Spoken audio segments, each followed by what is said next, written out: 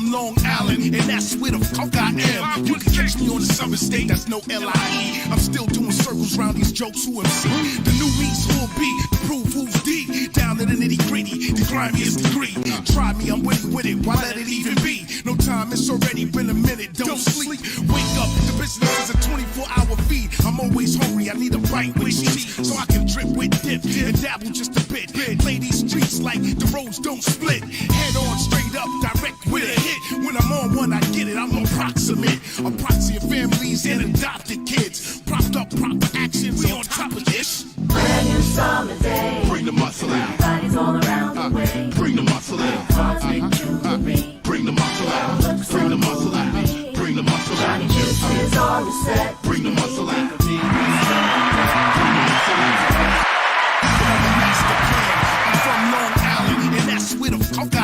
You can catch me on the Southern State, that's no L.I.E. I'm still doing circles round these jokes who MC. The new me's will be to prove who's D. Down to the nitty gritty, the grimiest degree. Try me, I'm with it, why let it even be? No time, it's already been a minute, don't sleep. Wake up, the business is a 24-hour feed. I'm always hungry, I need a bite with cheese, so I can drip with dip and dabble just a bit. Play these streets like the roads don't split. Head on, straight up, direct with a hit. When I'm on one, I get it, I'm approximate. A proxy of families and adopted kids. Propped up, proper action, we on top of this. Brand new summer day. Bring the muscle out. Everybody's all around the way. Bring the muscle out. Cosmic jewelry. Bring the muscle out. Bring the muscle out. Bring the muscle Johnny out. Juice is on the set. Bring the muscle out. We still on deck. Bring the muscle out. Today's just one of the days. Bring the muscle out. Single night, bring the muscle out. Introducing yours truly. Forget the hustle and bustle. I wrestle, rustle, and tussle with any rascal who hassles with no muscles. I knocks them out, then I eat them up like Brussels sprouts. The ones at your mother's house. And I usually don't talk about violence and stuff, but I'm tired of this tough talk. I've been silent enough. You see, my body's been roughed up, my mind has been scuffed up. Listen up, this ain't tough love, it's tough luck, and I don't keep no gun tucks. I got a machete and nunchucks, ready for these numbskulls and dumb who thought I'd get caught back, left back, set back. That's incorrect, black, cause me, I just jet back to the lab, bro. Tory, pissing adversaries like the laboratory. Now you have the story, rock is mandatory. Get this man the glory, and if you're the man before me, skip down, sit down, because, yeah, it's boring. Meanwhile, me and Dinko D, I am the story. Brand new summer day. Bring the muscle out. Everybody's all around the way. Bring the muscle out. Cosmic jewelry. Bring the muscle out. Bring the muscle out.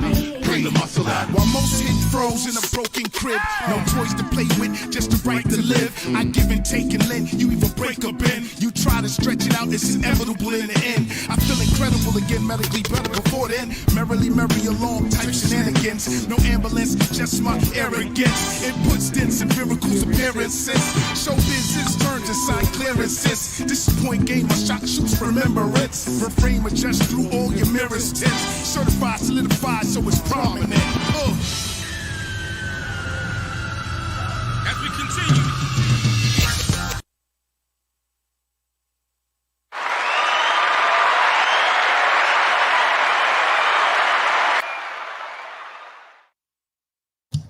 Good evening. My name is Okay, little figure. Hey, look. Good evening. My name is Mr. M, also known as Ja Logic. All right, and this is another ShamelloThon. This is the part 2. All right, we did the first one a few months ago, and today we are celebrating Shamello Durant's birthday. MC, producer, poet, author, all-around advocate, friend, family member, my friend, your friend, good brother Shamello Durant. And as you can see, I'm wearing the same shirt I was wearing during the first ShamelloThon, because you already know what time it is. It's from ghetto to greater. All right. So today we just got a fraction of his work, because you know he left a lot of work on this earth for us before he transitioned, because he was a busy brother. And with that being said, we're going to show a lot of videos he was part of, a lot of his work, things he even helped with. And we're going to talk to some people as well, creator willing. All right, we're going to talk to some people. But as you see, that was just Dinko D and Shamello. And I think that I want to say that's one of the last music videos he actually did. And that was Bring the Muscle Out. want to say that's one of the last music videos he did. Of course, there are some jewels I'm sure he left for us. I spoke to a brother by the name of G Strong. He has a track with him, you know what I mean, that is going to come out, I guess, sometime in the future. And I know some other people spoke of having some unreleased music and things of that nature. So, you know, he was a busy person. So I can't imagine that there's anything less than a documentary and or album worth of content that we haven't even seen yet. But we're going to take a trip down memory lane. We're going to celebrate his life. Salute to everybody watching, all the friends and family. Salute to the 510 family for allowing me again to stream on the Facebook page that he created for his family from 510 Studios. And yeah, we're going to take a trip down memory lane. Salute to my guy, Trevor. Says peace, family. Peace to you, brother. And yeah, so, you know, with that being said, we know he went from producing music and writing music to being an author and a poet. And this is a video he filmed, you know, just of himself recording some of his audio poetry. And I want to share it because it's one of my favorite poems called Your Motherfucking Right. And sounds crazy, but it has a message as always. You know, all his content has subtext. So with that being said, I'm going to let him flip the words better than I could because they're his words. So without further ado, you're motherfucking right. From my guy, my OG Gemini, Shamello Durant. Let's get it. Do I care about criticism? Hell yeah, you motherfucking right. But please don't spare me your opinions when I'm motherfucking right. Please. Don't try to spare my feelings. It's your motherfucking right to say what's on your mind, whatever you motherfucking like. See, I'm trying to get focused and centered, not choked up and splintered. And I don't want my sentences censored, condensed, bent, slanted, or blended. But I'm not hostile. See, I want to write songs that right wrongs like the last poets of gospel. Now, I used to direct the gospel choir when I was like 16 years old. I was a sinner and a liar looking innocent in a robe. I know that's kind of hypocritical, but I'm here to call a spade a spade. See, I was a wolf in sheep's clothes, and that was back in the 12th grade. See, we'd search from church to church, and I would front like I was fast learning. But I was only searching for fast church girls, and I wasn't listening to the sermon. But then it clicked to me. Jesus was sent for me. His spirit was meant for me. Then I reclaimed my victory. Now, that was over 20 years ago, and I'll never forget. And I admit that it's the best thing that's happened to me yet. I've done my share of backsliding, but ain't no hiding from the Lord. I pray every day for strength, but there's still weaknesses that I'm fighting off. See, this is my audio biography. My bio's been kind of graphic, pornographic, comedic, tragic, encyclopedic, magic. That's the way I needed to live it, to understand the things that I needed to master. I pray that my songs right wrongs till there's nothing left to right. And the spiritual warfare is on till there's nothing left to fight. I got to be careful with this. I love my women, but I hate their bitching. But I guess that's just my life. So do I care about criticism? You motherfucking right. Hold up, I'm sorry. So do I care about criticism? Mental note to self, stop cursing so effing much. You mother effing right. They say I curse too much. They say in church we pull out our purse too much. I've seen Christians who curse. I've met Muslims who curse. Even seen deacons and deaconesses who curse right in the church. I've seen trustees who were entrusted with counting the church's money curse each other out. And that still didn't stun me. So if my cursing offended you, good. I did my part. Because, you see, my only job is to spit flames. And let me explain why my aim's so sharp. Because each word is a verbal dart. And each verse is a work of art.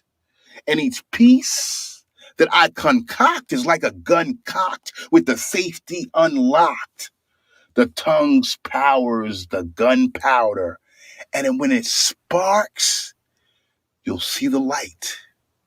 So the only thing left for me to do is to motherfucking write. You motherfucking right.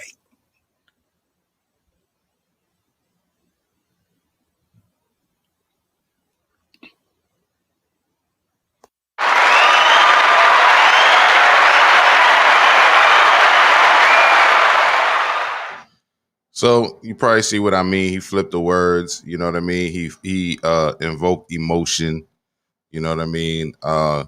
He went ahead and he went there. He took it there, and then he still gave you a whole well-rounded story of his spirituality and then etc. So you wouldn't expect to hear that in something called Your Mother Effing Right or Motherfucking Right, but that's what he did best. He was a real artist. You know what I mean. Provoked emotion. So that's what I meant when I said I'm gonna let him flip these words as only he can. You know what I mean? In case you're just joining us, we're celebrating Shamello's birthday. All right. And it's a bit of a sweet moment right now because usually around this time we will be calling each other and wishing each other happy birthday because our birthday is only about 4 days apart. So around this time, usually we'll be calling each other and shouting each other out. Actually, I want to say right before the pandemic happened, on our, the same around this time, I had opened the studio in Brooklyn, New York, and he came through. And when he came through, he actually spit for some people who were there, and they were very impacted by him. One of those people are actually here in the check-in right now in the comments. His name is Jose. That's my brother right there. Salute to him. And I was celebrating my birthday and his birthday at the same time. But he was so humble. He was just really there to celebrate me. And but at the same time, like Shamello do, he takes over the room. Has to. You know what I'm saying? That's the OG, G as in Gemini. You dig? So what I think I want to do is play a little clip of that moment in time. See, I didn't record it because I'm not big on taking pictures all the time because I don't, sometimes we don't think about how life is not promised and guaranteed for us to stay here. So sometimes I live a lot of moments that I should be recording. And sometimes I'm mad at myself as a filmmaker. Like I should have really recorded that moment. But in this particular moment, we got him being a visionary, knowing that you got to leave work out here on this earth. He recorded a piece of it with his cell phone, and he put it on his IG. And really quick, I just want to show him doing poetry out of the studio that I opened in Brooklyn that I had to close due to this pandemic, this BS pandemic. You know what I'm saying? But once again, happy birthday to my brother Shamello. And let's get it. Let me play this. Let me refresh the screen and get it going. Pardon self. All right, we're going to do this right. Make sure we get all of the words in because it's a short clip. This is Shamello at iRanch Studio in Brooklyn, New York. It's different. That's why I write short stories. All right, let's do it. Because to different people, success is different. That's why I write short stories with bigger pens. I figure then whether things went right or wrong for me, I write my thoughts and I left my fingerprints successfully because that's success for me. But to you, it still may be different. Different friends, different dividends, a bigger Benz. But it all depends on your perspective. So whether it's winter, spring, or summer, if your fellow man falls, don't leave. Please pick him up or pick her up and tell her you love her. Because that's what a real man really does. That's how a real man really lives and breathes and feels. And that's how a real man really loves, bruh. So you ask, Mello, where do we? Because to different people, success is different. That's why I write short stories with bigger pens. All right, so that's a short clip. Like I said, kind of played on a loop there. I just wanted to play that really quick. And also, while I have your attention, if you haven't had a chance to sign a petition there is a petition to rename a street after Shamello. And to my surprise, we still haven't cracked 1,500 signatures yet. And what I'm going to do is I'm going to put it in the chat, and I will update the description. I will update the description for this actual live stream, and I'll put it in the description as well. But right now it's in the chat. Please take the time, if you don't mind, to sign that so we can get that street renamed after Shamello Durant. All right. So, yeah, I just want to throw that out there. So that's him on a poetry tip. And I feel remiss not to mention his partner in poetry, Miss Angelic Creations. All right. There's a woman out there that goes by the moniker Angelic Creations, and he did a lot of poetry shows with her. Whenever she was doing a show, she would involve him, and when he would do a show like the one I will show later, where he was on one of the shows I produced, he invited her to come as a guest later on. So, you know, they pretty much hand each other resources when it comes to navigating this whole poetry world. And salute to her. I'm not sure if we'll be hearing from her at all. I reached out last minute, so that's my fault. But this will be the second of many ShamelloThons. So hopefully we'll have plenty of other opportunities for people to, you know, chop it up with me and just talk about his legacy. I will show a clip that she was in a little later where she cammed up with Ralph McDaniels. They did a great tribute on IG, and I will play that later. But this is on YouTube. You can find this on Miss Angelic Creations page, and it's just a clip that she titled "A Tribute to Shamello," where he does poetry at one of her events. Check it out. Let's go. That's what you can't live without. And your wants, that's all the things you want right now. Needs, that's what you can't live without. And your wants, that's all the things you want right now. See, right now, I'm on a quest. Anybody know about hip hop? I'm on a quest just like Jerome and Fife. Give me the cue and I'm a tiptoe up in your life. I gotta be honest. I need some advice. I want a goddess, but I probably need a wife. That's how I want to live the rest of my life. And if you got a good one, you know I'm already right. So yeah, time to get my sexy back. And I'm glad my Aunt Lisa texted me back. Shamello Durant. You keep going if you're having a good time. So check this out. On our journey, and on my journey, I've gone to a couple of different places. I've seen a couple of different things. Get on the stage. Mm-hmm. And one of the most interesting places that I went to was a place in the United States called Memphis. Anybody here ever been to Memphis? So you know, I'm about to tell you something about Memphis. So in Memphis, I met two kings. And I'm gonna tell you about this experience. So I met two kings in Memphis when I was crossing the USA. Every state was a great escape because every place was new to me. But in Memphis, I needed a dentist to prevent this truth decay. Because I hate watching the youth decay. So stop flossing with your jewelry and brush up on your history. Hey. It's no mystery. And we come from a rich history. That's my story, not his story. Hip, hip, hooray. I'm sorry. Thank you, Sam. Remix. Hip hop hooray. Oh. Hey. Oh. We come a long way. Oh. We got a long way to go. Now back to this Memphis trip. First stop, Elvis's crib. I went through plantations, wastelands, and slave lands, just to get to Graceland and see where Elvis used to live. Now Elvis's crib was a big and bodacious, spacious location. I'm talking about elegant, eloquent, impressive, excessive, extravagant, arrogant, a lavish establishment, a labyrinth, and not just lavish shit. I'm talking about planes, stables, mates, sables, walls, doors, and floors custom made with all the labels. And Elvis still had a little problem trying to 3, 2, 1. It looks like that clip was short ended a little abruptly. Forgive me for that. But however, that was him performing at an event for Angelic Creations. Salute to her. And we're going to take it slow. We're going to be here for a while. I know I am. I don't know about you. I know people are busy. I started early in the day.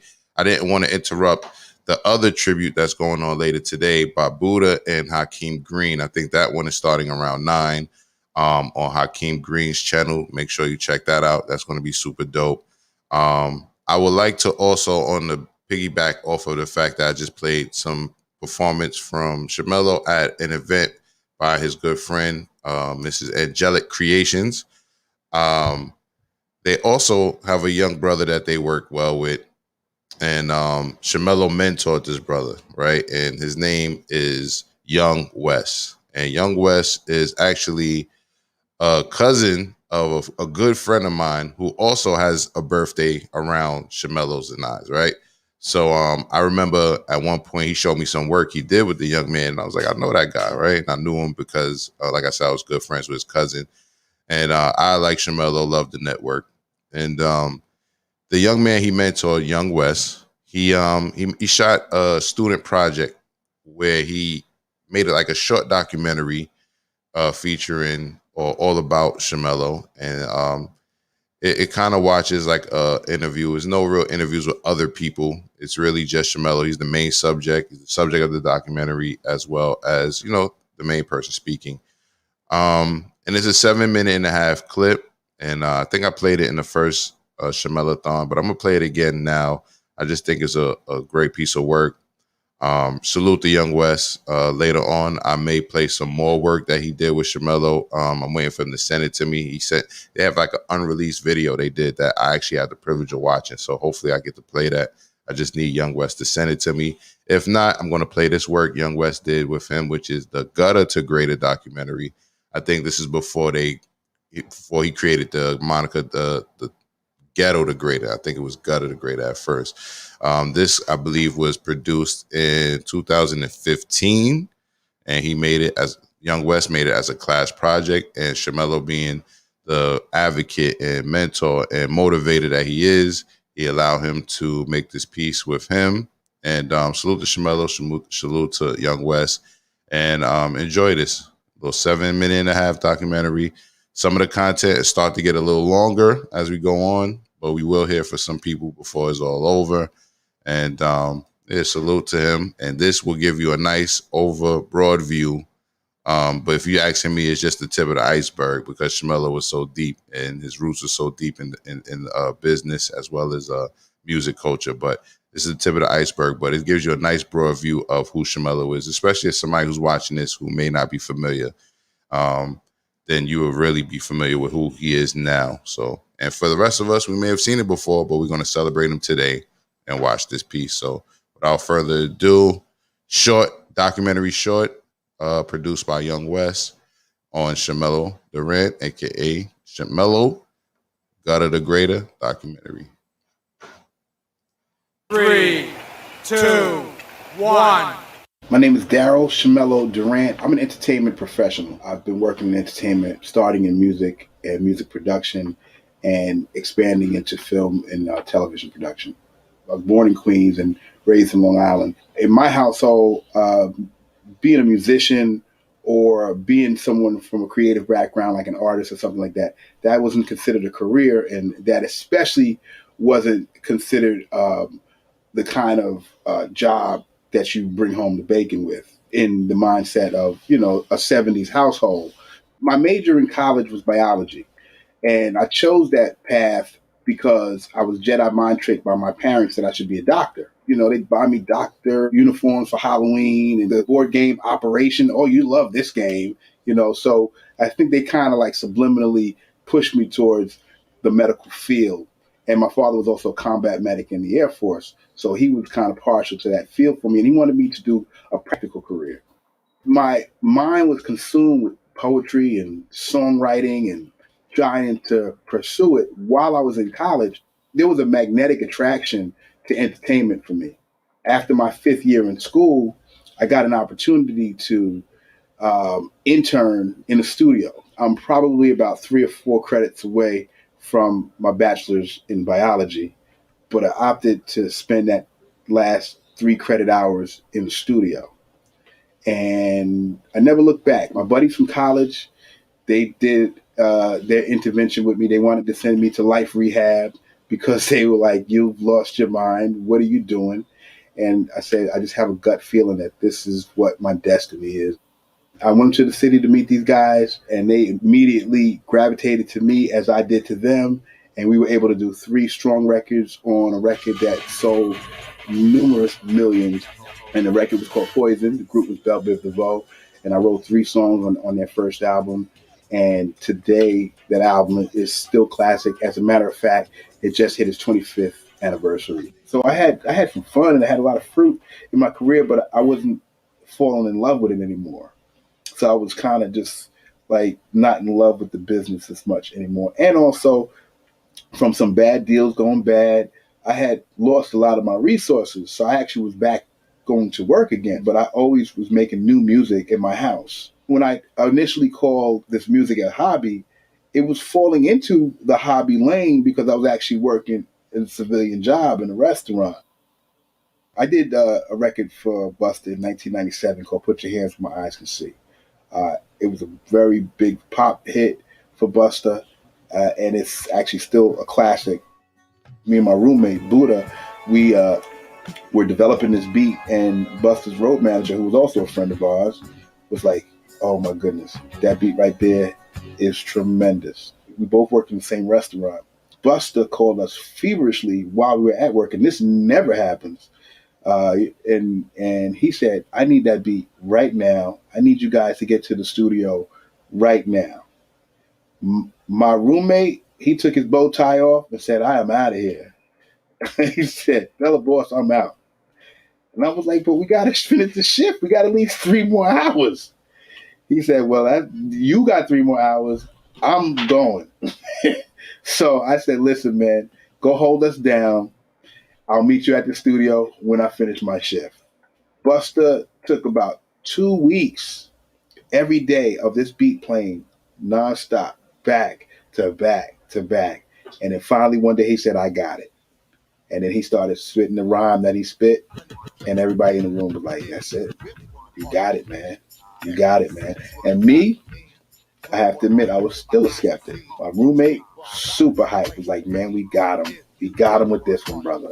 Palladium was closing, and Busta had the last hip hop night there, and he performed that record. And the DJ was just playing it back to back to back to the point where the DJ played the record probably 7 times. That was the point when I was like, this record is the shit, because this is the Palladium. This is the hottest spot in New York. This is Busta's premiere of it, and people are losing their mind. Busta looked down and saw me, and Busta said, "Hold on a second. Before I do this record again, y'all got to know who this is." He grabbed my hand, pulled me on stage, and said, "This is the producer of this record. Throw that beat back." And he played it, and I stood in the middle of the stage with my hands up like this for the whole 6th time that he played that record. And it was the most insane feeling of my career.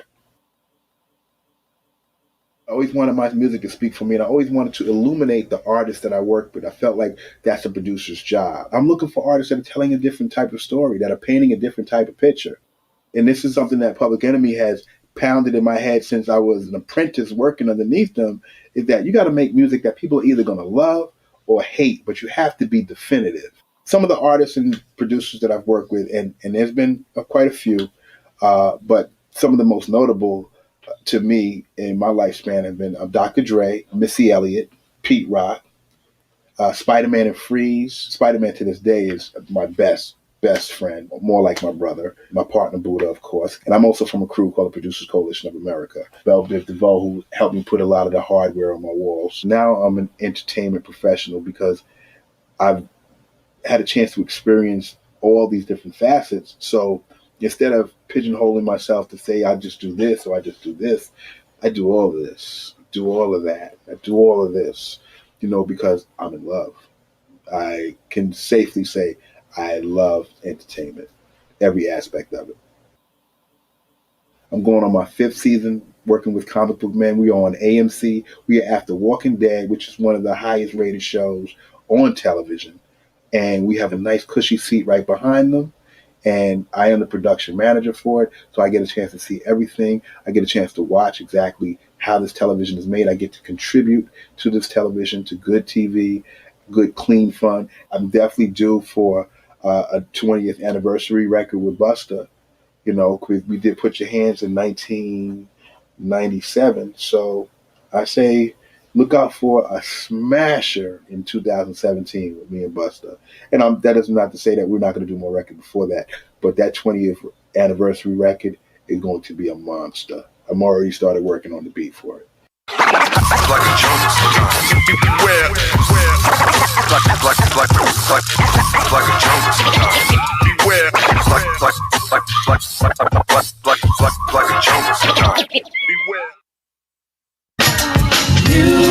Salute the Young West. Salute to Shamello. That was a dope story. I feel like even though I watched that before, I still got something new from it. For example, I feel like before that part of him not finishing school, but being so close to finishing school, and his friends wanted to take him to some type of put him through some type of intervention for him to finish school, but him being a visionary and knowing exactly, what he was meant to do and what he was called to do. Not only is it a wonderful story, I can relate to it. You know what I mean? And I can also relate to, finishing a job the right way, even though it's just a job, right? Because you still got to have, work ethic. And if you know Shamello, you know he has a lot of work ethic. So I want to salute to a couple brothers I just actually spoke to just now. They'll be pulling up. Some of them might be pulling up a little later. Salute to my guy Sean. Salute to Gage. Salute to Spider man. Salute to Spider. You know what I mean? He spoke about his brother Spider in the actual documentary we just watched. And if you don't know, Shamello had a few groups. He's part of a few movements. Some of them he mentioned in that actual piece. However, when I met him, and I just want to say off rip, Shamello knows a lot of people, right? It was a brother who said something that I'll play a little later that makes a lot of sense. Like there's a lot of people out there who feel like, Shamello is like family to them, but all of the family don't know each other. You know what I'm saying? Because that's how wide and far he spread his love or whatever. But I just want to say salute to the Shamellian Rebellion, because when I met him about, I want to say in 2005, maybe 2006, that was the movement he was pushing when I met him. It was the Shamellian Rebellion. So I'm going to play some content from the Shamellian Rebellion. But first, I want to piggyback off of his Busta Rhymes story and go right back to Instagram and play Busta Rhymes talking to your man Fat Joe and mentioning Shamello. All right, just a little 1-minute clip, and kind of validates what we all heard here. And this is really for the people who don't know. For the people who do know, we're just celebrating his life as we should. So today was his birthday, his heavenly birthday. Happy birthday to my brother Shamello, the OG Gemini. G is in Gemini. Let's get it. This is Busta Rhymes co-signing what we just heard. All right, let's do it.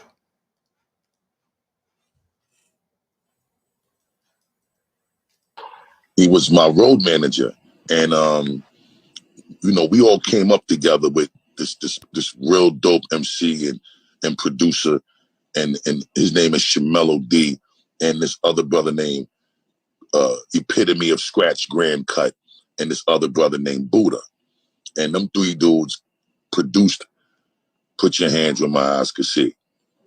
And when I think Fab used to stay at their crib a lot, so when they made the beat, Fab heard it. And he brought the shit to me at the stool. And when I heard the beat, I lost my motherfucking mind. And I was so proud of Fab for bringing it straight to me after they did it, that I told Fab, go in the booth and do the Diddy ad-libs. Try to mock Diddy and shit. That's why you hear the nigga in the fucking background that's like, aha, and let's go. 9-7. Yeah, I had to get somebody in the background of Mock Diddy. But we all know who was behind. We all know who was behind that, right? But like I was saying, so salute to Busta Rhymes, salute to Fat Joe. You know what I mean? But big salute to our brother Shamello. And everybody loves to talk about how that's one of his greatest achievements. But I think it's interesting to have such a great achievement so early in life and to stay so strong and at it. You know what I mean? Throughout life. I feel like he gave that same energy that they gave to that production, to everything he did after. But speaking of what he did after, I mentioned a group that he was pushing when I met him, Shamello Rebellion. And I want to say rest in peace to Intel, aka Intelligence. You know what I mean? A brother from Shamello Rebellion that we lost some while ago. And every time we spoke, we always spoke about Intel. So I'm gonna play some music from the Shamello Rebellion. And that is going to include a song by Intelligence. Rest in peace to that man. But first, we're going to play a Shamello Rebellion live performance called Jungle Boogie. All right. Check it out. This is the Shamello Rebellion. All right. This is around the era when I had the privilege of meeting my brother Shamello. All right. Let's get it. You are welcome. Anytime we're here, just get out your shit. We're ready. You are. Yo, y'all mind if I do a joint tonight? Fuck it. I like to have fun too. Check it out. I like to present to some and introduce to others. What? Shamello Rebellion. And we about to break it down. That's my partner Spider. We are the producer coalition. What's good, y'all? Check it out. It's party time. You see a girl in the crowd. What? Swinging like Tarzan, chilling at the bar, man. About to take her back to the apartment. What? What you gonna do, huh? What you gonna do? What you gonna do, ma? I hear the conga and the bongo like I'm stepping in the jungle. Hope the natives don't rumble, cause some of them are stumbling. With the liquor flowing like the Nile River. Me, I'm a style giver with a crocodile slipper. Swimming in women looking like Nefertiti and a gentleman. Plus, I'm a genuine comedian. Laughter, hyenas, out of dictionary. You know my tribe, live real animals, yo. Big up to my It's people. party time. Come on. Party, y'all. Let's You know do we it. like to do this thing. I know everybody. Swinging like Tarzan, chilling at the bar, man. About to make a back to the apartment. You know, we out of time, baby. What you gonna do, huh? What you gonna do, ma? I come in the spot feeling like Egyptian mother. I want the.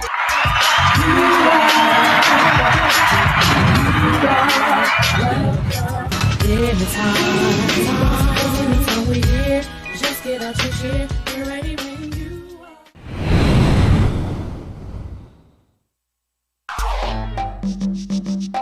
Yo, y'all mind if I do a joint tonight? Fuck it. I like to have fun too. Check it out. I like to present to some and introduce to others. What? Shamello Rebellion. And we about to break it down. That's my partner Spider. We are the producer What's coalition. good, y'all? Check it out. It's party time. You see a girl in the crowd. What? Swinging like Tarzan, chilling at the bar, man. About to take her back to the apartment. What? What you gonna do, huh? What you gonna do? What you gonna do, ma? I hear the conga and the bongo like I'm stepping in the jungle. Hope the natives don't rumble, cause some of them are stumbling. With the liquor flowing like the Nile River. Me, I'm a style giver with a crocodile slipper. Swimming in women looking like Nefertiti and a gentleman. Plus, I'm a genuine comedian. Laughter, hyenas, out of dictionary. You know my tribe, live real animals, yo. Big up to my It's people. party time. Come on. Party, y'all. Let's You know do we it. like to do this thing. I know everybody. Swinging like Tarzan, chilling at the bar, man. About to make a back to the apartment. You know, we out of time, baby. What you gonna do, huh? What you gonna do, ma? I come in the spot feeling like Egyptian mother. I want the cutie with the booty just to sit on my touch. She giggle when I tickle her, she wiggle the butt. Yeah. That's what she did to get me back to her hut. She told me so we got cozy and out of them jeans. Red eagle on the bed like her legs was wings. Pulled out the black elephant. She hit a note like Ella Fitzgerald. By the way, my name's Shamello. And it's nice to meet y'all. Check this out.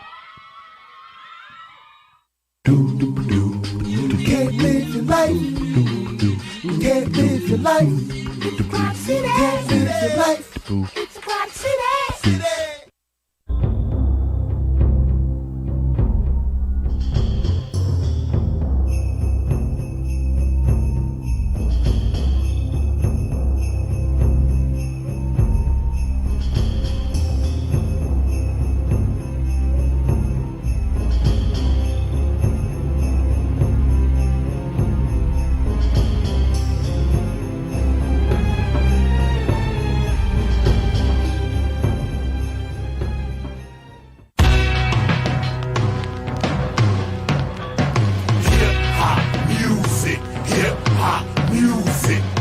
Take off your jewelry. This fussing, this fighting, this fronting ain't fooling me. Ain't nothing here new to me. You already done all the shit you can do to me. I'm sick of these eulogies. Our children are dying throughout our communities. Remember when you and me went to see Run DMC back in '83? Shit was so simple then. Niggas had skills, but now everyone's getting in. Mo and L, battle for cool. They battled on stage while we battled in school. And that was the start of it. But I loved every part of it. Hip-hop music. Hip-hop music. Hip-hop music. Music. Music. Hip-hop music. Hip-hop music. Hip-hop music. Music. Music. It ain't nothing like. It ain't nothing like. It ain't nothing like hip-hop music. It ain't nothing like. It ain't nothing like. It ain't nothing like hip-hop music. You were my ray of light. You shined day and night and was also my way of life. When Ralph had his music box and MTV showed the whole world a new king of rock. And everyone loved it. Pumpkins without enemies now that he public. Then we met Eric B. He bought in the car, heard him whistle a melody. My daddy was big, he walked with the cane. Showed me the method of bringing the pain. I used to love singing in rain to Missy and Timberland came. Yeah, and it was just in time. We needed a leader to bust the rhyme. The shit got hot in the kitchen. We found out the salt and the pepper was missing. We needed a favor, needed some flavor. So I asked Dana, my neighbor. She was a queen to me. She do anything for me. She took me to Queens to meet a mob that's deep in Marley in its whole symphony. And next up, I love what she did for me. I know this was meant for me. Hip-hop music, hip-hop music. It ain't nothing like hip-hop music. It ain't nothing like. It ain't nothing like. It ain't nothing like hip-hop. Damn, we get around like subways underground. You used to be digital, and still you shut them down and bring the noise. You're so political. You're light as a rock, but heavy as pop. Sometimes you're so subliminal. Just because we're niggas with attitudes, don't keep on calling us criminal minded. You need to rewind it. I think you needed to be reminded. You needed to reminisce when Will was the prince, and that's way before Jada's Kiss. That's why I made a list to help me remember just some of my favorites. That's why I made this shit, so that we'll never forget all your greatest hits.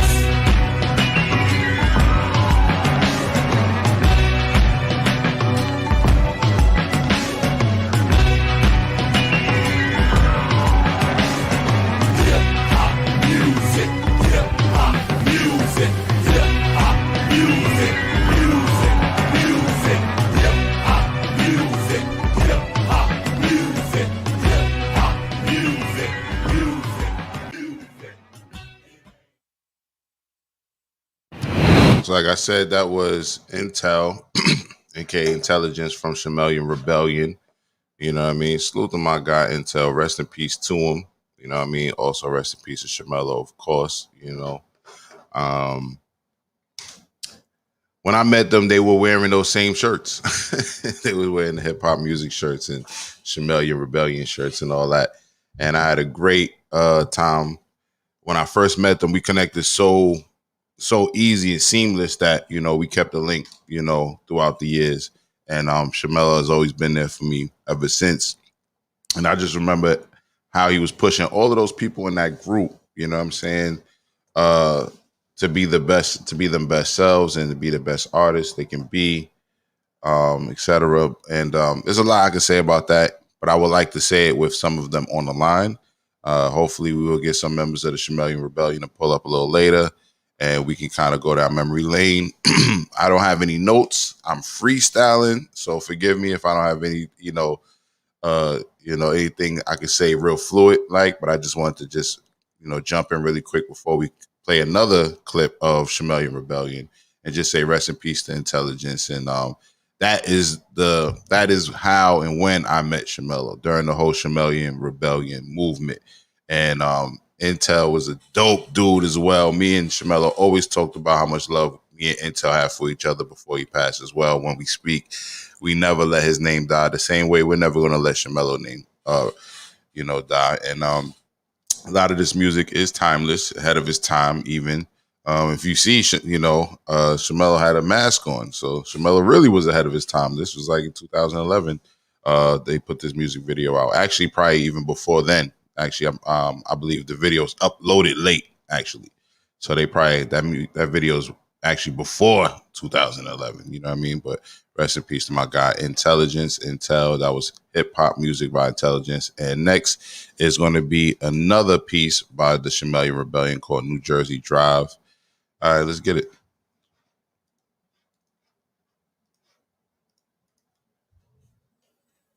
Well, basically, when I first started the track, me and Fran Lover, we was just like feeling. We put a lot of different like police sirens, like it's almost like a chase, like you're going through like a drive, like a kind of chase type of thing. So once we put the track together, NJN, when he heard it, he just kind of like he just painted the whole picture after. Yeah. You know what I mean? He painted the picture as far as after he heard all the sirens and everything's going on with it. And I called it, New Jersey Drive. I don't know if y'all remember it, but it's a movie that came out about, like Grand Theft Auto in New Jersey. So that's basically where I got the name from.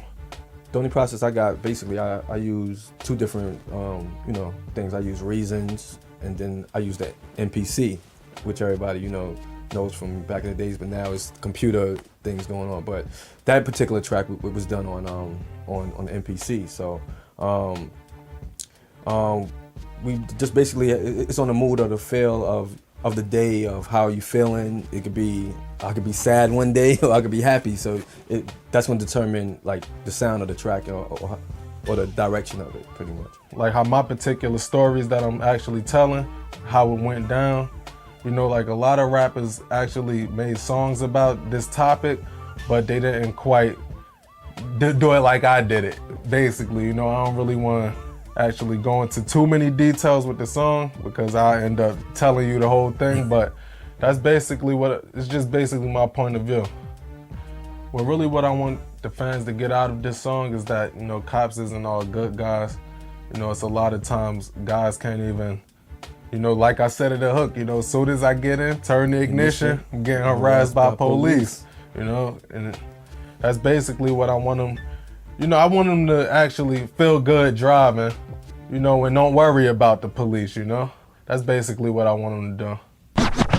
I need a chair or something so I can just kind of get up in a chair, get comfortable with y'all right now. Now we on Broadway, y'all, check it out.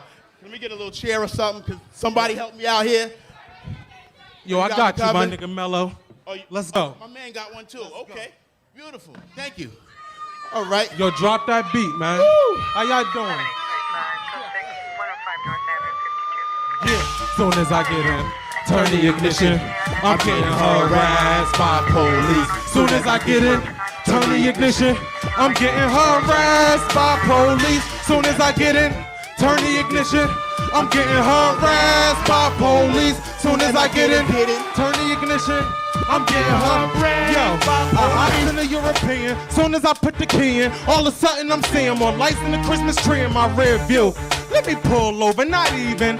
It's gonna be some looting shit this evening. I'm from New Jersey, but soon as you pull that Z in that parking spot and to leave them, North niggas is thieving. So who cares about the bullshit I done got me in? I get a rush when I make a bed I can sleep in. So now I'm speeding down the one-way street, adrenaline rushing, stomping the gas, Timberland scuffing, cops on my ass, this shit is nothing. Turn on the hazards, fake to the right and then left them bastards. They just harassed us cause we ain't white, they sees black. Let's go get 'em. Man, that shit ain't right, but that's just a little one of stories of many brothers caught in the middle of the struggles while we living our life. Soon as I get in, turn the ignition, I'm getting harassed by police. Soon as I get in, turn the ignition, I'm getting harassed by police. Soon as I get in, turn the ignition, I'm getting harassed by police. Soon as I get in, turn the ignition, I'm getting harassed by police. Aren't you sharp as a tack? You some type of lawyer or something? Somebody important or something? Nah, I'm in JN and I ain't neither one. I got 99 problems and police is one. I can't go to the gas station without seeing they ass waiting. Just doing our job. Someone get shot or stabbed later. That cash paper is mostly what they want. Sure got a is. ticket while putting groceries in the trunk. We've been getting tickets for years and years For no seatbelt, they don't even be wearing theirs. Bodies getting found here and there, And they locking up old timers for a can of beer. And who can't found got me a license As long as I'm properly driving, what the hell is the problem? They give us tickets for driving fast, Tickets for driving slow? Won't you leave me alone and let me get where I gotta go? Damn! Soon as I get in, turn the ignition, I'm getting harassed by police. Soon as I get in, turn the ignition, I'm getting harassed by police. Soon as I get in, turn the ignition, I'm getting harassed by police. Soon as I get in, turn the ignition, I'm getting harassed by police. Why don't y'all leave me alone or something? No. Don't y'all got a family at home or something? So? Could you please leave me alone or something? No. Go get a coffee and a donut or something? Can't leave out the store and open my door without getting harassed by police. Soon as I get in, turn the ignition, I'm getting harassed by now you police. Can probably catch me on my day off in the new gray, a legally imported sports car from the UK, built with the wide body that be hogging the two-way, or the drop top that I can lift off like a toupee. NJ in the best out regardless what dudes say. Who else can spit a freestyle as long as a school play? Got niggas from NJ to the NY that is shooting lead niggas slumped in their M5. That's why. Soon as I get in, turn the ignition, I'm getting harassed by police. Soon as I get in, turn the ignition, I'm getting harassed by police. Soon as I get in, turn the ignition. Hey yo man, where North at man? Where Jersey out of here man? Yeah. Yeah. Shout out to Spider on this too man, on the Spider, production man. Hot and smooth too, baby. Oh yeah. Yo. First of all, your ass is too young to get a license, motherfucker. Writing's not that easy. Shamello say you too young to get a license. Yeah, so I have so many fond memories of that time in New York, mobbing with, Shamello and, always seeing him in the Shamello Rebellion out there putting their work. That was at Joe's Pub, I believe. I used to throw events at Joe's Pub. That wasn't my particular event, but I used to throw events there, so I know it well. And that was one of the places we all used to go on the scene. You know what I mean? And I believe they performed for Lyricist Lounge a few times. And in those times, I was working with Lyricist Lounge as, I guess you could say like an assistant, production assistant, promoter, all of that.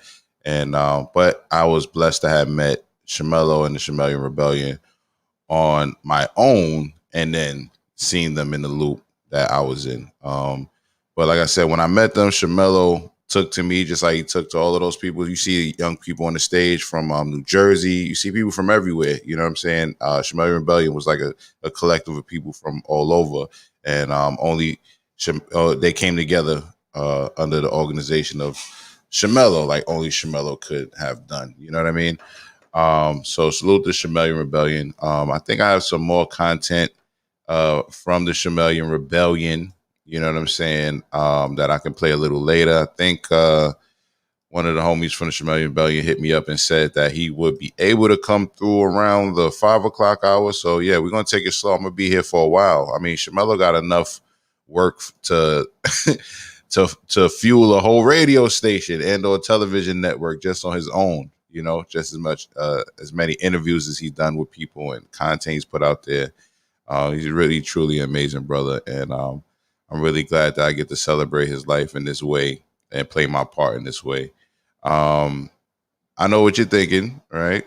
Well, you're probably not thinking that. I'm just being cheesy when I say that. But what I would be thinking if I was you is, well, do you have any work with Shamello? And I do. I was actually able to, he featured on the show that I produced. So in a minute, I will play that. But first, I want to bring on some family members of Shamello that has been gracious enough to bless us with their presence. And first and foremost, yes, exactly. Tilly says Shamellian Rebellion. It was a true moment in time. I want to bring on his sister, Danielle. I'm about to bring you on the stage, sis. So I hope you're ready. I'm about to bring you up here. And here she goes.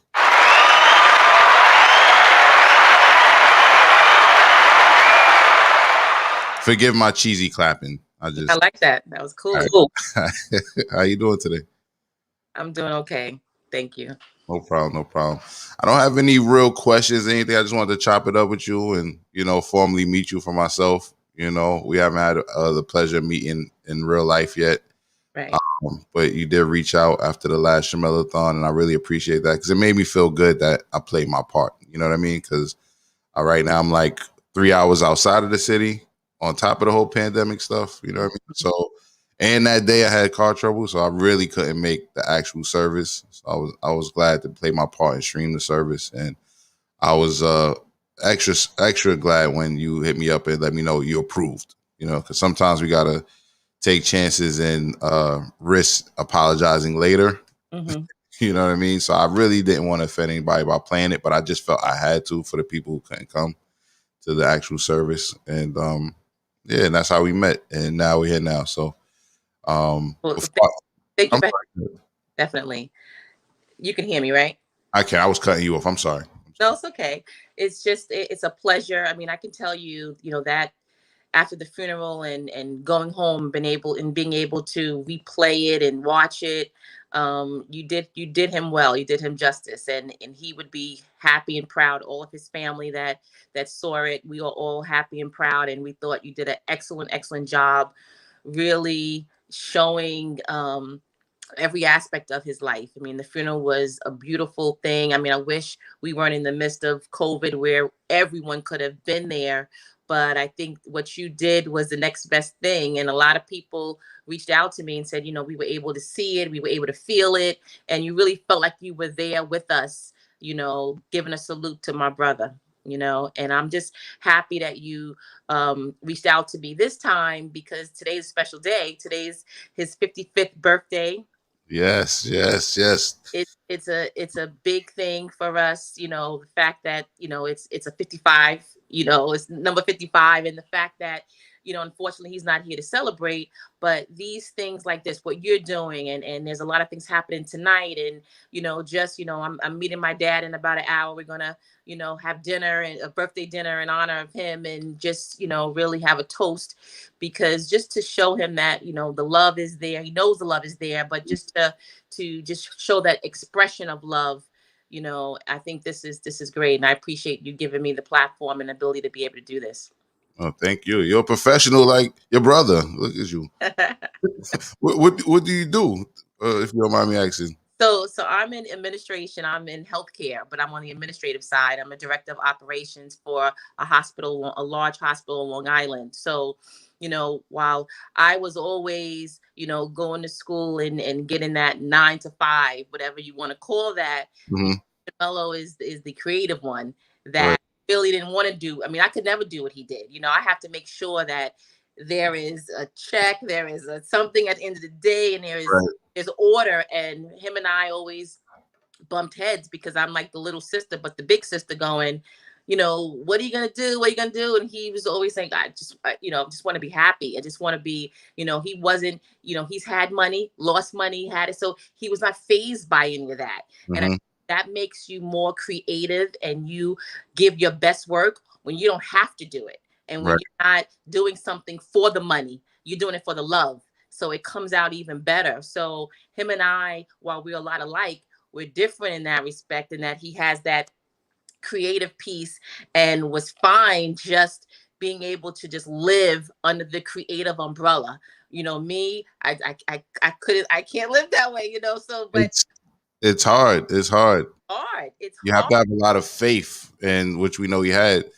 You know, but the reason I asked is because you have such great communication skills as did he. So that's why I was like, "What do you do?" Let me find. No, I for most of the time when I'm at work, I do a lot of presentations. But my mother, you know, she was on the radio. She was one of the first gospel DJs back in the days. WTHE was an AM station, and then so she had that mellow type of voice, that smooth voice. So I think that way of communicating and talking we got from her. Wow. My dad's been in advertising for years, worked at Black Enterprise and Essence and doing the advertising thing, and then went on the entrepreneurial track. But so I think we got a lot of that from our parents, but Mello just took it to the next level. I see. I learned something today, and that's what I wanted to. So that's super dope. That's super dope. We have your auntie Joy backstage. Joy, let me know in the private chat if you want to come on the screen. You don't even have to turn your camera on if you don't want to, but I can bring your audio in. So let me know if you want me to bring your audio in. So Lisa, she's my aunt / sister. So Lisa is my mother's youngest sister. So she's 20 years younger than my mother. So only a year and a half younger than Shamello, being his auntie. So right.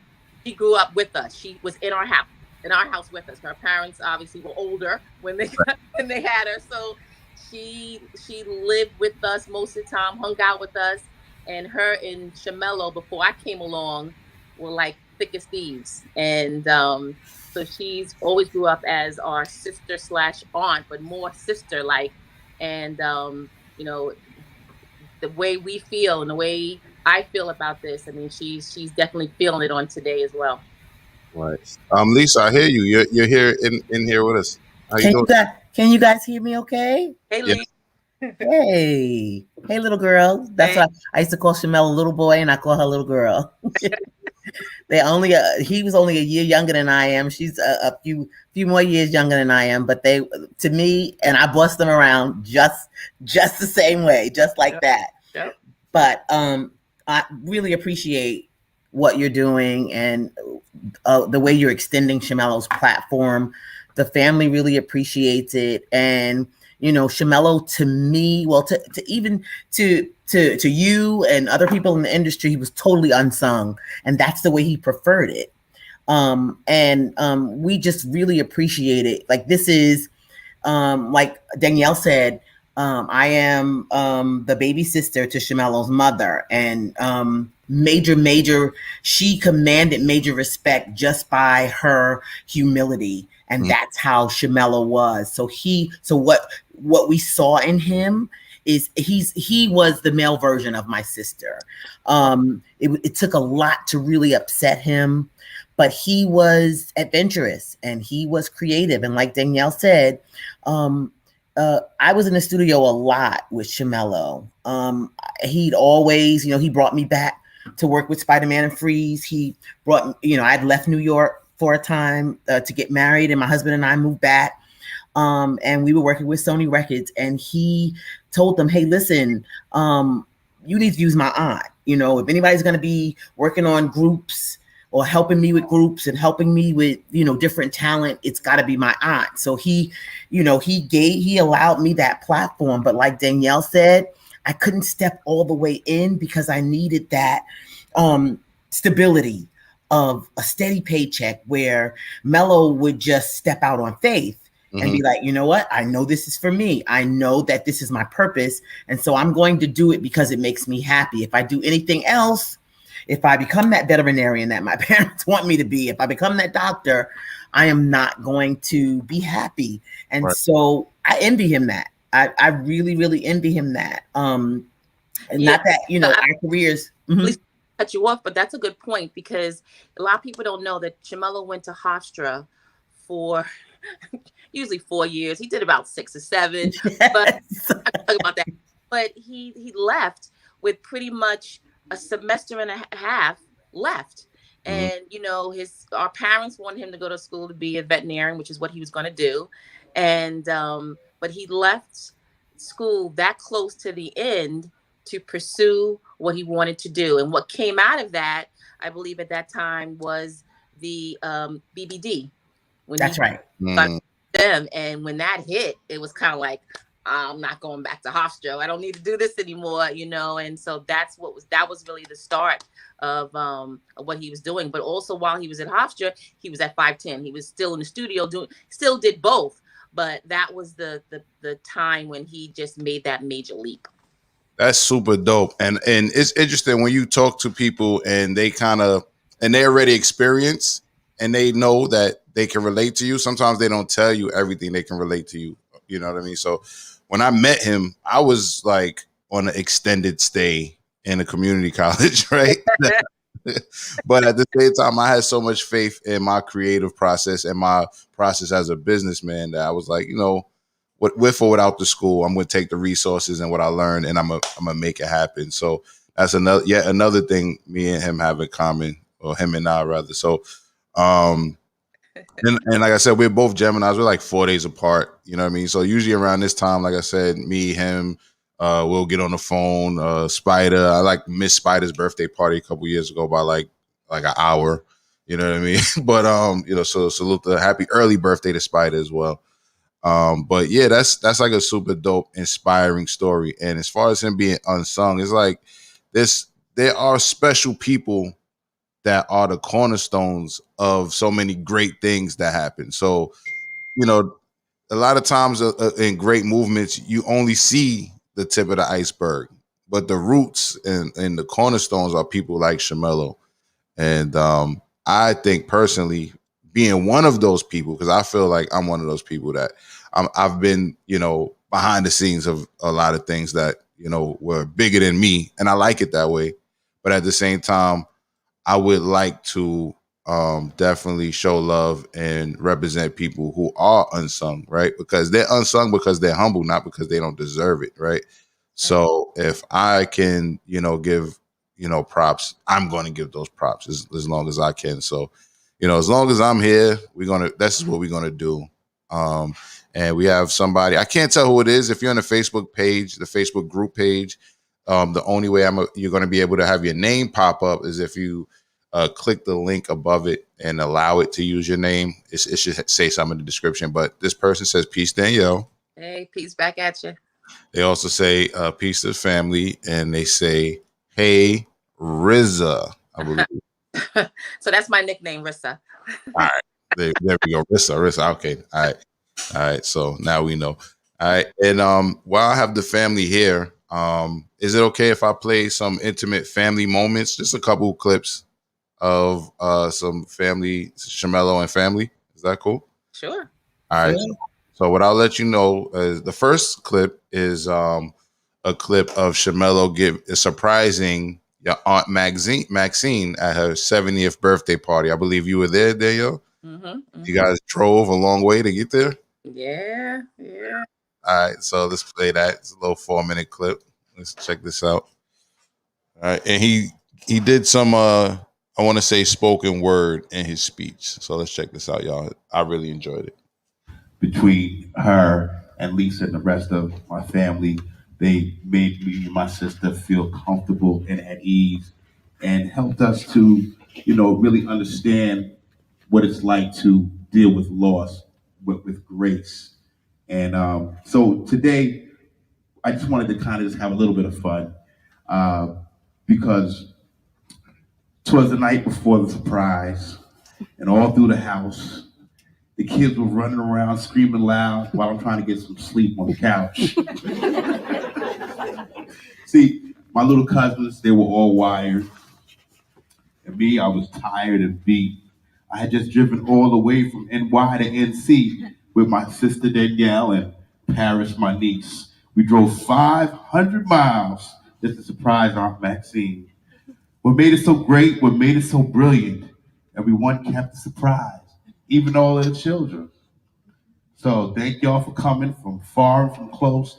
And to make much of Maxine's magnificent milestone, so all in attendance, take plenty of pics for remembrance, Instagram, Facebook, however you want to send them. Maxine actually always spread love passionately, and if you're in this room right now naturally, then you know I'm speaking accurately. Most times Aunt Maxine would rather be behind the scenes, pulling strings and not looking for any attention. But this weekend, we celebrate her birth, along with the fact that Christ has risen. First of all, I want to say thank you to all of you for coming. So many beautiful faces. Because while researching information to share for Maxine's celebration, I stumbled across an interesting story to share for this great occasion. And what I came up with is the tale and the legend of Lucky James.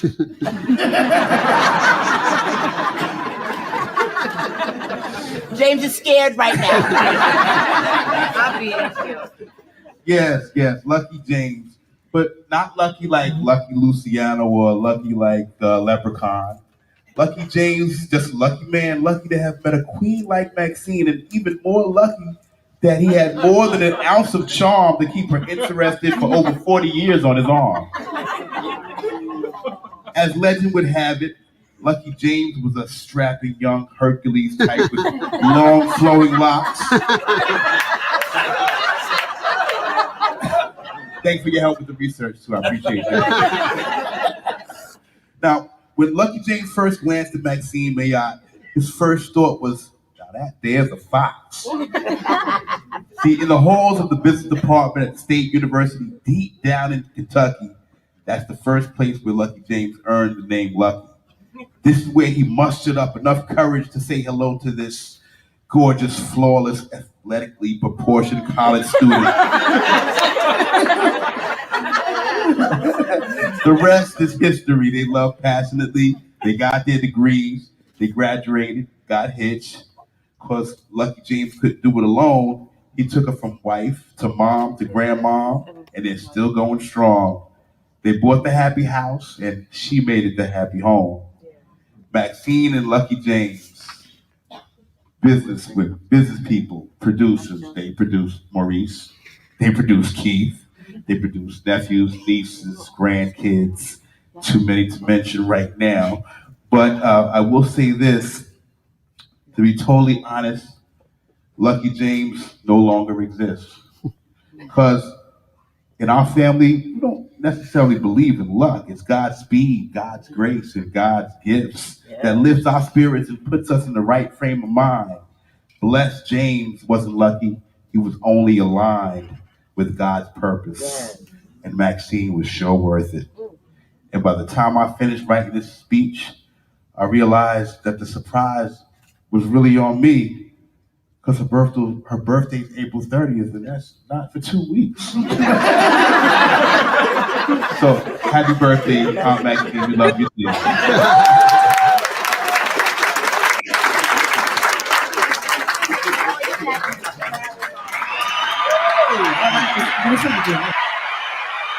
Everything that you were feeling about this. Wow. That was super dope. That was dope. And you know what the good thing of the crazy thing I would say about it is he could come up with that at 4 o'clock in the morning. And so for most of that's just like one of like, how many, Danielle? Like hundreds that he does for that he would do for our different family events. And it would be so appropriate. And it would just, we just sit there mesmerized. Like, how do you come up with this? Yep. And so the closer that it got to his death, the deeper his and more prophetic his content would actually be.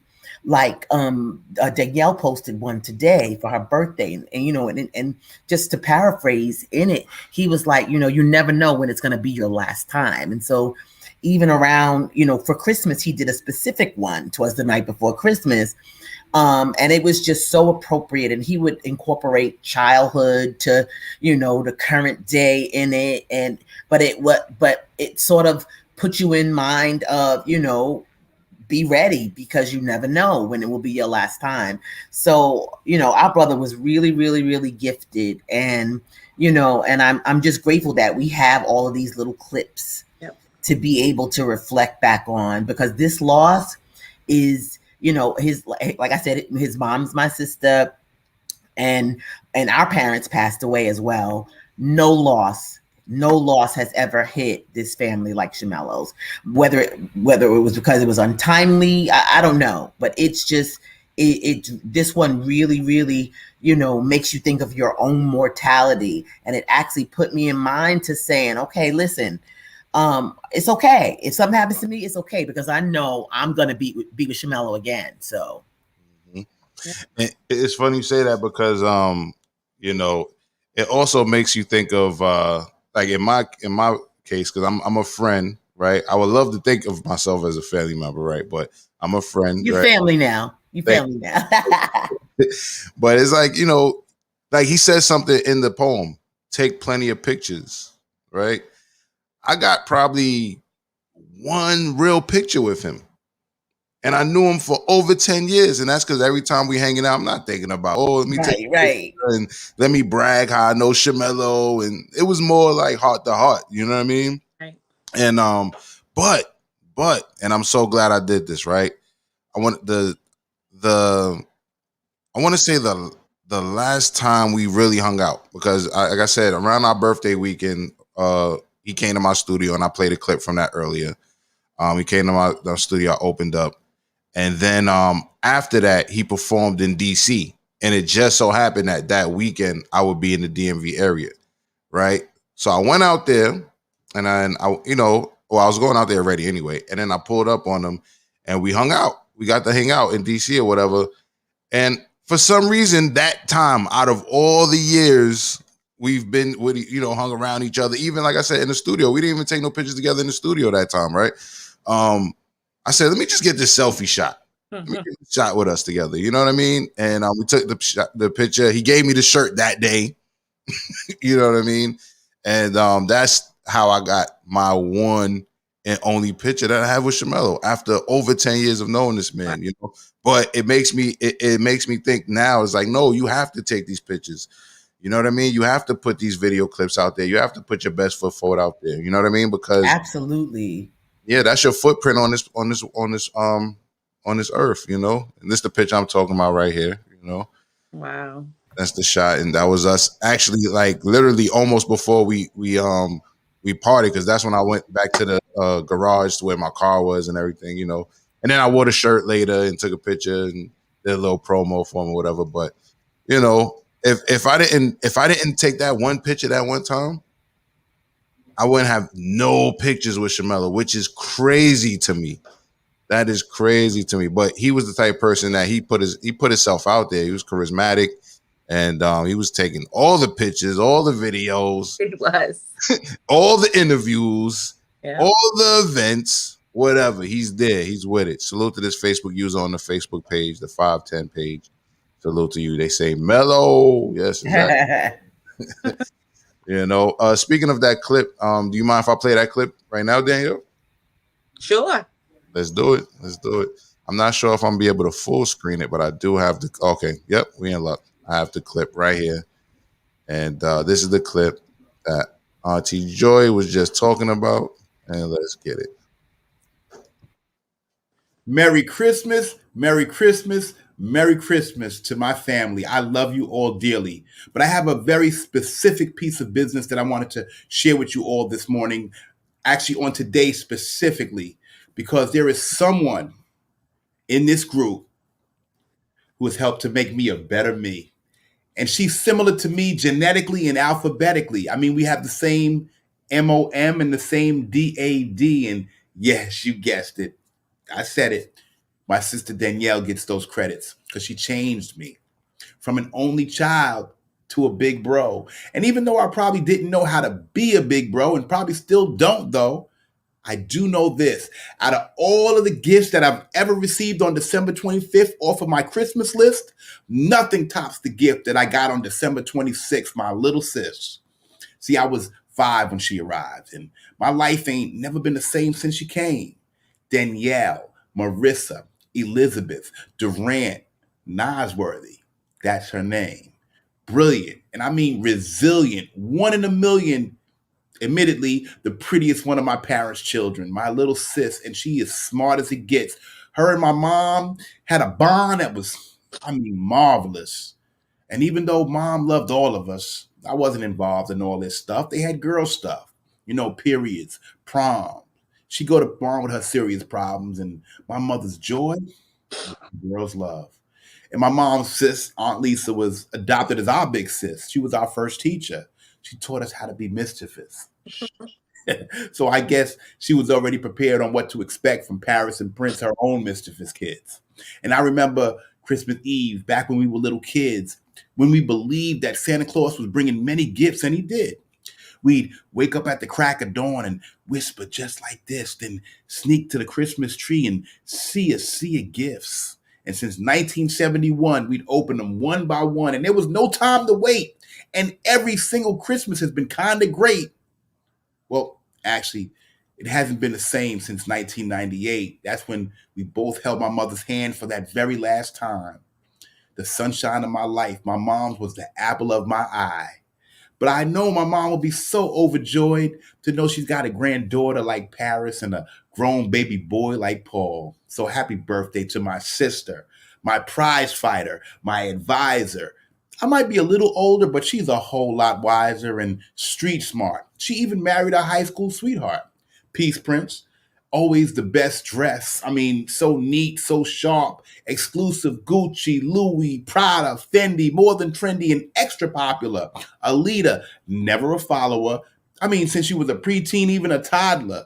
She sucked her thumb, carried a blanket, and had an invisible playmate. And we set a place for her at the dinner table with an invisible fork and a fake plate. Danny has always been motivated and always had that get up and go. And at the crack of dawn every day, she has to get up and go get that dough because she's a businesswoman. Who is this woman? She's more than just a sister. She's my sister. And I'm just a lonely, only child without her. And I want y'all to feel this. That's why I'm going to say it louder. I love her. And I'm so proud of her. And this next line says it best. Happy 49th birthday, Danielle, Marissa, Elizabeth, my princess. And let me tell you something. Love on each other like it's the last time that you will ever love on each other, because you never know when it could be the last time that you get to love on each other. And I love y'all all so much. Happy birthday, Danielle. That's a tough one. That's a tough one for me to watch. I hadn't seen that since Danielle's birthday, and that one is a toughie. That's a very, very tough one to watch. So yeah, I as almost appropriate as it was, I still feel the need to say sorry if it raised any emotions. But he said a lot that we needed to hear. Yes. He said a lot that we need to hear.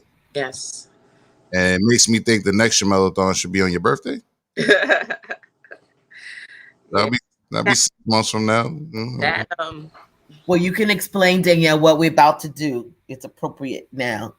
Maybe it'll cheer us up a little. yeah, because when he sent me that on my birthday, and me and Shamello are very similar, but he is more the quiet. I have more of the aggressive personality. I guess you can say that. Mm-hmm. I don't usually show emotion and cry, things like that, and he knows that. So when I got the video, I immediately start to get the emotion. So I called him. I said, I don't like to show emotion. I don't like to cry, but you did it. Thank you so much for that birthday shout out. And who knew that 3 months later, this would happen to him, but, to Lisa's point, what I want to bring to the world and tell everyone is that in his memory, we're going to be creating the Shamello Durant um, Foundation Inc. And it's going to be a 501c, a nonprofit organization to really support the arts, support people like Shamello, support people who have creative minds, who want to, be a positive piece of the community, but need the support from the creatives, because with creatives, you don't we want you to have that space to create. And sometimes people who are creative can't be creative the way they want because they have to pay bills, they have to do this, you have to do that, so it kind of stifles their creativity. Absolutely. One thing that this organization, this nonprofit, is going to do is to provide support, whether it's monetary, whether it's, helping to further the creativity of that particular person so that they can be able to be comfortable and be able to create in their own skin, and but not worry about some of those things that you may hold them back or may have held them back before. So our goal is to provide scholarships to high school students who Hempstead High School, which is my alma mater, Shamello's alma mater, and where we grew up most of our lives once we moved from Queens to Long Island. And, to really give it to a student who is creative, wants to do something in the arts, whether it's media, whether it's behind the scenes, because as you know, Shamello started doing behind the scenes with entertainment for many years. So people who want to be in that realm, that's who we want to provide that support for. And I think this time next year, we'll be probably giving our first scholarship out.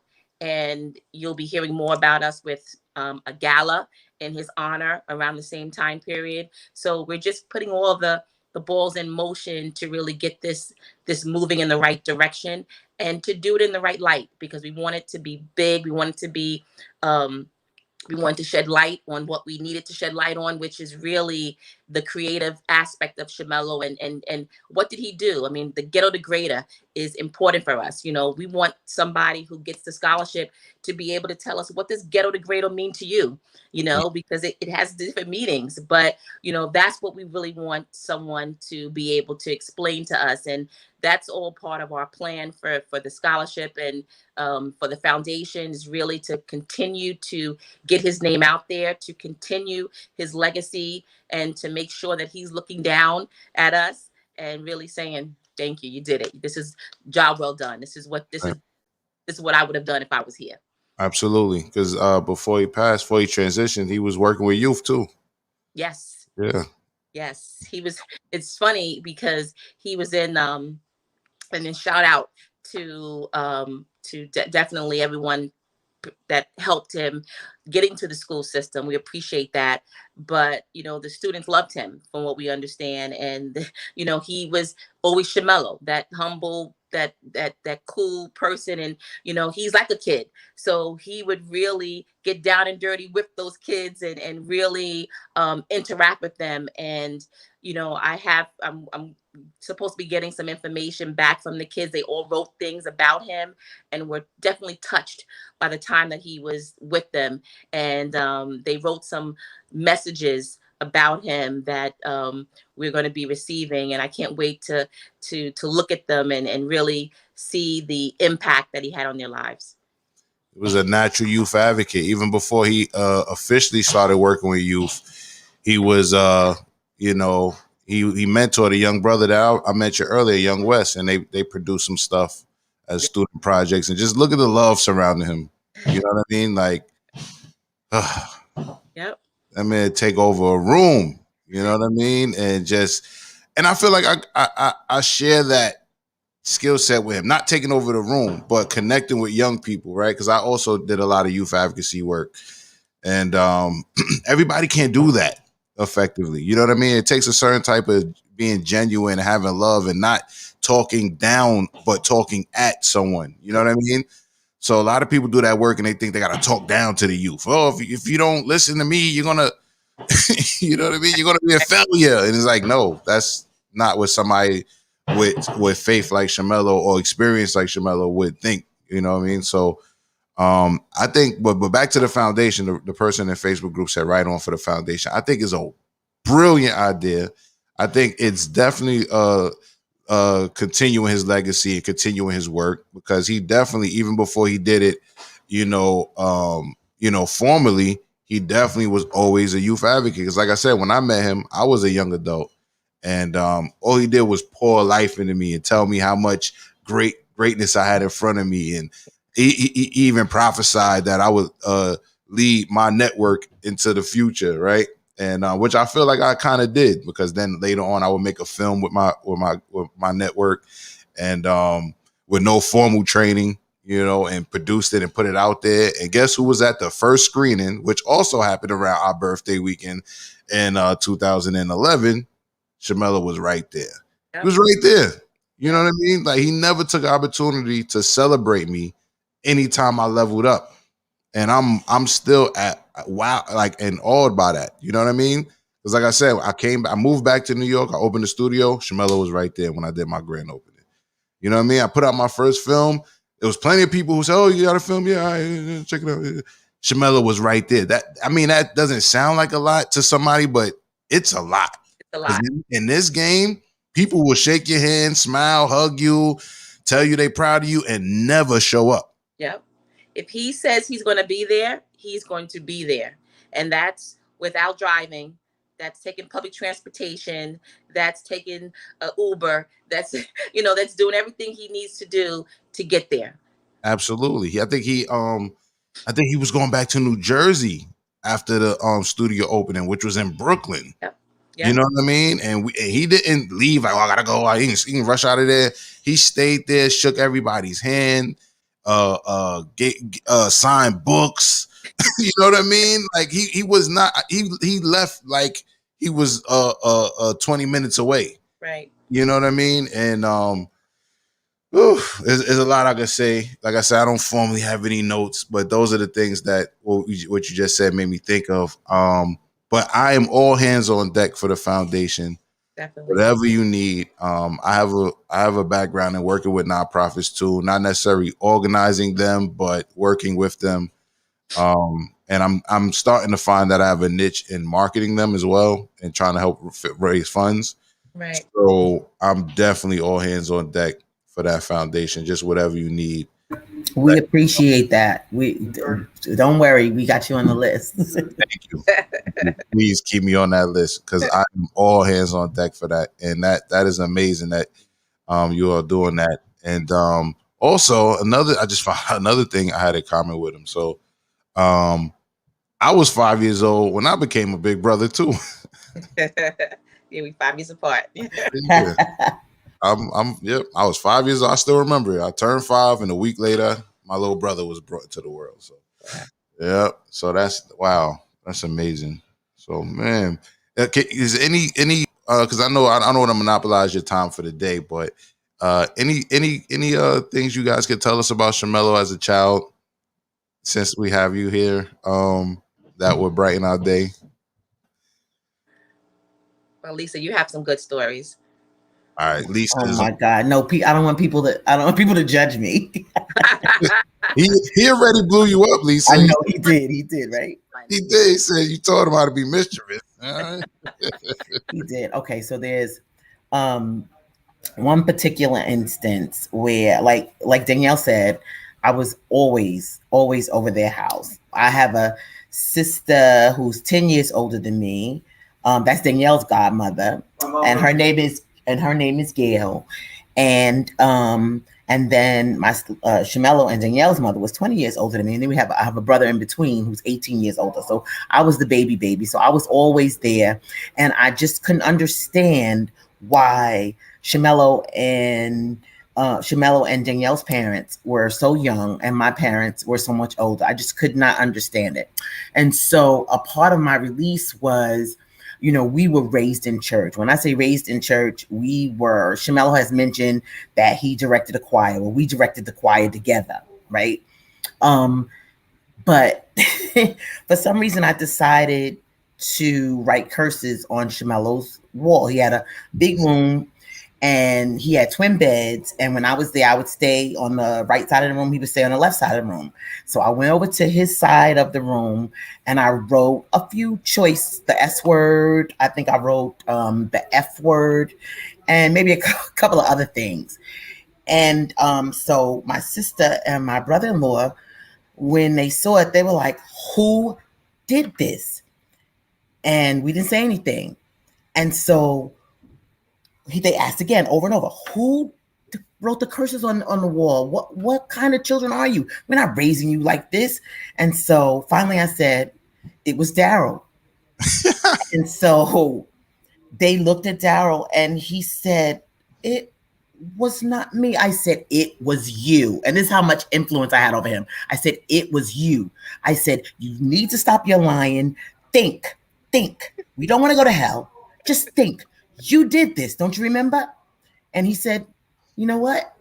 I really do believe that I did do this. He said he confessed to something that he knew he didn't do, but he was a little unsure. He didn't want to upset me, so he confessed and took the punishment.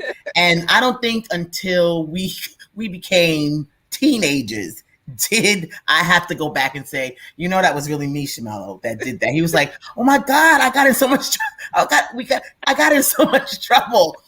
But though that's the type of person that's the way he remained throughout life. That is how he remained. If I would ask him to take or bear the burden for me, or in order for him to keep peace, that's what he would do. So that's my story. Please don't judge me. I'm not like that anymore. I'm delivered. I think we all got stories when we were young where we did stuff we not talking about. So Thank you for softening the blow. Yeah. He doesn't have any. I don't have any stories of him doing something wrong. You know, done bad things as well, but I can't imagine. I can't think of anything that he really did. You know, that was bad. In fact, I can't even remember a time when him and I argued. Brother and sister, or brother and brother, or sister and sister fighting, and we were just 5 years apart. I never ever had an argument with him. It was just, you know, because he was so easygoing, and if he saw it going left, or me not agreeing or not liking what he said, he just was like, you know what, this he ended it. You know, didn't like confrontation like that. So again, it's just his humble way, and the way he does, you know, the way he just did life. You know, I would love to be like that. I would love to be more like Shamello in that respect, because I'm not, you know, but I want to be like that. And he's just such a sweet person. He didn't have any kids, but he loved kids. So, you know, my kids, I have a 16-year-old and a 24-year-old, were important to him in his life, right? And my daughter had a very good relationship, a very fun relationship with him, and he adored her. And, you know, a lot of times I would, you know, have to go away on business or whatever. And a couple times I had Shamello, you know, come to the house and watch Paris. So when he would leave, you'd be there for the whole weekend. We would leave. I said to my daughter, so what were y'all doing all weekend? She was like, oh, it was just fun after fun. He made me pancakes and put toothpaste in it. He like it was like practical jokes. I mean, that's what he did, and she adored him for that. You know, so it was like having a friend over for the entire weekend. But he loved playing chess. He loved Scrabble. You know, my husband and I were out last night, and we ran into a friend of ours that happened to know Shamello, and he was giving condolences. And he said, I remember being at his house playing Scrabble all night. Like, it's just the games that he was unusual in that respect, and that he loved life, loved having fun. And it's just, he is severely missed. Yeah, he makes Geminis look good. Not to keep throwing out that he's a Gemini, but he makes Geminis look real good, because we get a bad rep. You do. Yeah. Faces. Right, but Shamello, I never had a argument with him neither. You know, like I said, I never know him to have an argument with anyone I knew. Yep. You know what I mean? Like, he was really one way with it. You know what I mean? And It was something else I wanted to say, but it kind of, so that's what I wanted to say. But is there any stories? Do you guys have any stories of his, how early did you see how creative he was? Any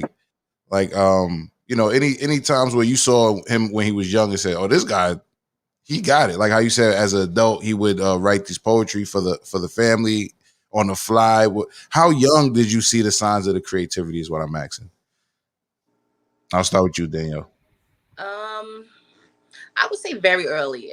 Like I said, my mom was a DJ, and I would say when she was DJing, I probably was about maybe 5 or 6. That means he was about 12, 13.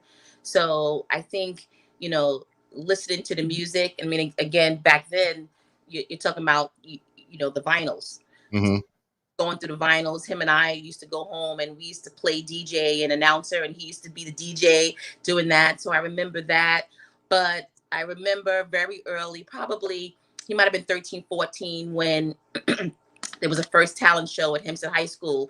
And that was in the early 80s when hip hop was supposed to go away, right? Mm-hmm. Supposed to be here for a year and then we wouldn't see hip hop again.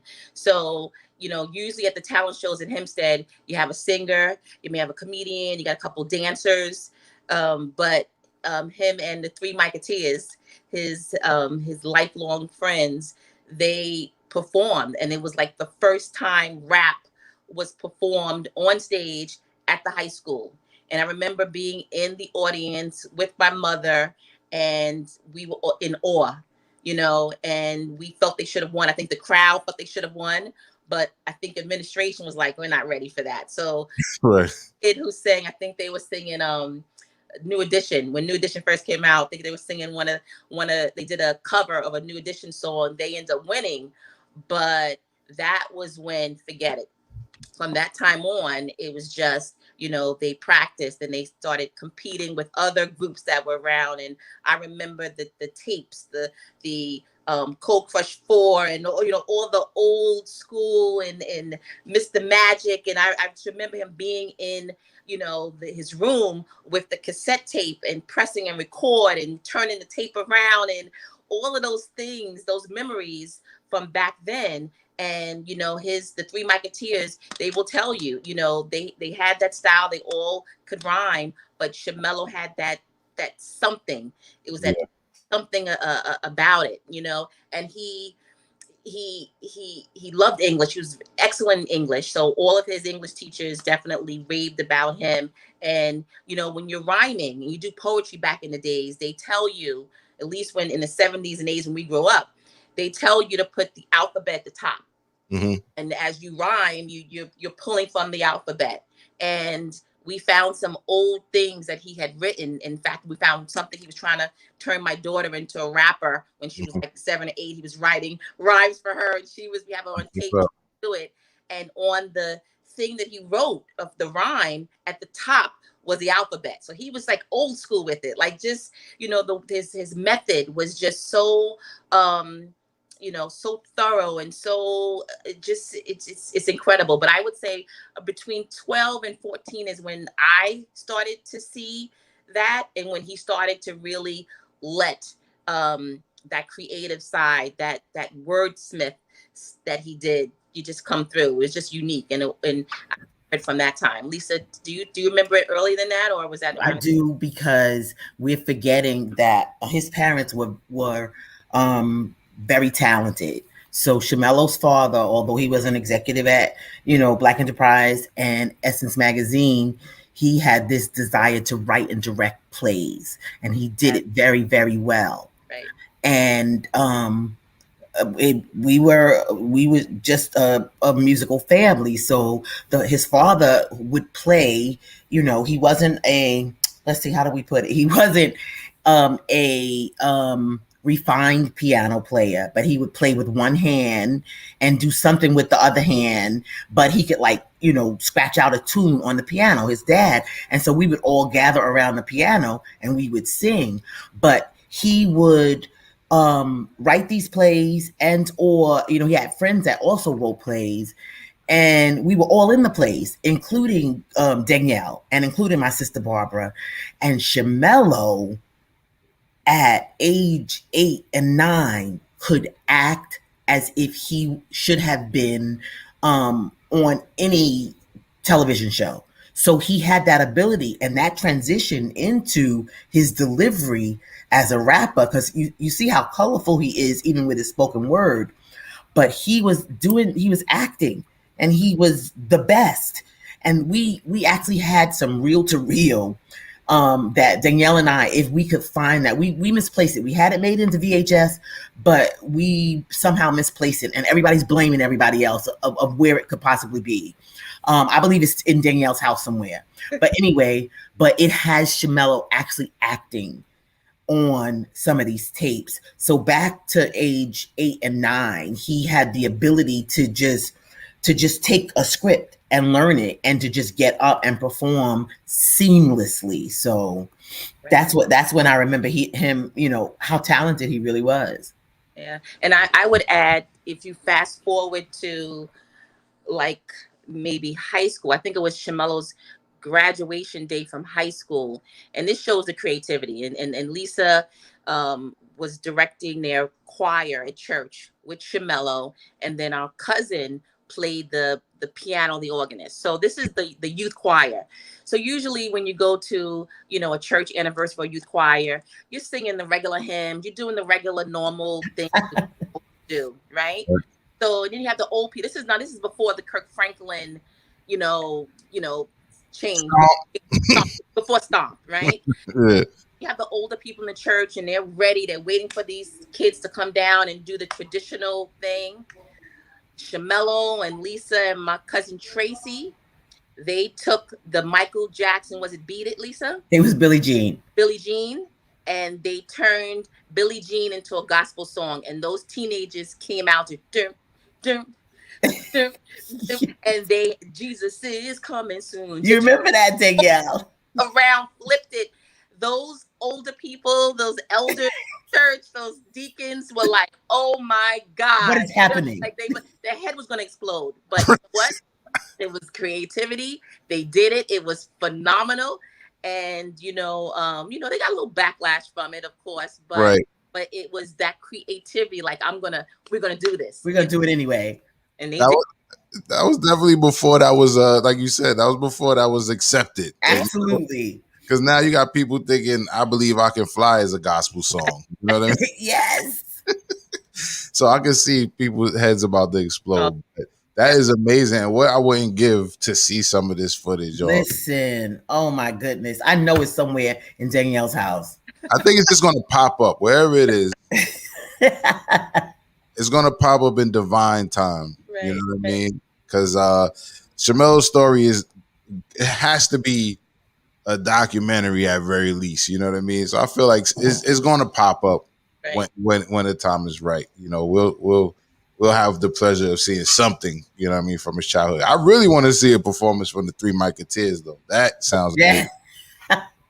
Let me tell you. And what's crazy is Shamello had just, he started doing, printing his shirts, and he had just printed the Three Musketeers. They were going to perform this summer, in Hempstead.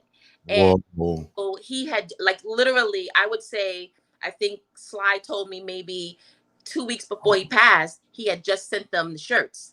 So they were, they would be on the phone, talking about what they were going to do. And this was supposed to be like a big thing, this summer. And you're talking about 55-year-old men, 56, 57, that's still, all professional, but have this love, have this passion. And they knew Shamello, never lost it, It was something that was supposed to be really, really big. And, I know there's some footage, so I got to reach out to either Sly or Aaron to see if there's some Musketeer footage, because it's epic. Yeah, that sounds epic. So that was his official first group, right? That was the official first group, Three Musketeers. Wow. That's a dope name too, by the way. Yeah. So salute to my guy, Virginia Slim says, I don't know the brother, but rest in power. Thank you, Virginia Slim. All right, thank you. I appreciate you, brother. You already know Union Strong. It's my guys from the Ranchers Union over there. See the little logo on the side.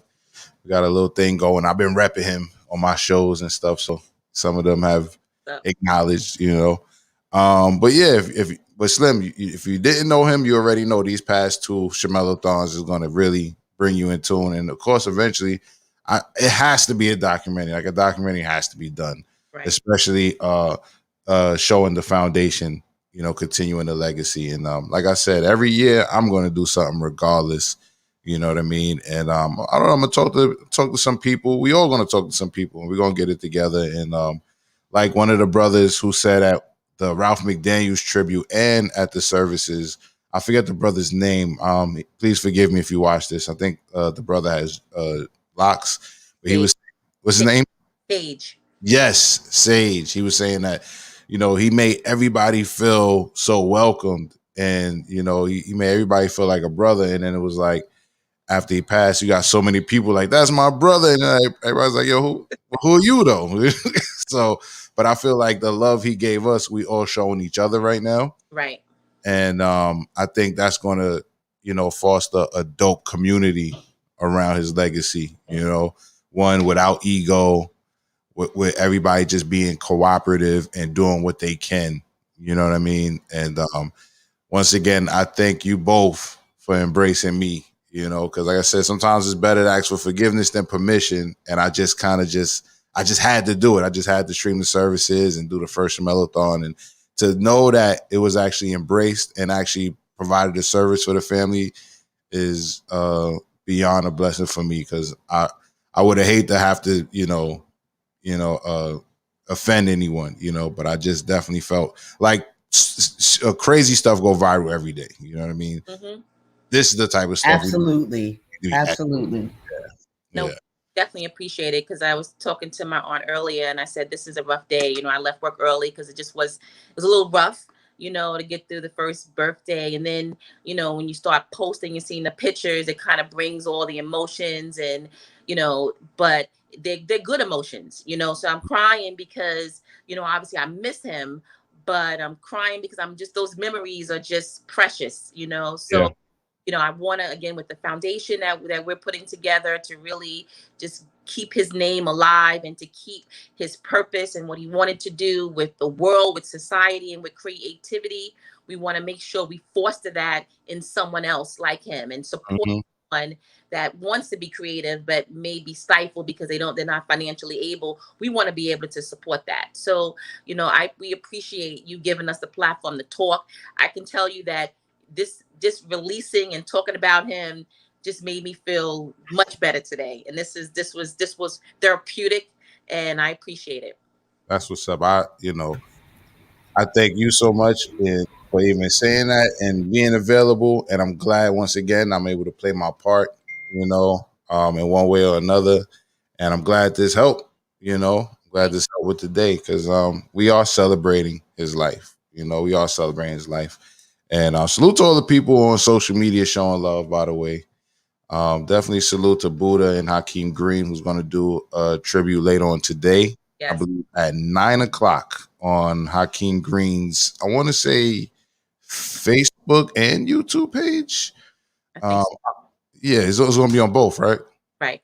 All right. So everybody go follow Hakeem Green or Buddha. If you know Buddha, you already know what's up. The flyers in the 510 group page, the 510 family group page. And I'm gonna get some more content, you know. You're welcome to stay, or if you have to go, that's cool. But if there's anything you want to say to wrap up this particular segment, which I thought was super dope, we got some insight into young Shamello. We got some family stories. I myself got to see even more things that I have in common with the man, you know. So, right. Is there anything you want to say as far as this segment before we get into some more content? Now is the time. I'll start with you, Danielle. No, I would just say again, thank you for the opportunity, for the platform to do this. This warms our heart, makes us feel good. You know, I never thought that I would have to be in a position where I'm sitting here talking about him in this tense, but this is warm for my soul, and I appreciate you for doing this.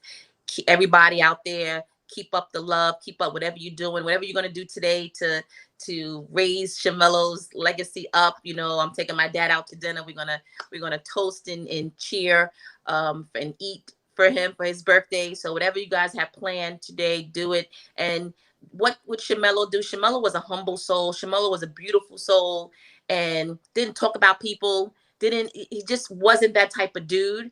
And so if I would leave it with someone, leave today saying something about him, or what I would say would be, you know, hug somebody today. If you have some ill spirit about somebody, call them, say something, you know, bring some love out there, because that's the Shamello way.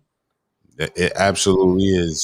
Spread love. That's the Shamello way. It's not the Brooklyn way no more. It's the Shamello way. Auntie Lisa, anything you want to say? I echo those sentiments. Shamello had a huge impact on everyone that he came in contact with. Most importantly, my sons. I don't live in New York anymore. I have a set of twin boys who are 17 and their older brother who's 18. But my youngest twin was heavily influenced by Shamello. And today he is releasing songs produced by Shamello. He raps. It's called The Uprise.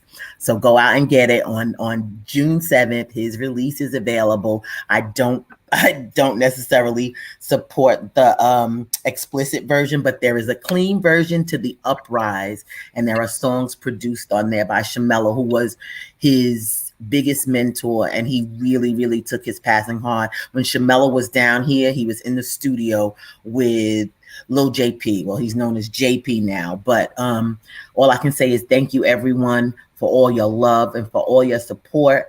And he touched everybody. And so that choir that we were mentioning, a lot of those people were there at his funeral. That choir was known as the J.A. Jackson Youth Choir. And our cousin, Tracy Clark, Terrence Ragland, all of those people who played that role, because we were known as church kids, they're all grieving his loss as well.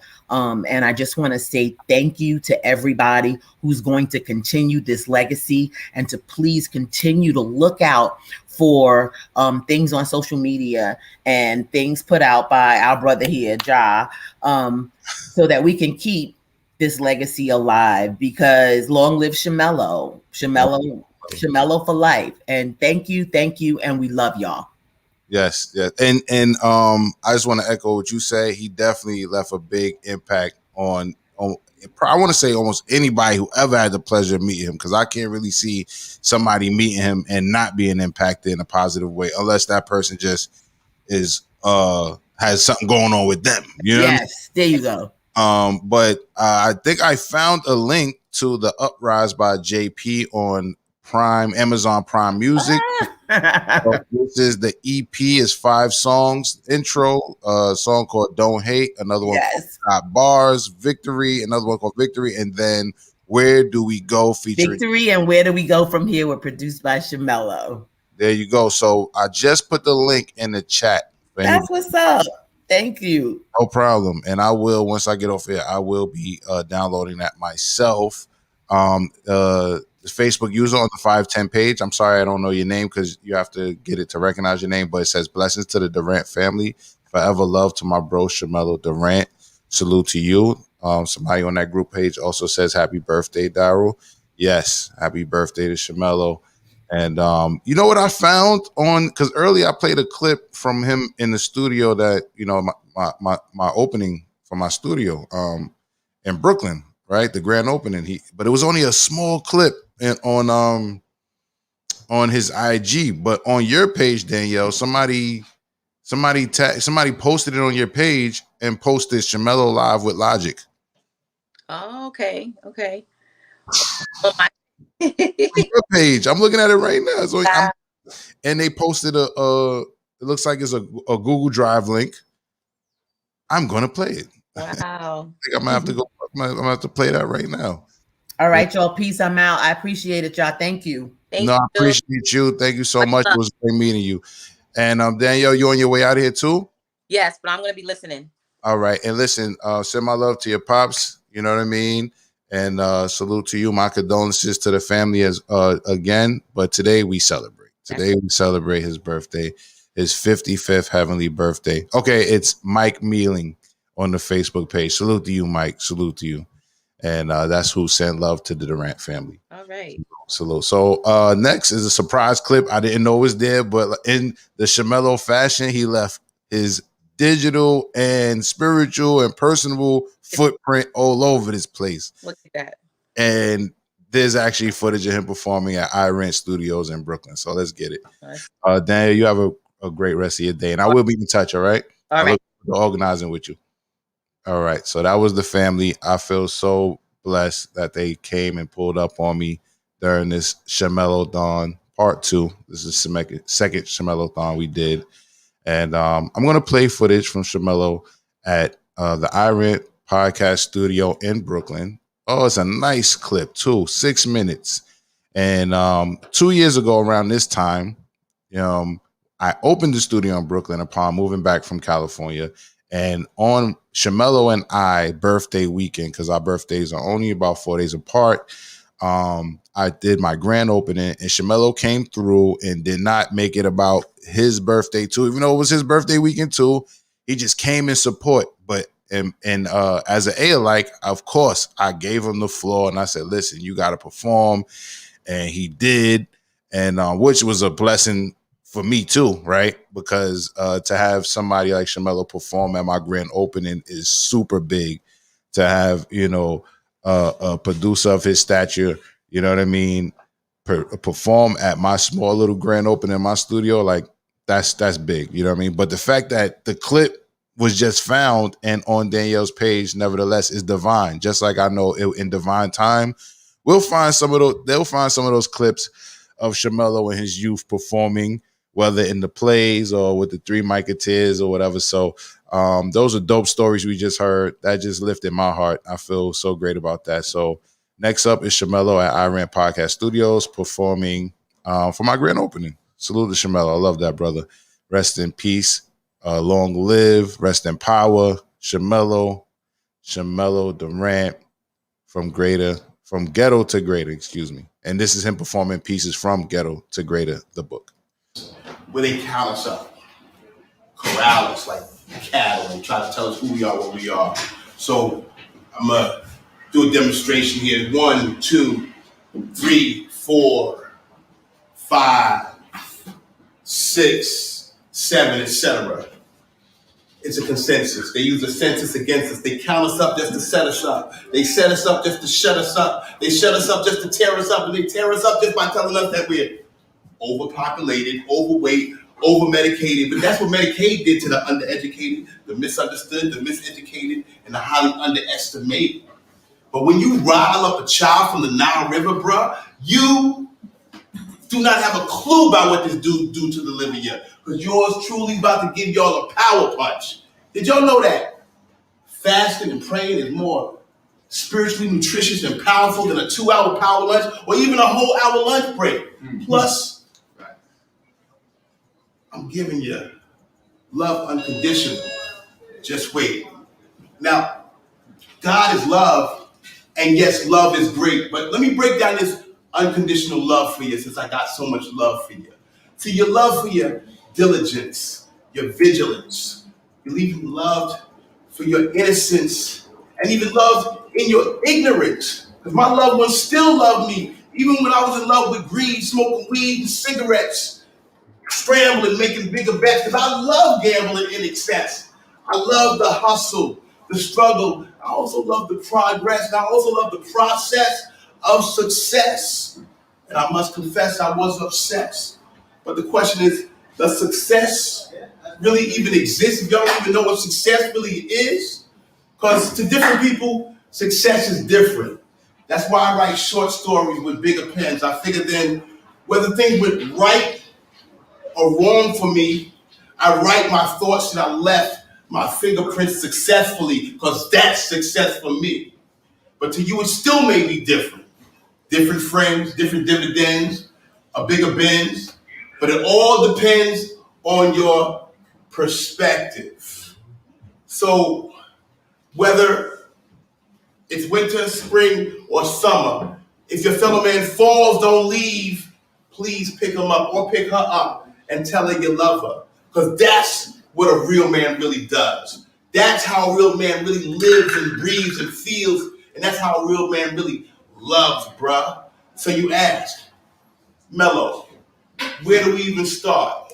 Personally, I believe it starts right in your beating heart. Because we're smart. So be smart, sweetheart. And if indeed we need to be free, it can't be freedom anymore. We gotta be free smart.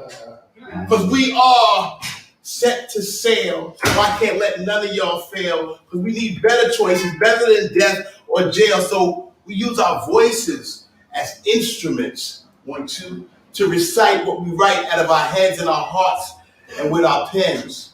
Because I want to see more black men getting treated like men, getting degrees from universities like Penn. And I want to see less black men getting treated like cavemen, enraged, enslaved, caged in, wearing state greens in the state pen. And here's what I got to say to them. Here's what I get my R&B shit. It's so hard when boys to men are guilty till proven innocent to say goodbye to my late friends, my great friends, pouring out a little bit of juice from Tanqueray gin, talking about what we used to do back in the day, way back then, way back when, to yesterday. And here's why I chose to take center stage, to remind y'all that it's not just bars that got y'all locked in a cage. I've been ashamed that we're afraid to come back to our senses. Pardon me, I meant to come black to our senses and learn the differences between what nonsense is and what common sense is. Come on, man. They label this OG a new sense when I put in my 2 cents.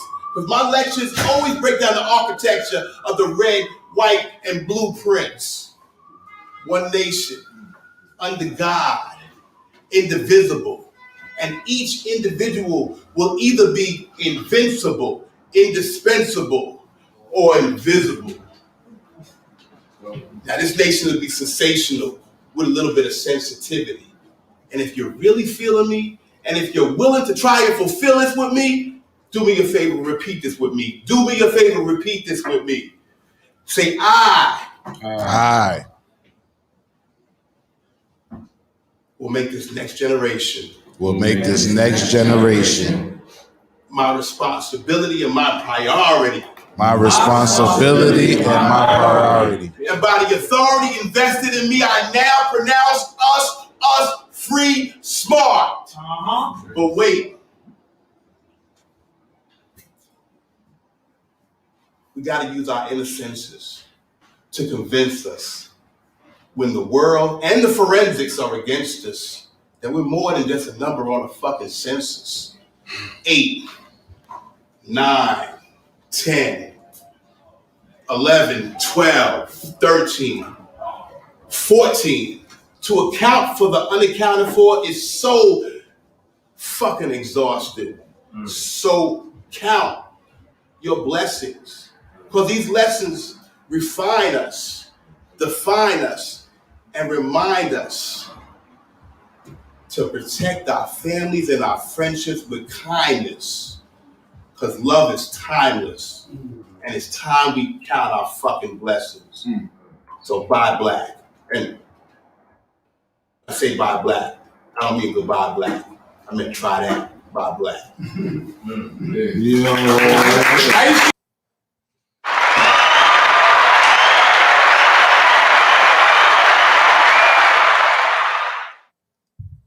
What a blessing that was.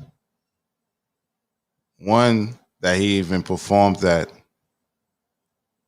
out of a space that I was able to, create and curate and produce or whatever. But the fact that I found it today, I didn't have access to that clip. I just, if I didn't get in contact with Danielle, Shamello's sister, I wouldn't be on her page. And I wouldn't have been able to find somebody posting that clip to her page, which they just posted it actually they posted it in March, but I was just on her page looking for the video that I played earlier that was on her page and found that clip. I'm gonna reach out to the person who posted it and see if there's a part 1, but that message was a blessing. Shamello was a blessing.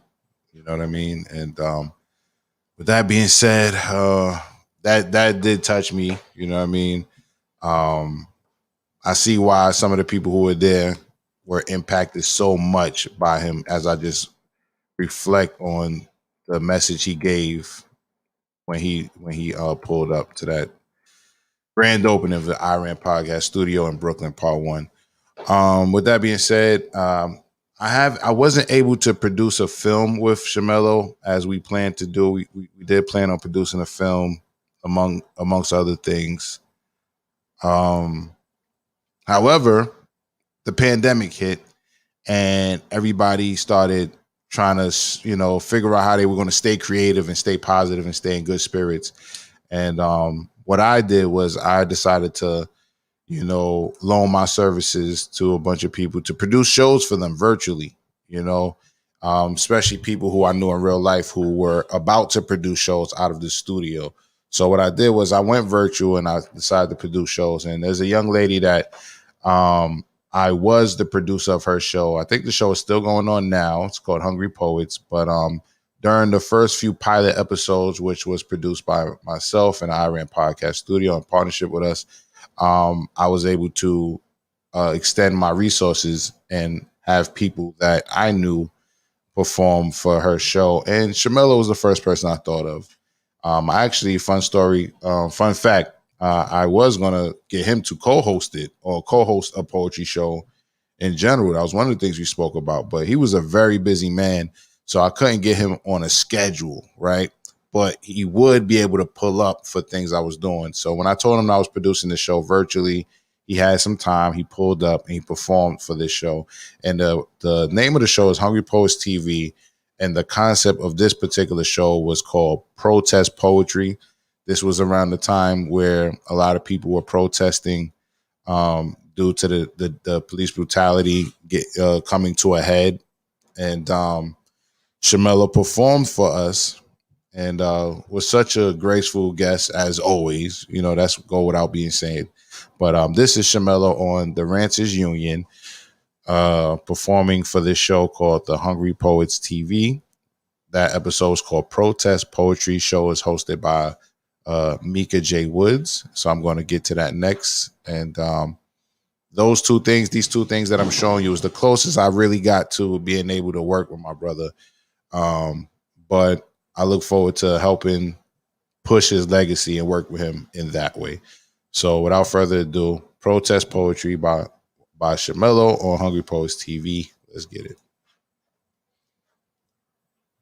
What we're gonna do is we're gonna get to my brother Shamello. I told you he's amazing. He is absolutely amazing. He's done so much for the Black community. So Shamello, please bless us with some of your wonderful words. All right. Well, here we go, folks. Let's take it to 2020. One, this coronavirus pandemic, some say it's left an unprecedented amount of pain and sorrow on our lives and our resources. But honestly, systemic racism has been a pandemic way before this, causing this global community to fight for the right to make better choices and to use better voices. But if y'all don't know better, I better introduce y'all to my people. 1 second. Because y'all should all know better. So better yet, it's a pleasure to meet you. We need to greet each other better. And if you've never seen better, here's a much better preview. You better do what you need to do to be a better you. And me a better me too. Now, does going for the goal make you a better go-getter? Or better yet, in some cases, be a better gold digger. I say go get a better job. I know finding jobs are hard, but better yet, go get a better experience. But you better not forget about God's brilliance. Yes, pray for a better day. Yes, today's gonna be better. Eat better, read better, stay woke, but sleep better. We need better schools, better rules, better foods. You'd better do better. We'd better do better for this next generation, our youth. If we make better moves, it makes them better too. This will get us all in a way better mood, because when your mood's better, you do better, your groove's better. How the hell you think Stella got so hella cool after that dude met her? See, I say you got to go from ghetto to greater, from bitter to better. And don't call me a hater just because I hate to ever be considered lesser than greater. When under the pressure, we're better than ever. It's better to chill and have fun than to kill everyone with guns like Berettas to settle vendettas. We need better solutions and resolutions to better our endeavors. And I admit, it'll be a long road for us to get to better.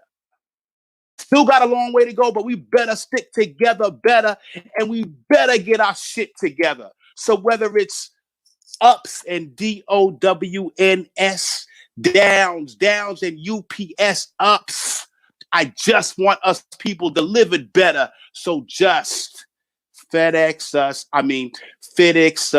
fix our afflictions, snip our addictions, help us to make better decisions. The year's 2020. Here's your wellness prescription. You want better 2020 vision? Then you better really listen. Reform the prisons and toss out all the false convictions and pray for all the guilty innocents lost in the prison systems. Now I can see better. I feel better too. Food for thought. When your meal's better, you heal better too. So don't get it confused or misconstrued, and don't feud over colors and hues, because we need better reds, better whites, and more better blues. And I thank him for hues like Langston. So I want to end this conversation in his words. These are the words of Langston. Hold fast to your dreams, for if dreams die, life's like a broken winged bird who cannot fly. So let's soar together. Let's get more together. Let's pray together. Let's stay together. And now that we're beginning to know better, let's grow together. This is my Black people love letter, because I love y'all better.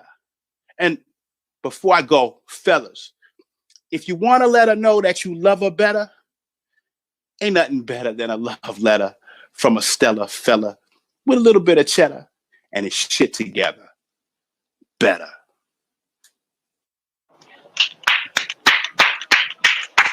Shamello. I'm telling you, you are absolutely amazing. And you quoted one of my favorite poets, Langston Hughes, his poem, The Dream Deferred. Am I correct? Absolutely. Yes.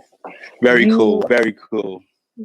Thank you. You are Thank you, Connie. absolutely Thank you, Connie. amazing. I'm Appreciate so it. grateful to have had you here.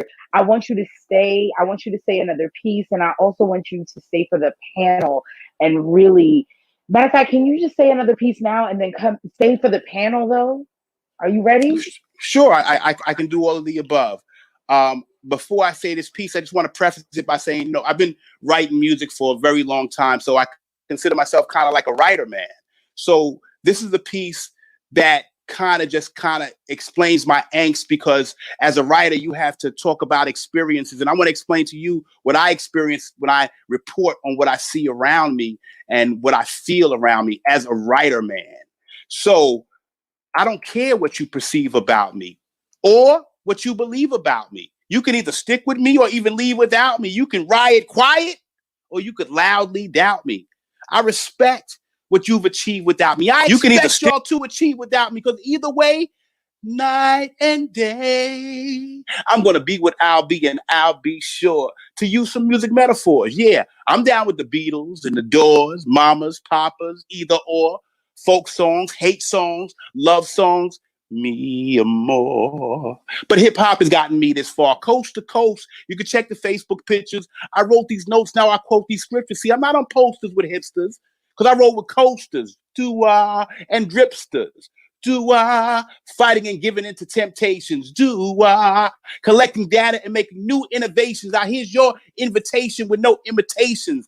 I'm fly and I'm sly, but I choose not to move alone, because I do not want my family stoned for the things that I've said, the past that I've led, the last, even the flash that I've shared with the gamblers, the hustlers, and all sorts of others, even my nieces, my nephews, my uncles, my cousins, and my friends who love to play the dozens, because I know dozens of folks with dozens of jokes, but it prepared me So I learned to turn my comedy into commentary. At 17, I went into the military, and at first it was really scary, but even in uniform, I was taught to be unique as a unicorn. I've been right and I've been wrong. But when I'm wrong, I get all A's because I acknowledge, accept, apologize, and then I move on. I strive for perfection through correction because by correcting, I'm perfecting. And I do not take things for granted, okay? Because what I've been granted can always be taken away, okay? Sometimes I might be Captain Save a Ho, or I could be General Save the Day. But either way, I love y'all. I am what I am. Strong to the finish, me eats me spinach, because I'm the amazing Rider Man. Rider Man does whatever a rider can. I got that pen and paper strapped to my hand.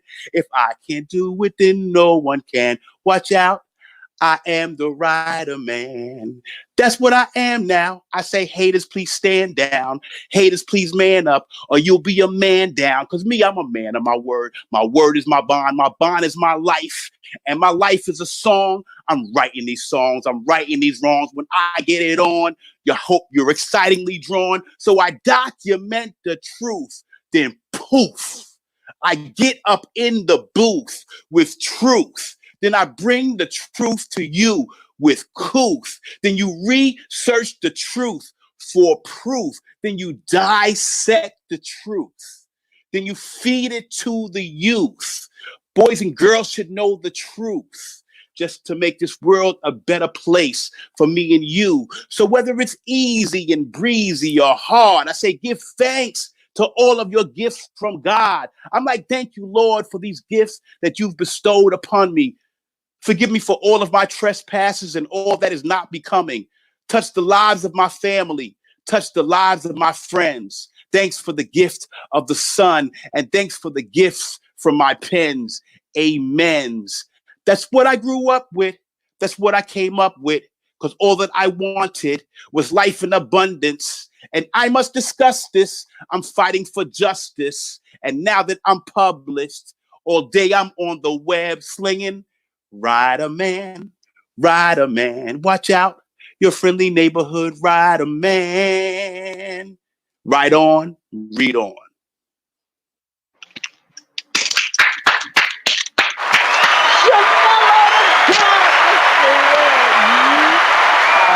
Absolutely amazing. When I tell you, you are the amazing Rider Man. Thank you. That's awesome. I'm a comic book fan, so I see you. I hope you saw the recent version of the Amazing Rider Man, which is on the Amazing Spider-Man.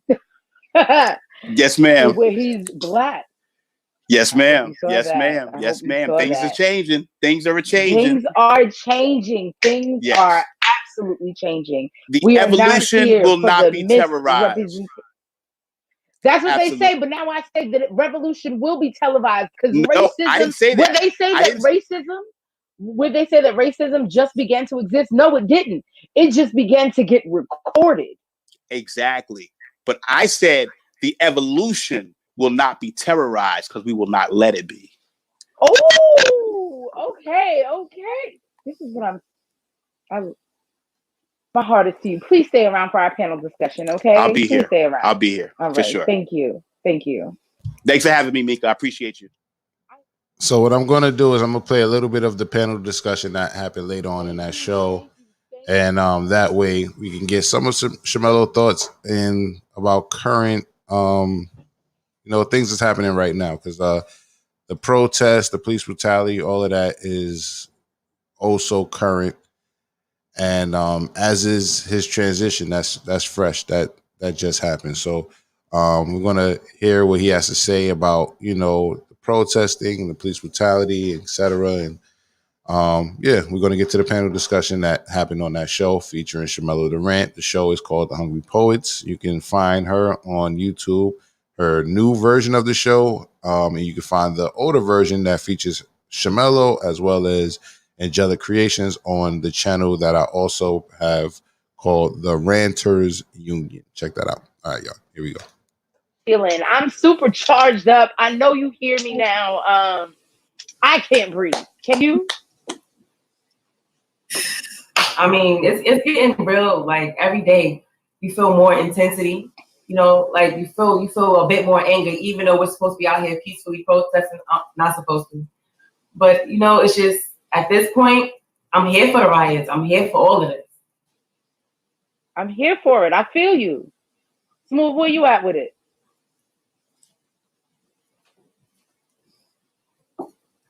We can't hear you, Smooth. I'm here for it. We've been tired. We overly tired. Even when we peaceful, it seems like it falls on deaf ears. So for me, sometimes I gotta match energy with energy. So that's where I'm at. I'm for it all. Yes, yes, thank you. All right, Shamello God, let me hear you. Ever since my 5 stop and frisks and, being detained on mistaken identity, I have had this angst in me for a long time, and I've tried to express it as much as I could, but I was moving alone. I didn't realize at the time that when we move as a unit, when we move as a family, that we could be more effective. Our voices are louder, and we can collectively use our wit and our intellect to achieve those things which seemed unachievable in the past. These things seem impossible and seem foreign because we've been fighting for so long, and the fight is still very early. So we got to continue to do it, but each generation breaks more ground. Now we have this new millennial power that's kind of fueling our fight this time. And and my new saying is that the millennials ain't taking any bull. And I appreciate their energy. I appreciate their youth. I appreciate the wisdom of our elders who are imparting in us the information that we need to know and understand. And I also appreciate the middle class because we are the body of this thing, and we are moving it along, and we're letting people know that our voice will be heard one way or another. You may not like some of our tactics, but at the end of the day, our voices will be heard. That is very true. That is very true. The millennials are not here for, we are not, we are not here for it. I love Millennials don't take any bull whatsoever. At all. I'm very impressed with their tenacity, with their fire, and with their youth, and the fact that they are tireless, and I appreciate that as a old elder statesman. I need that energy. It keeps me energized and it keeps me excited. And I've always been, energized myself, but that's been the fuel that I've been created from within and from my ancestry. But now there's a whole plethora of colors and shapes and sizes that are assisting and making this voice very dynamic. So I would like to raise this question to all three of you guys. There was recently a video posted of a young Black girl, and when I say young, she was about 5, if that, and she was chanting. She was no justice, no peace, and it raised the question. One, should children be at the protest because this is their battle as well. This is not just on us now. This is on children because Tamir Rice was but a child. So they have to know what's going on. But should they be at the protest? And two, this the power of a Black woman, the strength in a Black woman, but how young is too young? I'd like to hear from you guys. It's biblical. It's biblical. They said, and a child shall lead them. She is receiving this information at in her development stage. So she's going to grow into a powerful, she's already powerful. She's going to grow into a powerhouse. Kois, what do you think? So I'm coming from the side point of an educator. I feel like there are other ways to get the children involved in the protest that doesn't involve them going right to the front line, especially because they are tear gassing our grown adult people They are handcuffing and throwing grown women to the floor. And recently, like, there's a picture that's also going viral where they have a little black boy on a man's shoulders, maybe his dad, and there's still police officers that have the plastic in front of them, but they have the gun pointed at the child and the father. You know, who's to say? Like, first of all, we already know what their intentions are if they're guarding the other side. So who's to say if their finger could slip and now it's like another child we have to mourn? I just feel like there are other avenues, especially like you're saying, like the millennials have this whole new energy, this whole new, you know, veracity about them. And the way that they usually get it across is through the internet, through online, through media, through forms of technology. I feel like that's the route for children that are like elementary school and younger versus high school students who are going to get thrown into the real world sooner than they prefer at this point. You know, yeah, let's make that option for them to protest, for them to maybe get out their anger and riot. But students who don't even have emotional awareness, like, I wouldn't encourage them to hit the streets and, you know, protest with us, not yet. Okay. Smooth baby, where you at with this? Honestly, I'm kind of torn in between because, like she just said, I agree with that because I seen that photo, but I also seen the video, and it's like when I seen the video, it was like I was cheering her on, like yeah, and then it was like wait, whoa, Yeah. like, you know, But a child. That's still a baby, and it's like it's kind of nerve-wracking when the baby's that young chanting those words. And it's just like when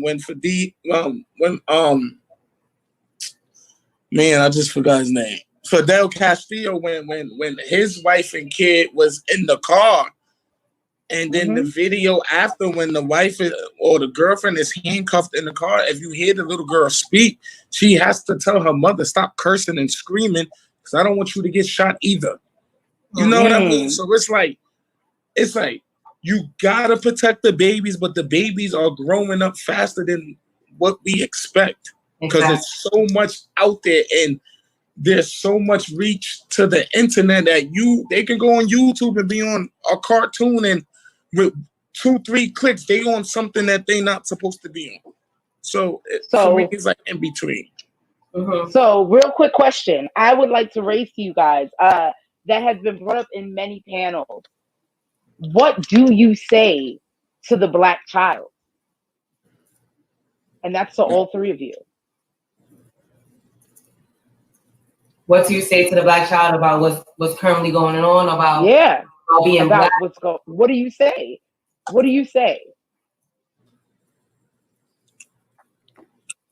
I believe that it starts at the home. I have some flashcards about Black history, so we have to first start by educating them to even know what Black culture is. Because, and I agree with you guys also. I love the way you presented that point. If we don't teach them the foundational principles, just the hype will not have them informed enough to really make the conscious decision, especially at the age and the part of development that they're at, to differentiate between what they perceive as right and what they perceive as wrong. So we need to first educate them about the historical facts of Black and the rich culture of our Blackness at home. And, you know, we do need to let them at least see what's going on. But, you know, I do kind of stand a little bit corrected because having them right there on the front line at those tender ages can be a little, and it's also can be dangerous too, because it's unexpected what's going to happen out there. So, you know, I appreciate your points, and I'm glad that I'm malleable and flexible enough to not be so rigid upon my point, not to take some of the good stuff that you guys have put to my attention. Okay, so not to shift the whole point to the left, but we're running low on time, and I really would like to know if you guys feel like there is a difference between looting and protesting, or where the line should be drawn. And if you feel like there are real allies out there with us fighting, or are there just agitators? Okay. Ladies first. All right. That's a bomb question. Do I think that there's a difference between protest and looting? No. I just feel like these are different intensities of the same issue being presented. We're protesting and we're looting because we feel like we have a need that's not being met, right? So we have different people who are willing to protest, peacefully the MLK way. And then we have others who are ready to, induce more of a riot because how long can we protest for? How long can we sign petitions for? How long can we do the politically correct thing? So I hear them both. And I don't want to take away from anybody's experience because the Black experience itself is shaky as hell. Like it's not the same for every person. People experience more disparities than other. And if you feel like, this is the only opportunity I'm gonna get, I'm finna loot this business, and that's what it is. America's gonna feel it. So I'm for it. Okay. Smooth baby, I'm gonna come to you next. Well, for me, looting is just a form of protesting to the extreme. So sometimes desperate measures calls for extreme measures. So you can be up in the air about it, but you just got to respect it at the end of the day, because like I said earlier, if it falls on deaf ears, we have to do something to make y'all want to hear us. You know what I mean? So looters also helps peaceful protest. So you can have a peaceful protest, then it could turn into a riot, and then the looters do what they do. They're bringing chaos to a situation that needs to be heard. So yeah, I know some people feel like, we could do it without it, but look at the examples without the loot and the rioting. What has it got us thus far? So for me, it's I support it. I might not loot personally, but I support it. I'm not gonna lie. I wouldn't say that I would loot, but if I ain't gonna lie, if there's like an open window and some stuff that I was looking at since Christmas, I'm gonna consider myself blessed. How about that? I'm not gonna miss out on that blessing. Shamello to God, what do you think? Well, I kind of agree with Smooth that looting is a form of protest, and us as human beings, we all communicate in a varied set of ways. So that is their way to illuminate the fact that they're missing something in their own process. In my process, I'm a writer. I'm an orator. So I may not be looting, but I'm looting with words, and that's my weapon of choice. So we all have a weapon of choice to get your attention. The police, when they come to these particular protests / riots, they use something called a flashbang. What is a flashbang for? Flashbang is to get your attention.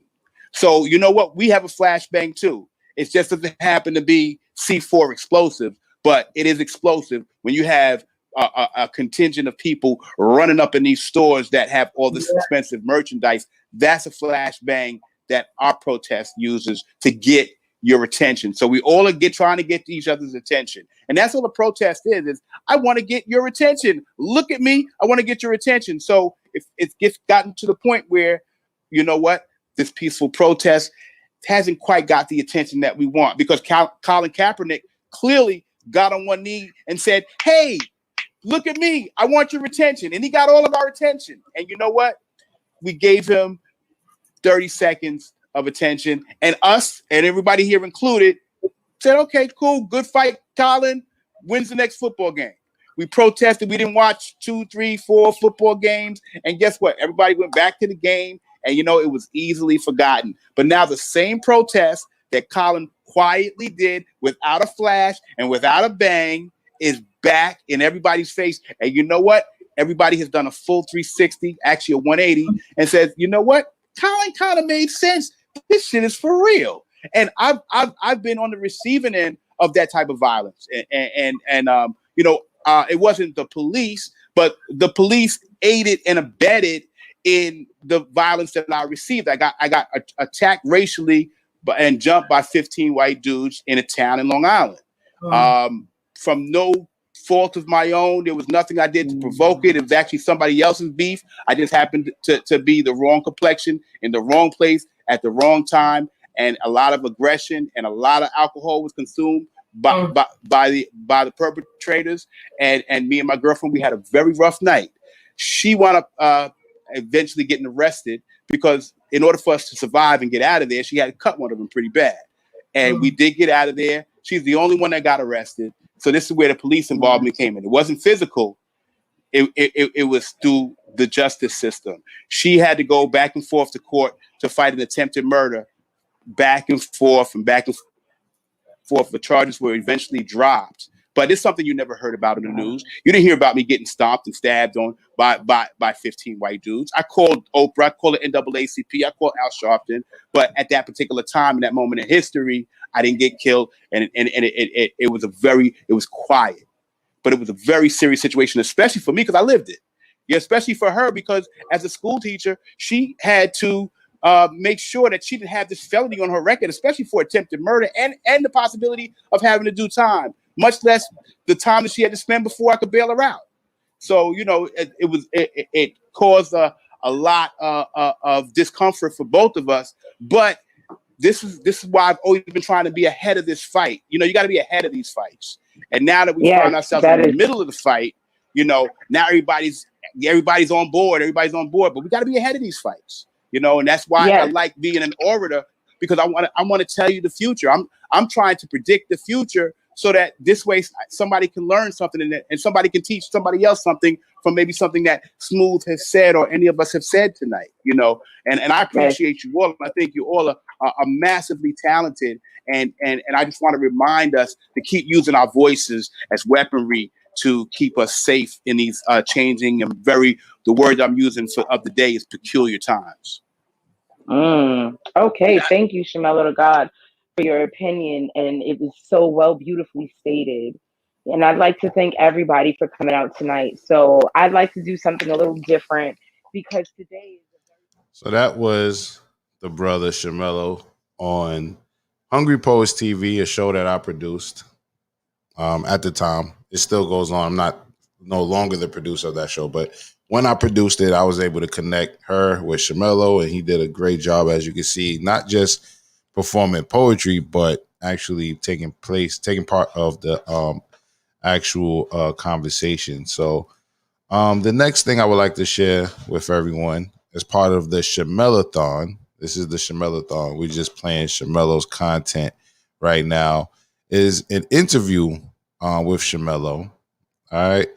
And this particular interview was done by Official Hip Hop for Justice. You can find that channel on YouTube, Official Hip Hop, the number 4 Justice, right? And this was provided to us by Brother Miles Muhammad. I hope I'm saying his name right. Miles Muhammad. And, I wanted to play this particular podcast in the first one, but I didn't get a chance to. However, we will play it on this ShamelloThon. This is only the second, not the last. We're going to keep his legacy alive. As you heard earlier from Shamello's aunt and sister, there will be a foundation being created in his name. So this is not the last we will be doing ShamelloThons, or this is not the only way we're going to keep his legacy alive. Also, like I said earlier, Brother Buddha and Hakeem Green from Channel Live will be doing a live around 9 o'clock. And they're going to also do a tribute to him as well today. So the ShamelloThon, after I end it, I guess we'll continue in a sense where other people will still be tributing him. And we're going to all fall in that live as well later on. So like I said, next up is a podcast by Hip Hop for, let me just get it right, Official Hip Hop for Justice. And this is an interview with Shamello. And this is produced by Brother Miles Muhammad, once again, for Hip Hop, Official Hip Hop, number 4 Justice. So make sure you find that page and give it a subscribe as well. All right, let's do it. Drop bombs on them, this is hip hop for justice. people that we're supposed to trust. Racism and miscarriage of justice. Trayvon Martin, an unarmed black teenager. Sandra Bland. Death is provoked. Demonstrations of 2 years old, died later in hospital. 1. December 2nd shooting of Mario Wood. 5 officers. The 2014 death of Michael Brown, 32-year-old Orlando Concealed. We can, we must win in the name of justice. In the name of justice for Mario Wood. In the name of justice for all others who've been brutalized by police. People who are ready and willing to fight for justice. Hip-hop artists are our leaders today. You're more than just a rapper. You are a teacher, you are an artist, you are a leader. Your voices, your words, your rhythms have attracted young people in all of the countries of the earth that allow your music and your lyrics to be played. Peace, family. Welcome to the Hip Hop for Justice Radio podcast. I am Brother Miles alongside my partners and co-hosts, S1W James Baum of the legendary Public Enemy, and the Queen of Hip Hop for Justice, my sister Half Pint of the legendary Son of Berserk, featuring No Self-Control. Peace, y'all. Peace, Brother Miles. Peace, Brother James. How y'all doing? Doing good. Peace. Doing good.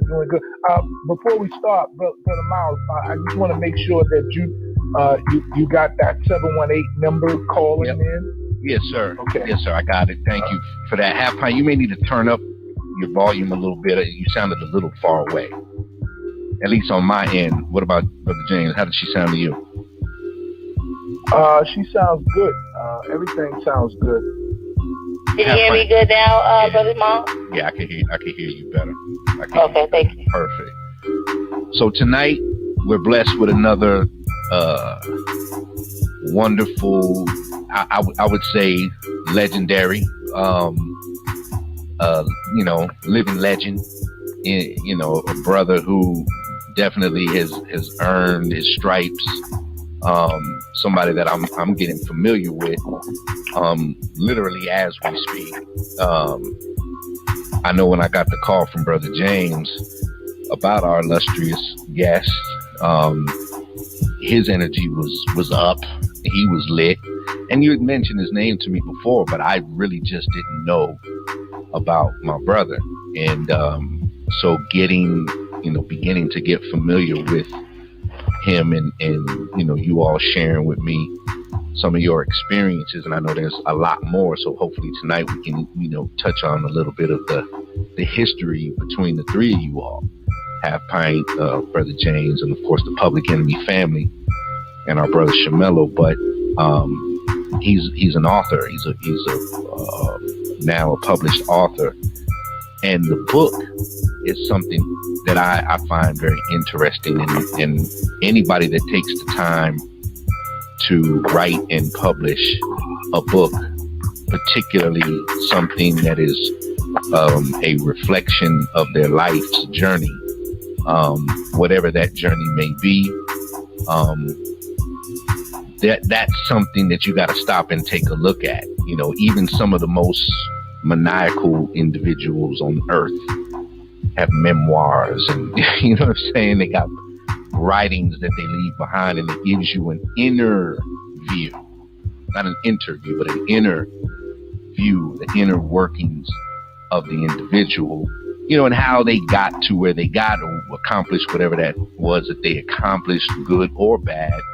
It sparks and creates great intrigue, and I definitely want to get into that with our brother. So before we bring in, he is with us tonight, so we do not want to keep him on standby. We certainly welcome him, but we want to make sure that we jump into our segment. So we're going to start right now with our sister Half Pint to give us a peace of mind.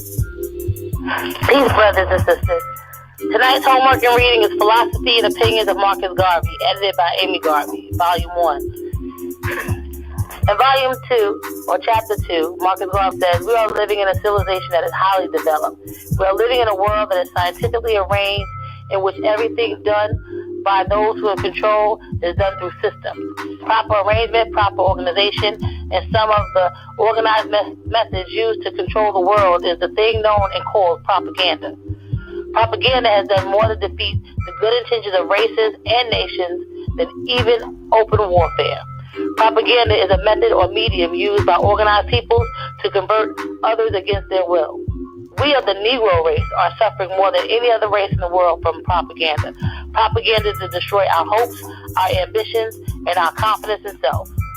Slavery is a condition imposed upon individuals or races not sufficiently able to protect or defend themselves.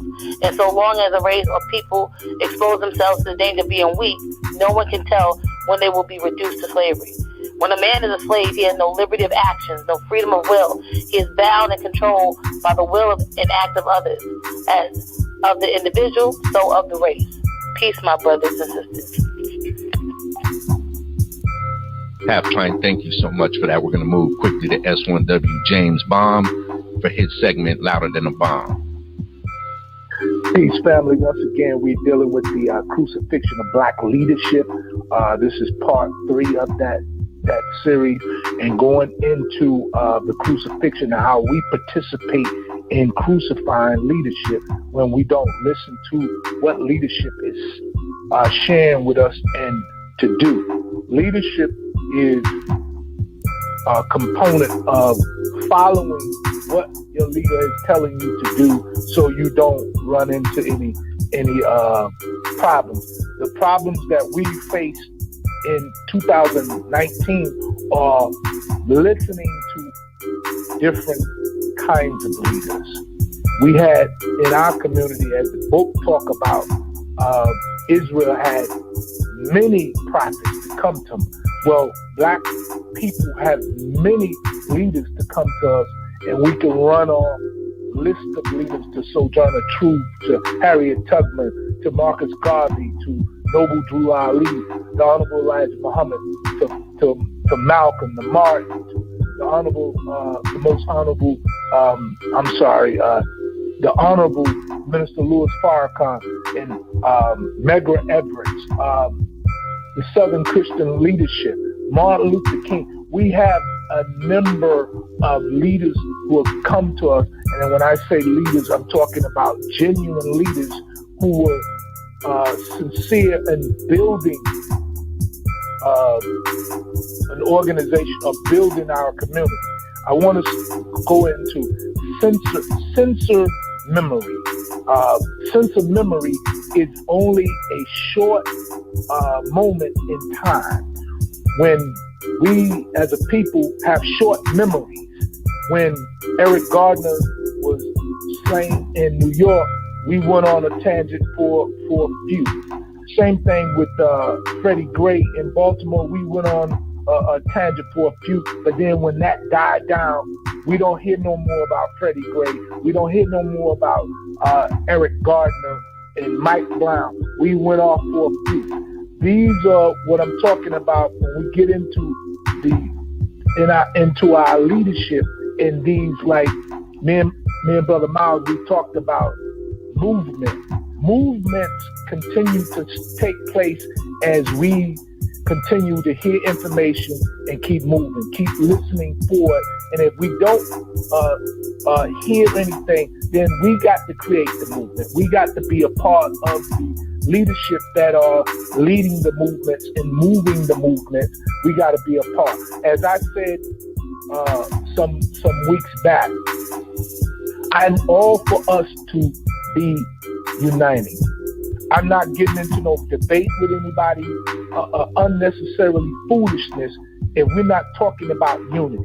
Our unity is the most important thing on the planet Earth.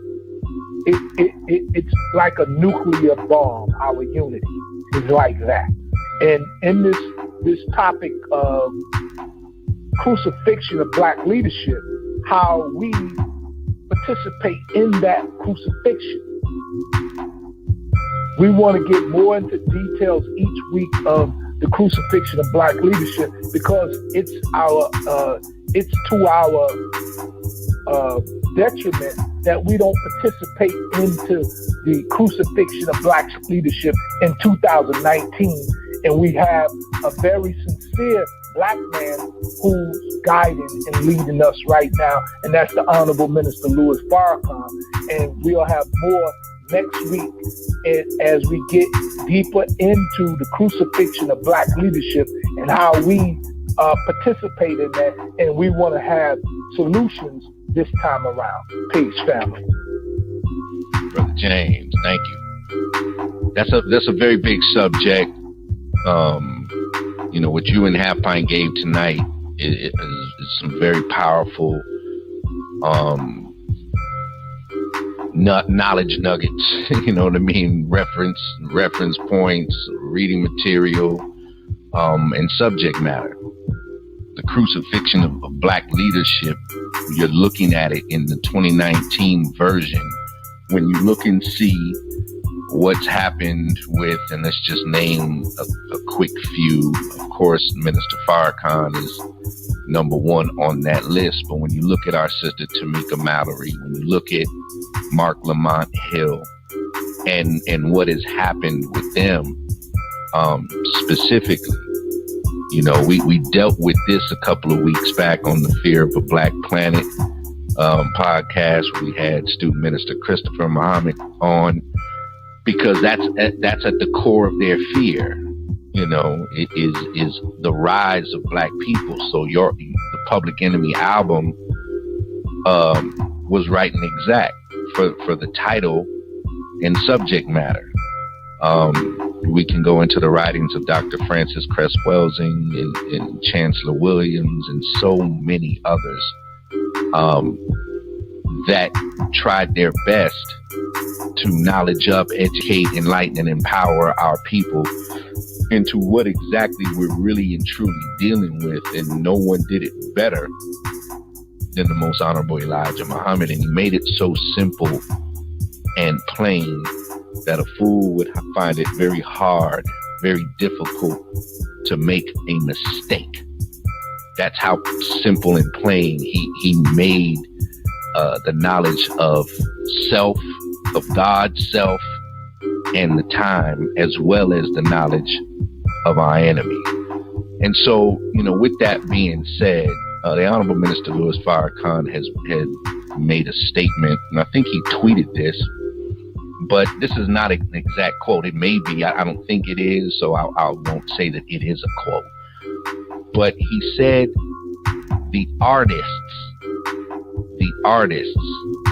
have always been, historically speaking, have always been at the vanguard of social change.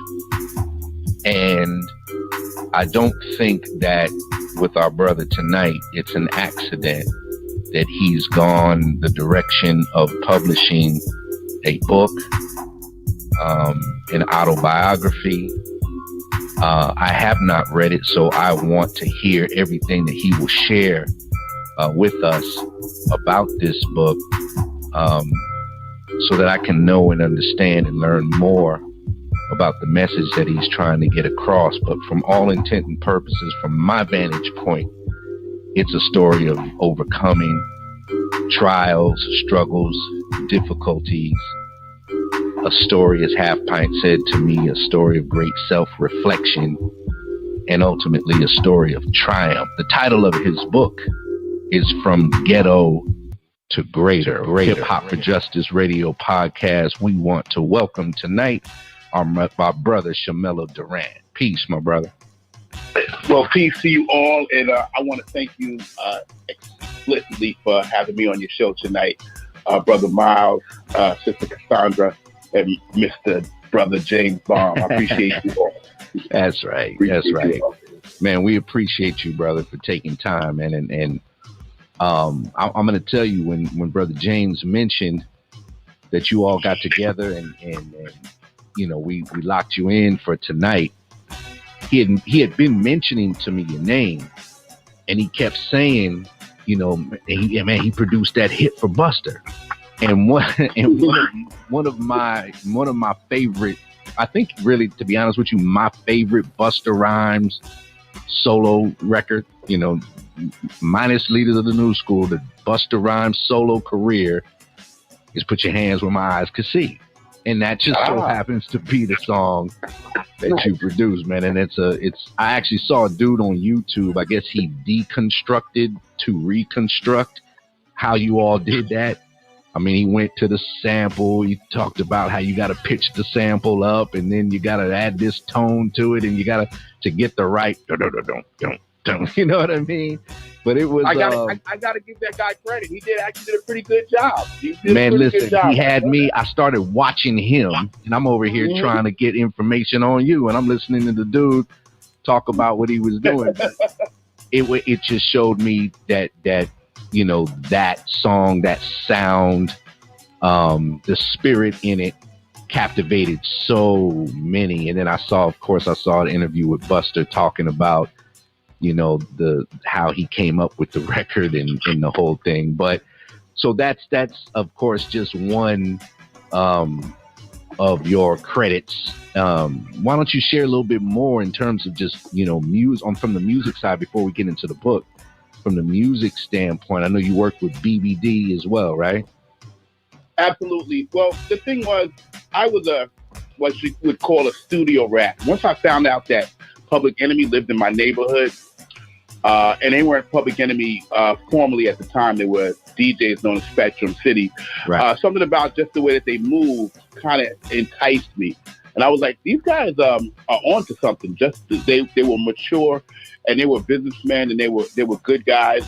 So I kind of basically followed them around until I was able to sneak my way into the building where they were working at through Paul Shabazz, who had a studio in the same building. And Paul allowed me to nurture my craft in his studio. And as a result of being in that building, my relationship with the guys from the Bomb Squad, from Public Enemy, and Paul himself began to blossom. And as things were happening in the early days of hip hop, I wouldn't call it the early days, but during that time period, we want to talk about circa 87, 88, I met Buster in these hallways. I met the leaders of the new school in these hallways. And the first project that I was asked to be on after I, kind of proved myself as a decent writer was Belle Biv DeVoe, because the Bomb Squad actually produced 3 records for Belle Biv DeVoe's first album, the Poison album. Right. And they produced Thought It Was Me, Let Me Know Something, Ain't Nothing Changed. So I co-wrote all 3 of those records, and it basically birthed and blessed the rest of my movement as a songwriter, not as a producer. But once I learned how to make money from writing songs, I bought the same exact equipment that the Bomb Squad had and looked over their shoulder every opportunity I could to steal every single idea that they had and evolve it into my own and put my own fingerprint on it. And as a result, I later became a songwriter / producer. And then I went I did R&B. I did a group called Nothing Nice, and we did a song for Sister Act 2. And then that evolved. I worked with Kid and Play, did a record with them with the assistance of a young Pete Rock. And didn't know Pete Rock at the time, and didn't realize how important and prolific he would be. Wow. So then as my travels evolved, I worked with Sticky Fingers from Onyx. When Sticky did his solo record, we got with him. And when Buckshot was fishing around after some of his early successes, we kind of played around with him at the apartment, because our sound was getting noticed. And then finally around 98, me and Buster got reacquainted again. I hadn't seen him in about 10 years. So I had seen him on and off, but we came together with Put Your Hands, and it changed the trajectory of everything that I think of, everything that I did musically, mentally, and even spiritually during that time. From that point on, the trajectory of my life changed completely. So just on that point, let's elaborate on that. The fact that you say it changed the trajectory of your life and the way you thought. Give us a little bit more. What do you mean when you say that? Well, BBD occurred like 1990, 91. Became very successful. Initially came out the gate and sold, I want to say, anywhere from 6 to 7 million records within a relatively short period of time. And I had never seen that kind of money. I had never seen that kind of success. And it totally caught me off guard. So from 91 to about 95, I partied like a rock star. And then I lost just about everything just as fast as I got it, and didn't realize, because I wasn't exercising the type of humility which I have grown accustomed to living my life by now. And after losing everything, I kind of counted myself out of the music industry, and I went back to civilian work, working in a restaurant, and nothing is more humbling than serving folks food and drinks. It's a quality of life was decent because we made money, but it was a very humbling experience, especially after coming off a very big high with Belle Biv DeVoe. And so when I actually did Your Hands, my roommate and I, who produced the record with me, Buddha Roger Monroe, we presented the record to Busta via his road manager Fab, who was a great friend of ours. And when Busta took a liking to that record, which was very quickly, we were out of that job fairly shortly after that. And I realized, new part, because my formula had to exist. One being that no matter how successful or no matter what losses I took, my level of humility must remain the same at all times. And that's a formula that works for me. I'm not saying it works for everybody, but it's a formula that works for me. And as a result, it allowed me to focus more on the benefit of others throughout my life. So my life has been spent mainly trying to make sure that those around me, friends and family, are in good places and are nurtured. And that's been my blessing. And I've never wanted for anything ever since that day. Wow. So let's talk a little bit more about the transition period from Belle Biv DeVoe to Busta. So you basically get catapulted out there with success with BBD, and then you experience this loss, and now you're back into what you called civilian life. How long was that time period from the civilian life to the time you reconnected with Busta? Let's call that 2 to 3 years. 2 to 3 years, and during that 2 to 3 years, a lot happened. Okay. I got jumped in a racial attack while I was working at the restaurant, and me and my girlfriend at the time, she was charged with attempted murder, and I actually talk about this attack in the book. Happened in a town in Long Island, and we were attacked. They were chanting, "Kill the nigga, kill the nigga, kill the nigga." And by the grace of God, me and her walked out of there. A couple of bruises, scrapes, and abrasions. But she's the only one who had the biggest fight, because she was the only one charged in the attack, because inevitably she wound up using a razor blade to kind of keep us alive during the melee. Sure. And so we fought that for many months. And by the grace of God and a lot of prayer from our friends and family, she was acquitted. But it was not without a fight. It was not without a fight.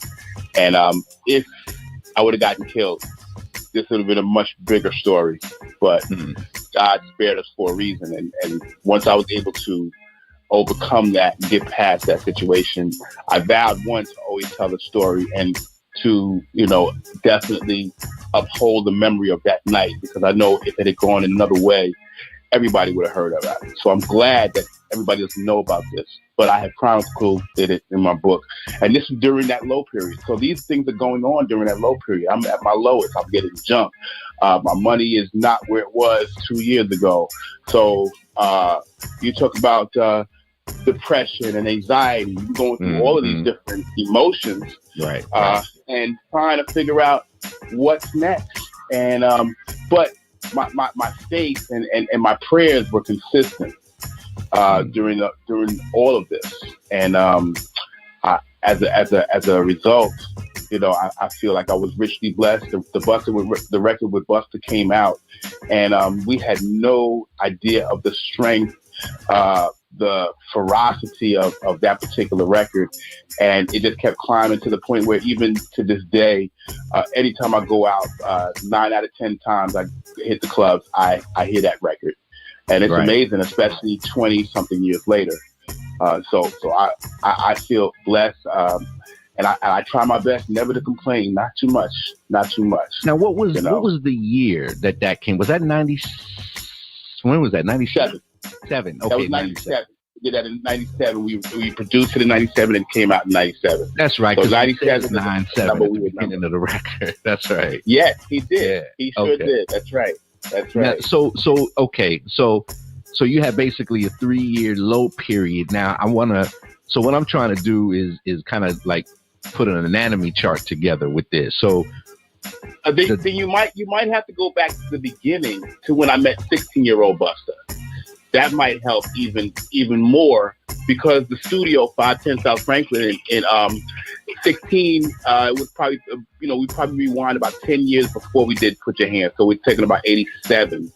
16-year-old Buster, 17-year-old Dinko, and 18-year-old Charlie Brown came in. I entered the studio building through Paul Shabazz, and Paul Shabazz had an independent label that he was looking for artists, and he had an artist named Sugar Bear already signed, and I was a rapper in high school, so most of the people in the neighborhood knew that I had a decent writing ability, and Paul was like, well, are you still as good as you were in high school? I said, I think that I'm better. And Paul said, well, let some guys take a listen to what you do, and because they're like more into the hip hop circuit than me. If they like you, then maybe we can talk some business. So in walks the leaders of the new school. Okay. And the funny part of that is that if you consider this to be my audition to get into that building, Paul asked them, he said, well, this is the guy I'm interested in signing, and I want to see if you guys like him. If you guys like him, I might mess with him. So they looked at me immediately. I had never met them before, and they said, we know you. And I said, how do you guys know me? And they were like, well, didn't you get booed at the talent show last week? So now they blow up my interview. I think it was either Brown or Buster or both. They blew up my interview. Say yeah, and I said yes. I will admit that I got booed last week. I said, and I knew that my back was against the wall, and I knew that I needed to be in this building because I knew that building contained some type of magic that I wanted to be part of. So I said, because it was a bad show. I was working on a cassette at that show. The cassette was put in backwards. My music didn't cue right. I'm a new artist. I didn't know how to handle that kind of adversity quickly. But that doesn't say anything about my writing skills. With my writing skills, I was pretty confident in what I could do. So at that particular point, I let Paul know. I said, yes, these gentlemen are 100% correct. I did get booed.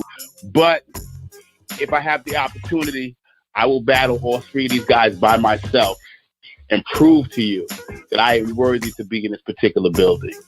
So so Paul's doing some music, and my introduction to the leaders of the new school was an immediate jousting session from out the gate. We all left that session bloody, tattered, torn, worn. But when Paul asked them after we had our little cipher, what did they think? They were like, Paul, it would behoove you to mess with this guy. He's a problem. And I've been best friends with all three of them ever since. Paul Shabazz is my number one mentor. He opened the door for everything that I do. And I'm thankful for that one particular day. So I just wanted to rewind back to that to get some relevance on the relationship between me and Buster. I'm about 5 years older than him. So he's a 16-year-old that I have, to me, a snot nose that I have to prove myself to, but he was already in the building, so it made perfect sense. And they were the gatekeepers as far as creatively for new talent flowing in and out of that building, because they were the newest blood that Hank Shockley and Keith Shockley and Eric Sadler had identified. Right. And they were hard workers, and I was glad I met those guys because they made me step my game up. They made me work hard, and I definitely pushed them to work hard, and I supported everything that they did, and likewise with me. So we've always had a comradeship that's unmatched. So doing Put Your Hands was not, and it was a simple evolution because me and Buster had already had 10 years of history. I already loved and respected him, and there was a likewise mutual type of relationship. So when we did happen to re-encounter each other in '97 and do that record. It was just a divine situation, which is why I say that. I'm sorry for cutting you off, but I want to ask you: did you all produce that with Buster in mind? No, absolutely not. Okay. I can't tell that lie. We produced it because we had to go to work the day before that and the day after that, and we would make songs in the house daily. Because one, even though I was actively in the game, in order to keep my spirits alert and to keep my soul alive, we would still do music all the time in the house. And this was the one or the first time that me and my roommate decided, because there was some new equipment in the house that I didn't know how to work, but my roommate did. And he was like, let's work together on this particular song, because the parts of the sample that I found was starting to sound interesting to me and him. And we were like, there's got to be some way we can manipulate this particular sound and these sonics to sound good. And that was the first day that we really connected our chemistry. And Buster's road manager, because since we all were from the same route, was a great friend of ours. And he showed up at the house that night or early that morning. And he heard the track and was like, yo, Buster's going to love this. And I was like, I had already been beat up by the industry. I had already beat myself up out of the industry by losing all my resources and just maybe, a lot of mistakes that I had made. I'll take responsibility for that. So it didn't really matter to me whether Buster heard it or not, because I was a pessimist, because I didn't want to be disappointed. So it's easier for me to be a pessimist than to be disappointed about something that I'm expecting to work. Right. So I was like, yeah, Buster likes it. He likes it. If he doesn't, he doesn't. No big deal. Either way, I'm going back to work, and I'll be catering that wedding on Saturday. And that was really my thought. But as soon as Buster heard it, he did his best to let us know immediately, I love this particular sound. I want this sound done right now. Not now, but right now. And when I saw how serious he was and how feverish he was about really wanting that particular record, I was like, well, maybe we might be on something. And we followed the rainbow. And there's really a pot of gold at the end. So this whole 3-year down period, you're going to work, you're doing your thing, but you're still producing, y'all are still making music. And absolutely. We get to that fateful day when Buster hears it, and literally the rest is history. Yes, that changes everything, because now it validates everything that we were, tapping away on in the house before that. Right. Which to me, it just seemed like, therapy. Not realizing I was actually sharpening and strengthening my own muscles. Gotcha. Now here's the other. So this is where I was trying to get to. 97. There was a lot happening. We had seen the influx of a new wave of producers. So who, I can't off the top of my head, Half Pint, James, I don't know if y'all can remember, but in 97, who was basically at that time, Shamello, who was the sound, who was ruling the sound right at that time? So who were the sonic engineers that were most sought after? Was it Timberland? Was it Trackmasters? Trackmasters and Hitmen, Puffy's Hitmen were all over the place because Biggie was hot. Right. So it was a bad boy world in my opinion during that time. So it was totally bad boy then. Yeah, I agree with him. The Hitmen, Puffy, they was all over the place with Biggie and Junior Mafia. They was definitely everywhere at that time. Everywhere. Yeah. But so Pharrell and them and Neptunes and You also had the emergence of Death Row was already established at that time too, with Dre, who was still doing his thing, and you had Tupac moving over to Dr. Dre was heavy then. Moving to Death Row. So you had those two dynasties that were kind of right. Yeah. Right. Yeah. You had what you call in on the East Coast the Hitman, and then on the West Coast you had Dr. Dre. So that was actually the atmosphere at that time in terms of producers, and that was definitely it, because you had Dr. Dre. Tupac had just literally came out of jail, and from that point on, you had Dr. Dre with the Chronic, and he was, and then Snoop Dogg, and then he was rolling from that point, and then and you just had that whole East Coast, West Coast with Biggie, and that was the atmosphere at that time. 96, 97 was that atmosphere. Yeah, well, yeah, because you had Dre, the Chronic, and Doggy Style and all of that, dog food with Dog Pound, all that was early 90s. You're right. So then when we get to the after, Pac comes home and his album comes out, and now you got this Death Row dynasty, and of course Bad Boy. So that's what I was trying to get at, though, was what was the sonic landscape? Like, who were the sonic gods at the time?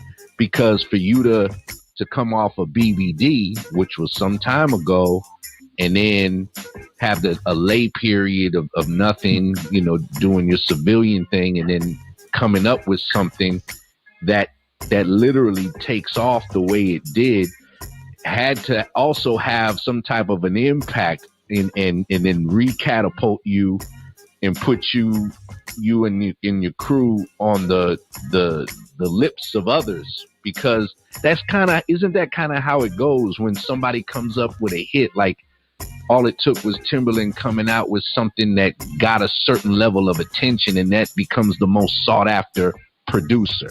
Is that kind of the way it goes? All eyes are on you. Absolutely. All eyes are on you at that time. And everybody, the floodgates opened. Everybody wanted Put Your Hands Where My Eyes Can See immediately after that record came on. Everybody. So then what happened? Like, what was the life like after that, and what hits were produced after that, and for who? Well, here's one of the major things that we did after that.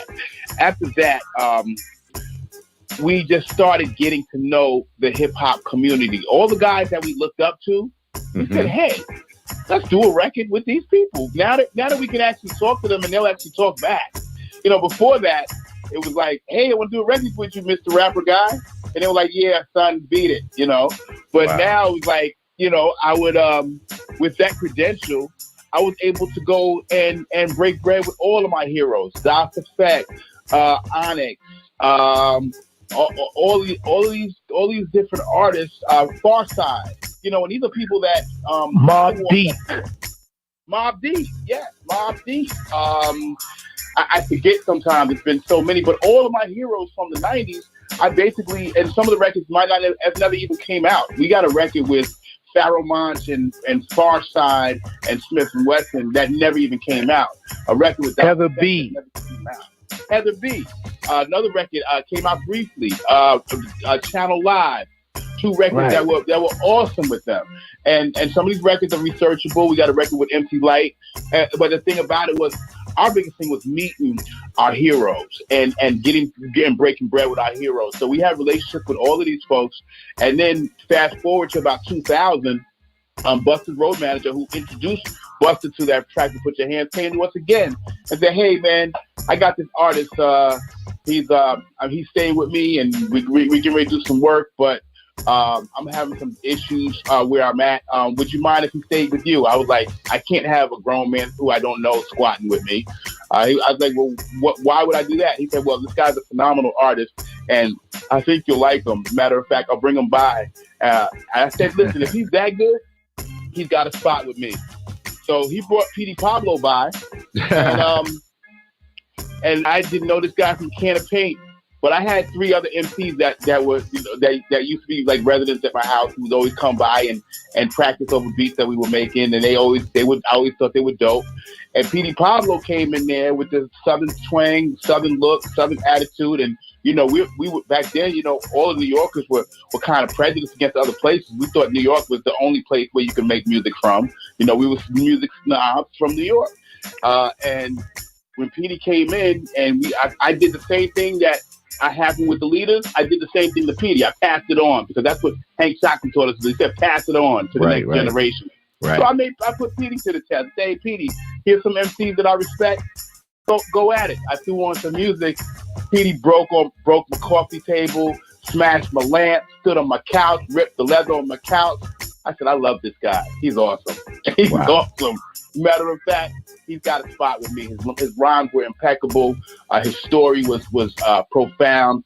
He could sing, he could rap, and we developed a relationship. And over the next 2 years, we came up with a couple of albums, chopped it to jive, and immediately he walked in and he's become who he has become. He was actually one of my favorite artists that I've worked with. You know, just the whole process. Because we learned and we were able to sharpen our sword working with Petey, and Petey was able to sharpen his sword working with us. So, you know, iron sharpen iron definitely was a concept that we used to build what we created with Petey, and we're best friends to this day. You know, we've had ups and downs, but at the end of the day, we became brothers. And that was one of the highlights that happened after Put Your Hands. And then we decided we evolved into other areas of entertainment. We have a studio in Atlanta called the Artist Shop. And also, you know, one-stop shop where you do videos, podcasts, all types of anything entertainment related. And I also production manage film and television. I just finished a show, a 7-year run production manager for a show called Comic Book Man on AMC. We shut our lights, but that was a 7-year run of a very fun show. So I diversified my talents and picked up some new talents. And now, fast forward, I've been writing my book probably for the last 15 years because I've been every step of the way. I've been chronicling different things that I've been going through because that's my therapy. And then just recently in 2017, I said, you know what? Let me let the rest of the world. I was shy and I was nervous about letting the rest of the world hear some of my inner thoughts, but I was thankful that I garnered the courage to be able to do it. And the nuance of my book that's not like a lot of other novels that have come out is that I wrote the whole book in story form, but also in the form of poetry. So I do my storytelling, and from top to bottom, the book just so happens to rhyme. But it's basically a story that you can follow word for word. I talk about, you know, had dinner with Denzel, eating Brussels with Russell. I even once had brunch with Beyonce and Busta.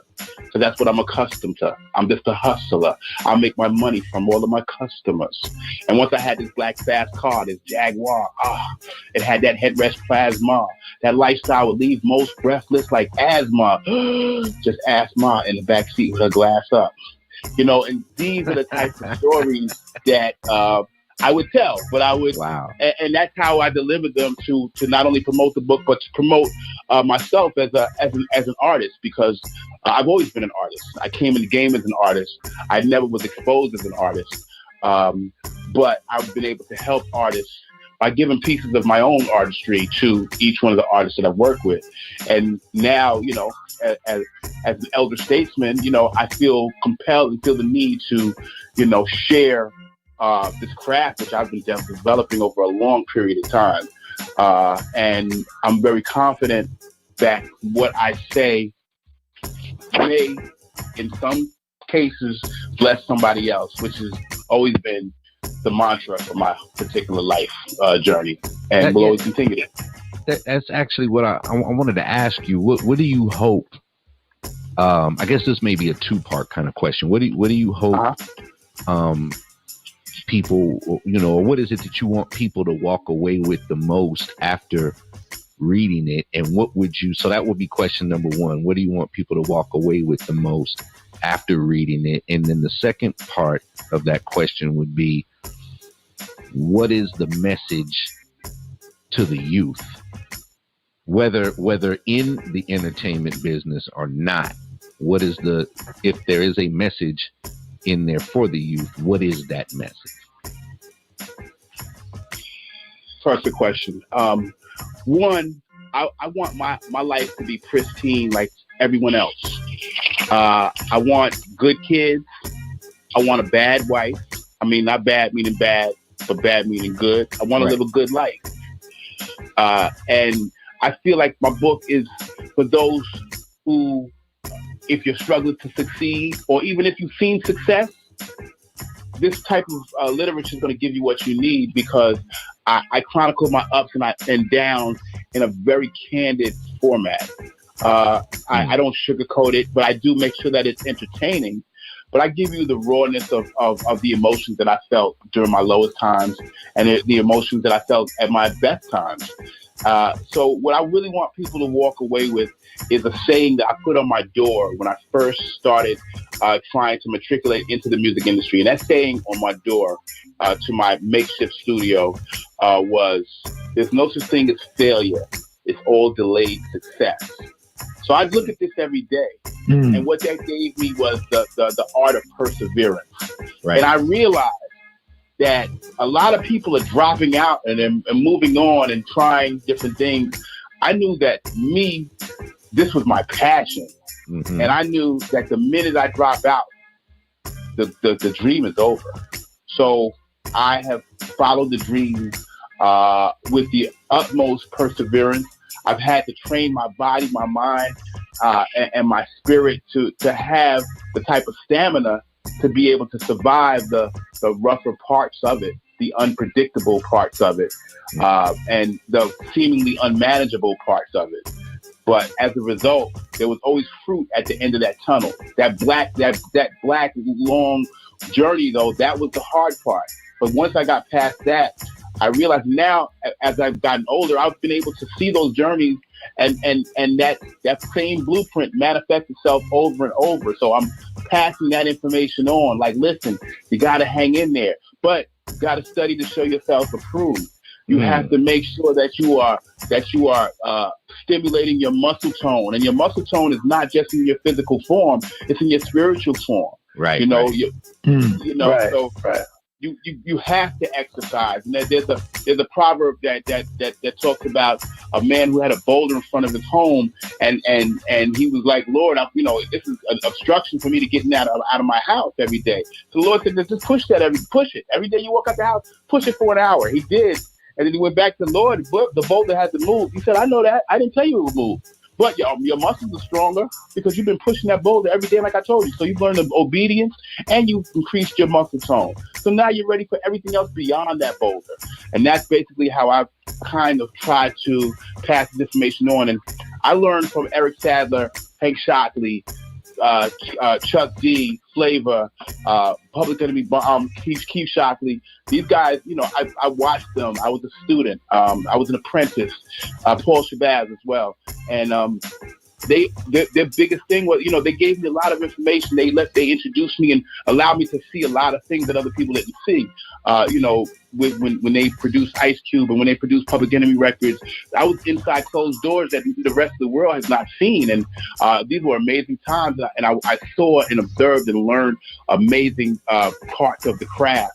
And I wanted to pay them, any big check I got. So what I do, hey guys, what do I write the check out to? You guys taught me all this stuff. I got to give you something. And, basically, especially from Hank, the sentiment was, listen, we don't want nothing from you, young blood. We just want you to pass this information on to other people and urge them to do the same, because those are the same people that might be pulling you back up one day. So you got to make sure you create this cycle of energy where we all kind of push each other up. I liken it to climbing a mountain. I say, yeah, the mountain is very steep that I'm climbing right now, but it's a little bit easier because I got a whole bunch of friends who are helping to push me, and I'm helping to push them when I get weak, and that's how we move. And that goes full circle to why I love and revere your guest hosts so much, because they are the pinnacle of that mindset. I've known them for many years, and we've always pulled and pushed and respected each other's movement and creativity. Half Pint, I've watched to develop. James is like a big brother. I'd run the country. I'd sneak in everywhere Public Enemy was. They wouldn't even know I was coming.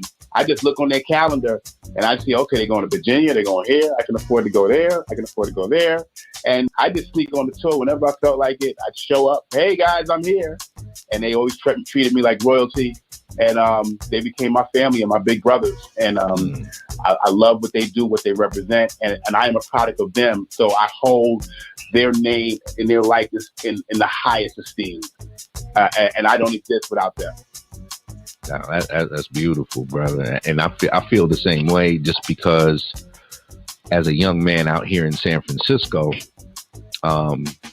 you know, right after Do the Right Thing, you know, hit the big screen, and I'm a young 16, 17-year-old kid out here in the Bay, having, you know, no true knowledge of self, you know, wasn't all the way in the wildness of the streets, but was certainly nowhere near my life's mission. You know, just a high school dude, you know, trying to figure it out. I thought I would play professional basketball because that's what most young black boys grow up wanting to be, some type of professional athlete. And basketball is my favorite sport, and Magic is my favorite player, and I wanted to be the new Magic Johnson. Never grew beyond 5'6" and a half. You know what I mean? So I had to learn. Don't laugh too hard, brother. Don't laugh too hard. But, I'm laughing because that's my story too. man, you know, I had to figure out something else I could do to be magical. And, you know, then when you see, you know, what was my man's name? Spud Webb and Muggsy Bogues, kind of say, well, maybe there's hope for me. You know what I mean? But they really made us look bad, man. They made us look bad. Man, brother, I never, you know, I never honed the skills, you know, that would make it beyond, you know, high school. And so, you know, that was that. And I got into the DJ thing, and I love that to this day. But I say all of that to say that when I was introduced to Public Enemy, the music, it was something about, it's that thing like Michael Jackson and Prince, you know, well, that was with Public Enemy, the effect they had on me.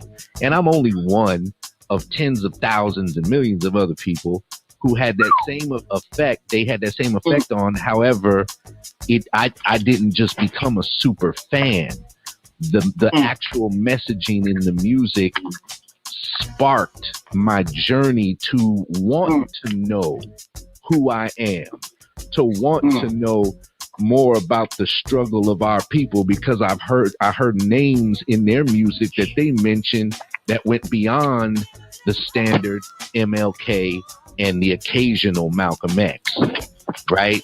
I heard other black people's names of great significance and great contribution to our struggle that I had never heard before.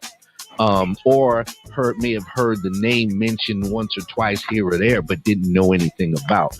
Well, it was Public Enemy that sparked my desire to want to know. And then, of course, when you catch the visuals of the group, that takes you on a whole nother journey, because the visuals citing the Public Enemy and performing videos just blew your mind. So I share your sentiment, you know, and today is a very significant day in Public Enemy history. So I'm going to toss the mic over to Brother James to share a little bit about the significance of February 10th, 2019 in Public Enemy history. And then, of course, if Brother James has any question or comment, we're going to take the conversation dialogue further with you. So, Brother James. Yes, February 10th, 2019 is the 32nd year of the existence of Public Enemy. Well, it's actually from the time that we signed the contract with, which is 1986 with Def Jam, but they don't count the actual year until that record come out. So that record came out February 10th. Yo Bum Rush the Show, February 10th, 1987. This is the 32nd year as a member of Public Enemy. The group has been together. Now, because Shamello said so many of the things that I experienced early on in 1987. Well, 1988 when I really start, like, we was that first year it's coming out. Yo Bum Rush the Show. But then the following year we dropped It Takes a Nation, and that thing mushroomed, so it blew us like in another stratosphere.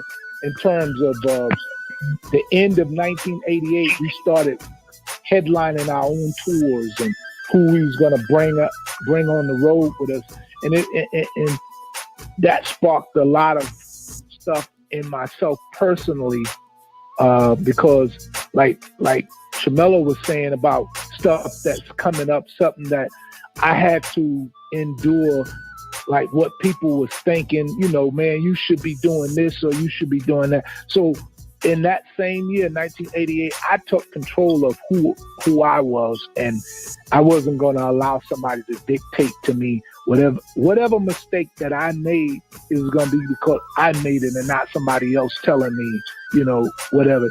And I took Public Enemy from that day point was I treated it as a 9 to 5. My character, James Bond, I will roll him out when I needed to. And that's what was the start of me doing what I was doing. But then I started listening to Hank. Hank is very influential to all of us. But he started to tell me within the last year or so, he said, man, you got to start, you know, branding yourself, just keep doing you, and then, you know, do more of you. And I'm like, wow. And then there's times where when I call and talk to Shamello would say, man, you know, spiritually, this is the thing that, you know, you keep moving forward towards doing more of yourself. And definitely, Brother Miles, is you as well, is, you know, bringing me to the forefront, and me, because, you know, when Public Enemy, the mouthpiece, and it's sort of how I've been taught in the Nation of Islam, is like when one of us is speaking, everybody else is listening and paying attention. So Chuck was the voice. I didn't get in the way of the voice, but the voice started to bring me out more as an artist. As you know, I was starting to write for Public Enemy, and Chuck was starting to perform some of the songs that I wrote. And then he said, "Okay, James, you're gonna do your own stuff. So my first debut on this song, this poetry thing, and my voice is throughout the album. And I'm like, whoa." And, you know, listening to myself, and I'm like, man, this is a whole different level. But I wanted to ask this question so we don't get off on anything further. What were some of the things that inspired you to even to put this in the book? I hear you saying therapy. It was therapy. And why did you call it from the name that you gave it? I just wanted to hear your thoughts on that. It's therapy because it allowed me to, instead of bottling up these thoughts, you know, I talk about, you know, a violent attack. I talk about relationships, breakup, abortion. I talk about successes. I talk about making money and losing every single penny. You know, I talk about friendship and how we lose them, and the importance that, you know, like Rakim said, friends, will they really fry you in the end? And I addressed that issue. I said to find out. So to release all these kind of things that were internalized was my therapy, so that I wouldn't implode or explode, you know, and that was very important to me, outside of anybody else hearing it. But then I wanted people to hear it because I'm a craftsman, and I've been crafting my lyricism since I was probably 8 years old. And I was like, people don't even understand. I am a very serious, very specific lyricist, you know, and a scientist. You know, in life, we compose of acids and bases, you know, and that's why I think basically I spit it acidic, and I hope critics get it. And if they don't get it, forget it. I still live it. But if they do get it, terrific. I'm with it. Give me the debit. I'm sorry. Better yet, give me the credit. No limit. And remember this, you can't mimic this with gimmicks, kids. Because what flows from the soul is limitless with benefits. So peep the genesis of these revelations. And the revelations found in Genesis, because it's biblical. It's cyclical. And I pity the fools who will shit on you and spit on you just to be considered cool. Don't call them nigga, because nigga, you pitiful. But it ain't funny, because I'll take his money and his honey like I'm Winnie the Pooh. I say, give me your PIN number, your VIN number. What else you got? Give me that too. Now check this out. It ain't funny and it ain't cool when it is you getting abused. Now isn't this true? So to help the helter-skelter felt by the friends, family, and victims of violence, and to stop the fuckery that fucks up our social environments, I'm going to end the segment with a moment of silence then. Oh, man. Man. That's bananas. Half Pint, where you at? I know you got something to say on that. I told you he was the truth. Man. I'm just so proud. I'm just so proud of my brother Shamello and what he's accomplished over these years, and also how he's honest enough to put it in a book and share that, and not just share it in his writing, but he goes out and he speaks on it as well. And I appreciate him because, again, like I said, he came to talk to my students last year. He was, he was transparent, but he was also giving with that information. And then again, because he's never too big in his stature to give back, he's been coming back and giving back to the community that he comes from. And that means a lot to, those that are looking up at him to try to figure out what do they do and how do they get there.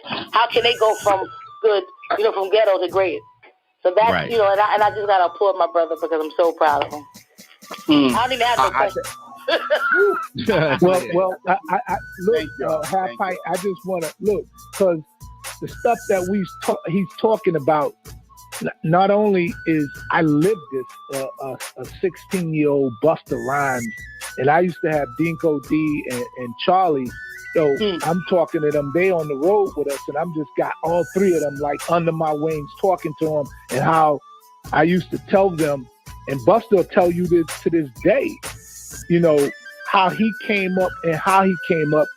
They ain't teaching that no more. And he'll tell you that. It's like we would talk, because this is how we was treated on the road. The DMCs, the LLs, they was different at how touring. You didn't use the full capacity of the board, the sound boards and the lights. And when Public Enemy became the headliner, one of the things we did was we wanted everybody to look good and sound good. So you use the full capacity of the lights and sound, so we all look good. If one looks good and the others don't look good, then how is that a good tour? You got to have everybody looking good. So one of the things I used to share with the leaders was that when you start to become the headline, you got to look behind you, and the people who are coming behind you, you can't mistreat them. You got to talk with them. You got to share what you know with them. That way, when you come up, they come up. Because, like you said earlier, those people you helped along will one day help you again, because you might not be it. And I heard Ecstasy of Houdini said this. He said, man, we was the hottest thing in the world, but then one day we looked around and we're not any longer. Now, if you keep in this business, you're going to be like that as well. And it's just a natural thing. As the new artists come along, watch how you treat them. Watch how you say things, because they'll pass you by one day and then you didn't help them. You didn't say anything to them. I did this with Busta and the leaders. I did this with, and to this day, hey, James, come on, roll with me. I can go there with him like that. Same thing with Houdini. They treated us, they showed us how to do different things. Doug Fresh was very instrumental in Public Enemy's and Run DMC in how we perform to this very day. S1W's got to move. I don't know. Y'all need to drill. And that came easy to us. And he said that. And it was no coincidence that he said drill. That's what we did every Saturday morning.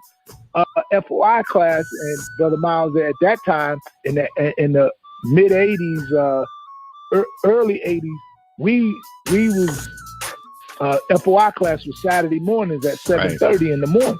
Right. And we drilled every Saturday morning. Myself, Griff, James, we just drilled. And then that's how everything started to really come together. So this story of about Shamello is, you know, I'm really looking at it like the Strong Island family, because everything was the city, but then Strong Island, when we came into our own with what we was doing, that's when everything really started to come into play, you know, and then you know, from Public Enemy to Rakim and to EPMD, Keith Murray, Buster. I mean, it just really De La, and it just really came together and how everything went, and then the sound, you know, strong, you know, it just got really big, and then like we was talking about Paul Shabazz, and I was just thinking, now Paul Shabazz live in Atlanta now. This is the part of the PE family. This is the part of our family that, you know, you really don't know who's coming up behind you and what you could say and do that would influence them, that would bring you back into the fold.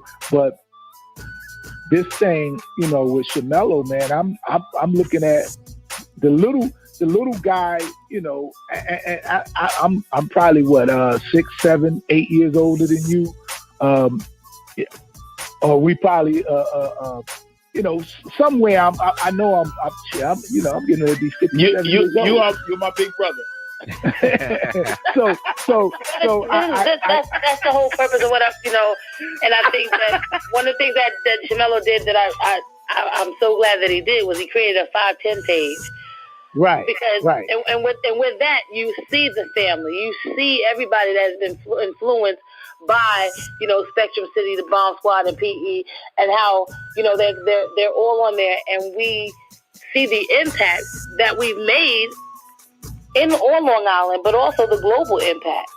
And again, it was so family oriented that, you know, from day one, me coming in, it was like, okay, how the same way she walks up in here better be the same way she leaves out, and the protection and the brotherhood, the sisterhood, the family orientation, and it lasts 30 plus years, and that's what's, you know, very rare, because you don't see that, you don't have that anymore, and it's lacking in the system that exists in our community for artists that are trying to get out there, but also that are, you know, that are out there now, that are, you know, when we see this whole situation between the pioneers and the youth. And this is why our platform is important, because we're bridging that gap. We're trying to make that connection, trying to find solutions where we can say, you know, with fidelity, we are reaching out to our young people to educate and empower, and to make sure that they understand the role that they play, but also to preserve it and dictate the narrative. Because too many times we have these people that are out here that are not a part of the community, or they're not a part of the culture itself, and they are dictating what we are and who we are and what we sound like and what we should look like. And it's causing a lot of problems when we go outside our community and we're confronted by these people who don't seem to come into contact with us unless they see it on the TV, unless they hear it on the news. And those are false images that they're seeing, but they're the only ones that they do see, and they're okay with that, because it feeds their ignorance, and it also, you know, feeds their narrative of what they think we are. So it makes it okay and justifies their behavior and their actions towards us. So this is a great platform, and that's why, you know, again, coming from where, you know, the 510 family, and coming from and seeing Shamello and his evolution, that's what makes this worthwhile. And I so appreciate him. I appreciate the forum itself. And you guys got me thinking of all these ideas of what we should be doing and what we're going to do. And, you know, we're going to have the first hip-hop for justice panel discussion with the 510 family and the global impact of hip-hop on Long Island. Man. I'm going to have by the summer. Look, man, look. Let me tell you, I'm going to share a story with you. And this is going to be in my book, because my ex-wife told me, she said, James, you sure you want to like talk about your life, you know, what you went through? You sure you want to open that up? If you don't talk about you and what you've gone through to get to this point, you know, I always say that, but then when you think about what we all went through at 5'10" and some of the things that we went, this is what I was gonna say. The 98 Posse was a crew of guys who bought 98 Oldsmobiles, the Delta 88 Oldsmobiles, and they fixed them up. Now, how we all became tight was myself and one of the guys. These was drug boys in our neighborhood. One of the guys, I punched him out like completely. At that time, you couldn't say a lot of words to me without me smashing you. That in my youth, that's how I was. You just didn't, and I already had Islam up in me. You didn't do a lot of talking to me. What you gonna do to me? I'm gonna get you. And I smashed this guy, and Griff, like James, chill out. This was around the time with Public Enemy forming. The S1Ws at that time was Unity Force, and we did all of the security for Spectrum City. We made sure everything that you dropped your children off, they were going to be fine. We wasn't going to have no issue. So the 9-8 Posse at that time would come and they would cause the ruckus at most of the functions. And the Korean ballroom, I know you all going to be, the Korean ballroom was where in Hempstead where we usually do a lot of Spectrum stuff at. And this particular night, and I wouldn't be here if I didn't say, we getting ready, we done squared off with the 9-8 Posse, and we getting ready, because it started out guns everywhere. I mean, God is my witness.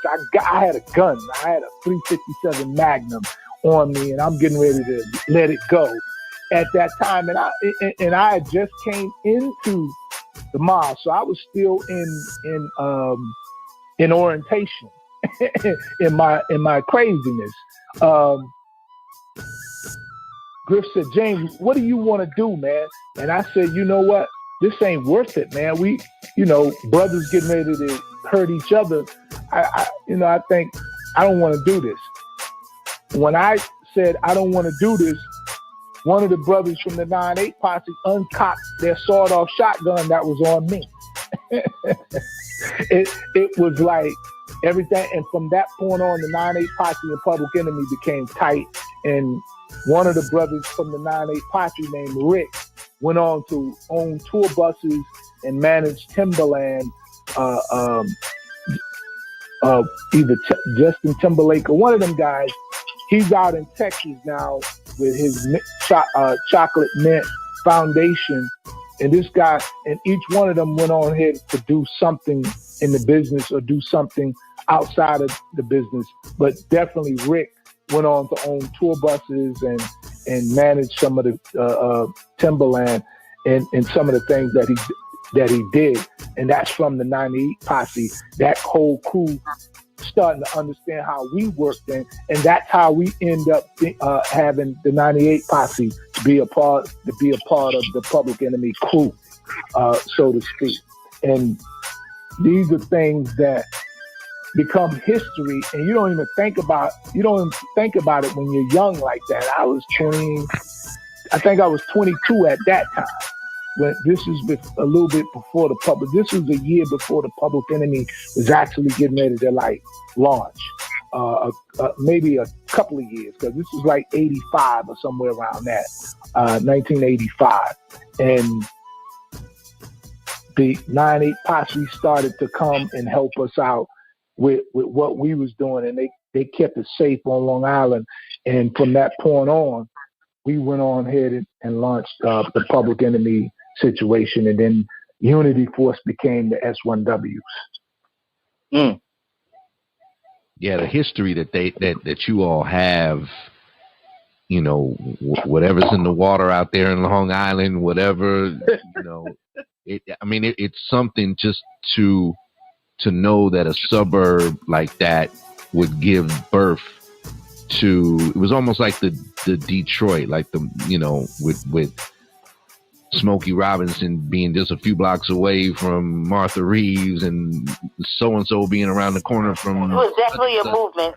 Yeah, you know what I mean? That's their movement. So to know that there's a 5-10 page, because I don't have the book, so obviously you all are getting me so excited. I might have to put my order in when this call is over. But to know that there's a 5-10 page, you know what I mean? To know that there's, homage is being paid to the birthplace, of our brother and of his creative, really the I guess it would be the incubator for his creativity, to allow it, space to grow and the nurturing ground for him. That's a beautiful thing. I think Brother James, I'm not sure if you answered this, but it was one of the questions I wanted to ask Shamello. Why the title From Ghetto to Greater? Why that title? Right. Yes. And I didn't forget you on that answer. I got a little sidetracked when I start spitting. I go in another place. But it's really, I grew up in Hempstead and I grew up in Jamaica, Queens. Two places, two urban areas of New York. Now, I did grow up in a middle class household. So a lot of people who know me from back in the day are like, man, you wasn't in projects with us. You had mom and dad at home. What you know about the ghetto? And the thing about it is, what I realized is that I lived in the same ghetto that they did. Inside my house was middle class living. But at the same time, the ghetto that I refer to has nothing to do with any of those things. It's a mindset. Because you can be rich and be ghetto. You can be poor and be ghetto. Right. So it's the mindset of going from one place to another. And that's what I'm really trying to foster. Yes, metaphorically speaking, I grew up in the ghetto, but that's not really what I'm saying. Is the mindset that I came from, where I didn't want more, or if I didn't know how to get more, but I wanted to show the process of getting more. And back to another question that I didn't completely answer for you, it was also a relationship with God. It's a thread throughout my book.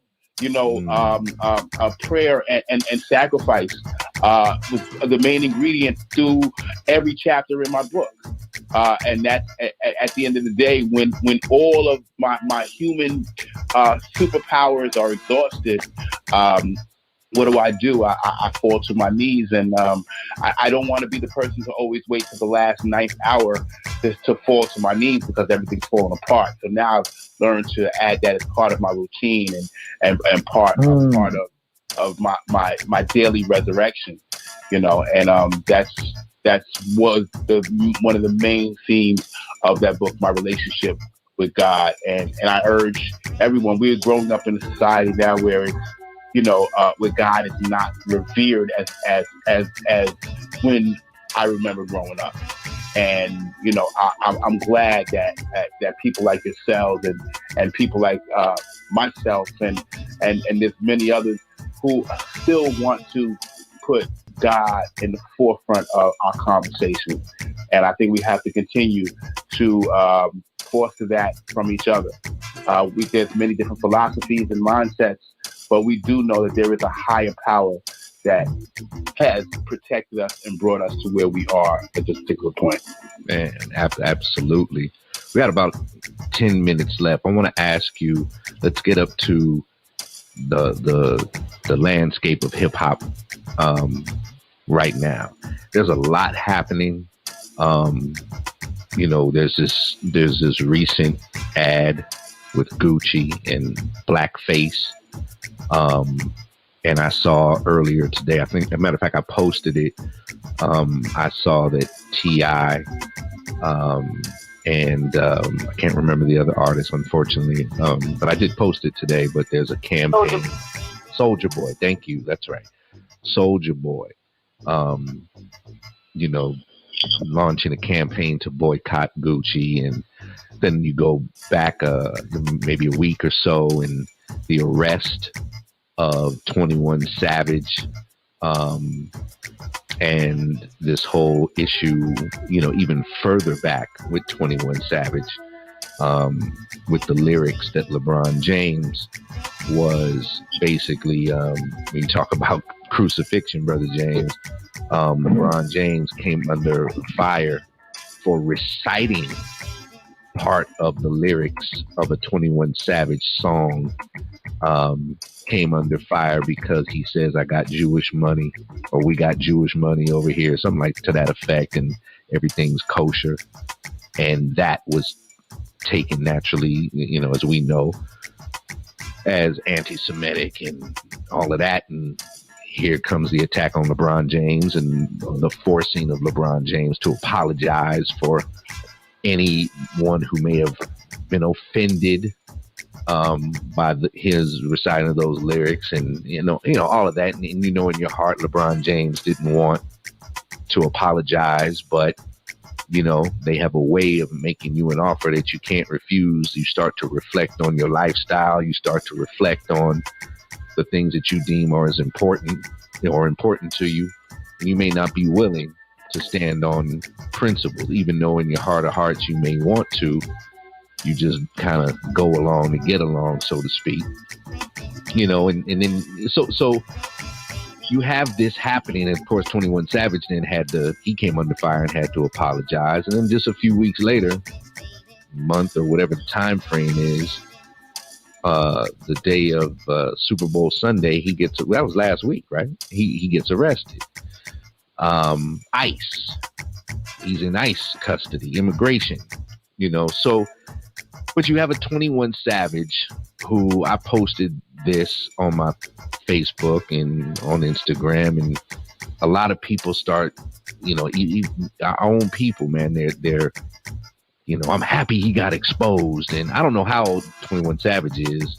I really don't know how old he is. I don't think he's maybe in his mid-20s. I don't know, just by looking at him. Of course, we know Soulja Boy is not the youngster that he was when he first hit the scene, but he's still a very young man. My point is, you're seeing, we see the landscape of the country. We see what's happening in society, right? And then you have these artists who have the eyes and the ears, particularly of the youth, all around the world.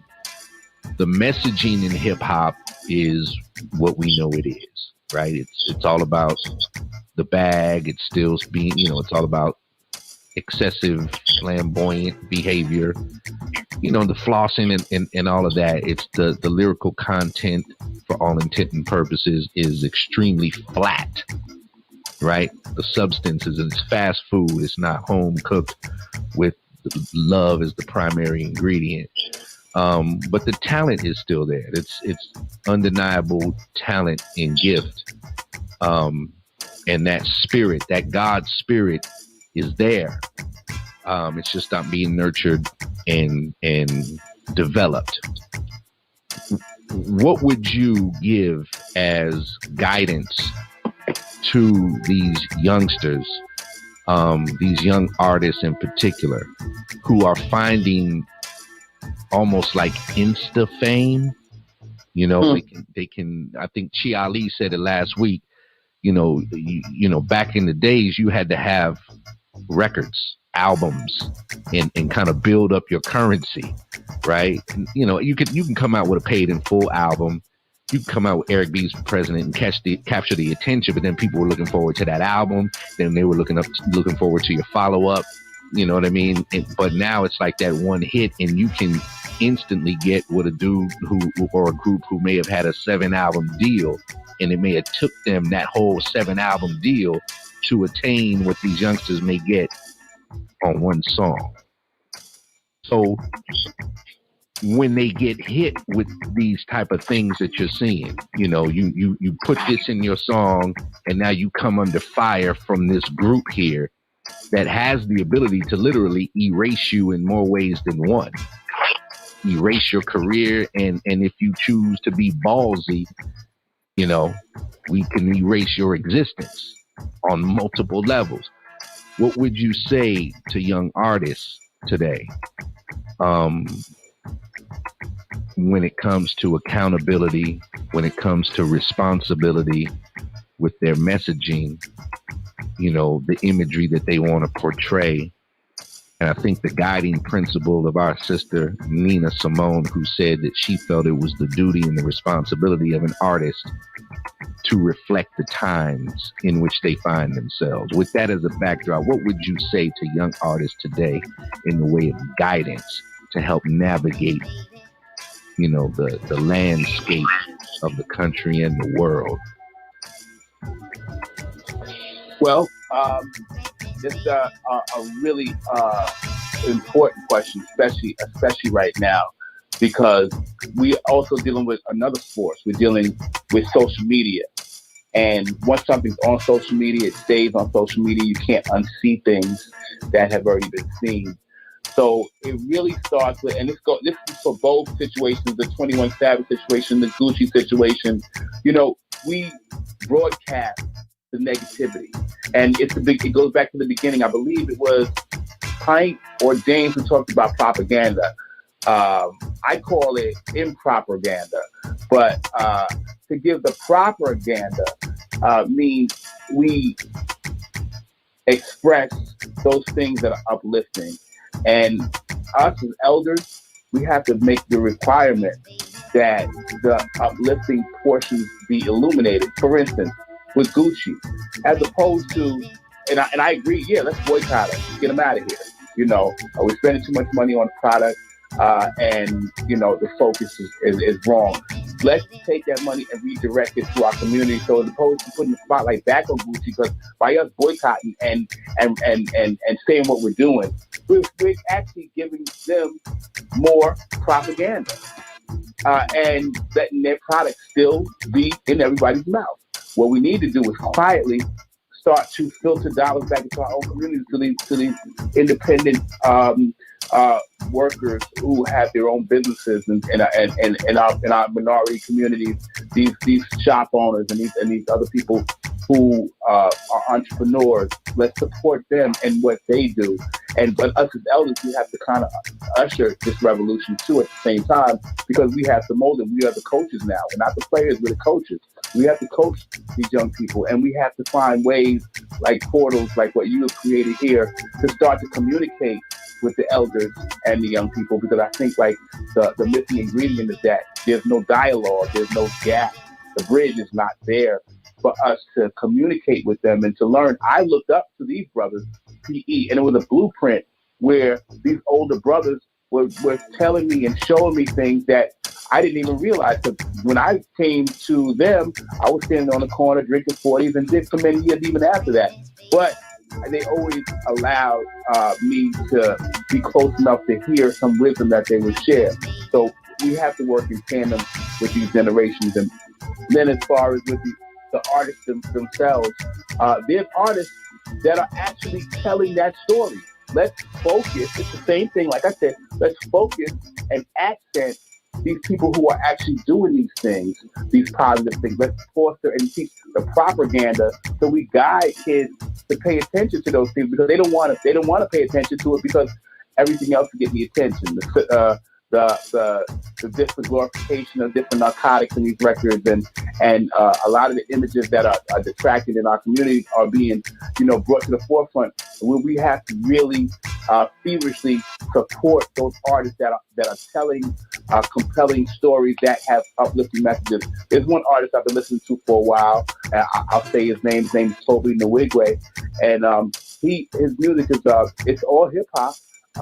Almost a little bit like Andre 3000 from Outkast in his vocal tone and some of his delivery, but just his imagery and what he talks about, to me, really is an offshoot of where Public Enemy left part of their breadcrumbs. And I think he picked up some of their breadcrumbs and brought it and kind of evolved it into what's happening right now. But we have to support these types of artists. We have to identify these types of artists. And us as elders, we have to be more vocal. We have to learn how to use our computers, just like the young people.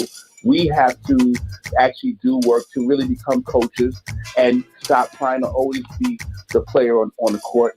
But, we have skills. So, yeah, we want to display our skills. I always want to spit a verse for somebody. But at the end of the day, I know I have a responsibility to a new generation. And they're more of my focus than even I myself am, because I know that they will inevitably be giving out the information that the following generation is going to need to succeed. So we have to make sure that we're treating and training everybody right that is coming in succession behind us, the same way that we were taught, the same exact blueprint that Hank told me, word for word and verbatim. Reach back and pull somebody. We got to keep fostering that ideal. And nobody said it's going to be easy. If robbing banks was easy, we'd all be rich. You know, so that's my theory. We just have to keep fostering and keep reinforcing the positive. We don't have to illuminate the negative, because when we illuminate the negative, we create falsehoods too, and we give propaganda to ideas that don't need to be illuminated anymore. Gucci, I don't want to say that name anymore. As a matter of fact, I won't say it anymore for this. And also, one of the observations for me personally was the fact that when we talk about this hip hop, we say that it's a negative thing, and we the kids need to do this, we need to do that. But this is the same evolution that we had when we got into hip hop. My parents hated hip hop. It was mumbo jumbo, boogity boogity boo. They didn't know what I was saying or what kind of codes I was talking in. So it's the same exact message that was happening when we were younger, and we had to train ourselves, one, to make it a little bit more clear for our parents to understand. And once they got it, because my father, he loved hip hop, and especially loved 90s hip hop. He couldn't stand it when I first started spitting in the 80s. Could not stand it. And now he's my number one fan and my greatest supporter. So I think the mindset can be changed. It's just that we cannot give up. James Baum and the rest of the S1Ws did not give up on me. And I was a snot-nosed kid running around drinking 40, but loving what Public Enemy was doing. And I would chase them around the world, and I still had to grow and I still had to evolve. And they didn't judge me. They knew that I was attentive, and they knew that I wanted something from this culture. And they respected that, and they allowed me to at least be close enough to their platform to learn something. And now I'm at the point where I want to pass that off, and I'm going to try to pass it off to as many people as I can. I cannot save the world, but I will try one at a time. Beautiful. Beautiful, brother. I have one more question. Of course, if Half Pint or Brother James has any final question or comment that they want to make before we wrap up. I wanna ask you this. When you look at the continued, because this platform is Hip Hop for Justice, right? So that's the name of this collective that we've established, and we've established relationships with, or some have had existing relationships, but we certainly have established relationships with many of the legendary artists. I mean, over this this is our 4th year period. We've been blessed with many the presence of many legendary artists and influential members of the hip hop community on this platform.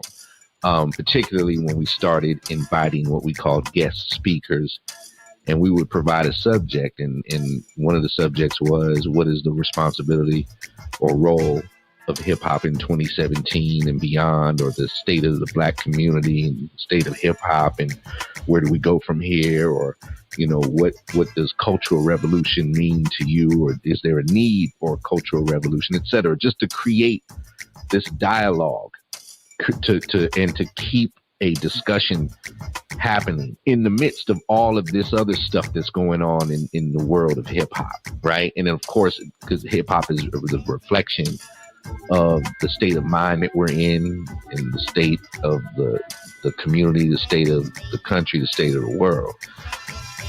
When we see these continued acts of violence and outright murder of Black and brown people, but particularly Black men, when we see the police continuously murdering Black people with impunity, what do you say, pardon me, what do you say to these artists, particularly the rappers, who whether they sought it or not, have become the darlings of the Black community. Dr. Wesley Muhammad said that the rappers are the gods of the Black community. Now, you can listen, you can hear something like that at first and immediately dismiss it, or you can hear something like that and think about it. And then just kind of think about it. And then as you continue thinking about it, your head will start nodding and you'll be like, you're right. You know what I mean? So what would you say the duty or the responsibility should be? And many people have said, well, we can't dictate, what the artist should be doing. I don't know if I necessarily agree with that. But I'm asking because this is where we want to get different people's thoughts or different views and thoughts and perspectives. What do you say the duty should be, particularly to the rappers? Do we wait until Gucci comes out in blackface or Prada comes out with a little monkey looking doll with big gigantic red lips? Because that's a Prada ad. And, anybody on Facebook, look at Kadir Latif, a brother that's a part of Rough Riders. Look at Kadir Latif's post, and he posted up an image of Prada, an ad for Prada, and an ad for Gucci, and it's all blackface stuff. But these are brands that we freely promoted, along with every other brand that hip hop has promoted. We've been the #1 marketing masters, and marketing marketers, or whatever the term would be, for all of these brands. Hip hop has given so much to so many. But when you look at and you see the condition of Black people in particular, from which you get hip hop, you don't see the stand that you may think should be there from those who have benefited so much from our culture. So then now what do you say to the rappers in terms of responsibility and accountability when you see this happening, you see all this injustice taking place constantly? What would you say the duty and responsibility should be? How would you encourage them to take responsibility for their words, their messages, given the climate? Because we're not talking, I understand what you said before about patience and perseverance, because that's what it is. You got to be patient. Everybody grows as they grow. But when you look at the time that we're in, and you look at it's not a big what do we do? Well, I'm really glad you brought this one up, because you're right. This is a microwave society. Patience and perseverance aren't quite as formidable as they once were, I guess, in generations past. People want a quick fix to everything. Whether it's good, they want a quick fix. Whether it's bad, they want a quick fix. And the rappers, because of their godlike status, when they speak, people do listen. So now, when they speak negative, and they empower negative images, people listen to that. Okay, let's get high. Let's do this. Let's do that. But now, with particular leadership, and that's the key. There's a lot of because if you want to get to the scene of the crime, you got to follow the money. And there's a lot of moguls, such as Puffy and Jay-Z, whose voices are not only large, loud, and prolific. They have the ear of even this generation, because they're revered. Because if you follow the money, because these guys were successful and knew how to garner that type of success that this generation wants to have. So I think it starts from the top, from the elder statesmen, and we have to filter this information to these young people, because they're getting a lot of money. And when you got a lot of money to massage a lot of your woes, you don't realize the importance of your voice, and you're blind to those people who are suffering around you because of your comfort. And your comfort would cause you not to realize. So with me, I can't save and change everything. So what I've done as the solution for myself is to actually jump into the mix and jump in the fire and just lend my hand as much as I can myself. I go to meet these new artists. I shake their hand, and I do exactly what I'm saying right now. I embrace the new artists. Everyone that I meet, I share these ideas with them. So all I can really safely do is honor this concept through my own work and through my own life, and help those in my community, and hopefully and prayerfully I'll leave examples that will teach a generation to be wise and help and be our brother's keepers. It's a tougher question to answer in just a 5 minute segment, but I think it starts with leadership. And some of our important leaders, we have to urge each other to just take a moment back, make yourself a little uncomfortable, and train this next generation of generals and arm them with the tools that are going to be necessary to make a new generation that's going to be able to spit out images, and it comes with supporting those who are putting themselves on the front line, the J. Coles and the Toby Nwigwes, and there's other artists that are out there that are giving us Kendrick Lamar's, and even Kanye when he's in the right frame of mind, are giving us information and imagery that's uplifting and serviceable to our community and the world at large around us. So we have to just keep talking it. We need your show times 10, times 15, times 100.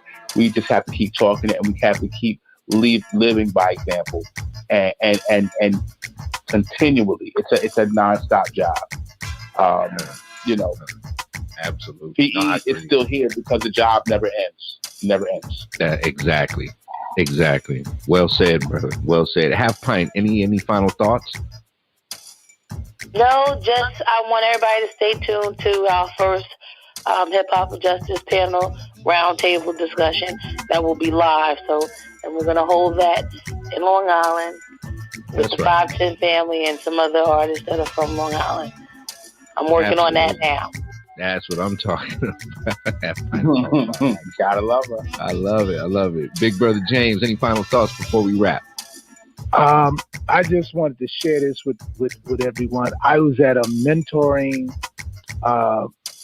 yesterday in Washington, D.C.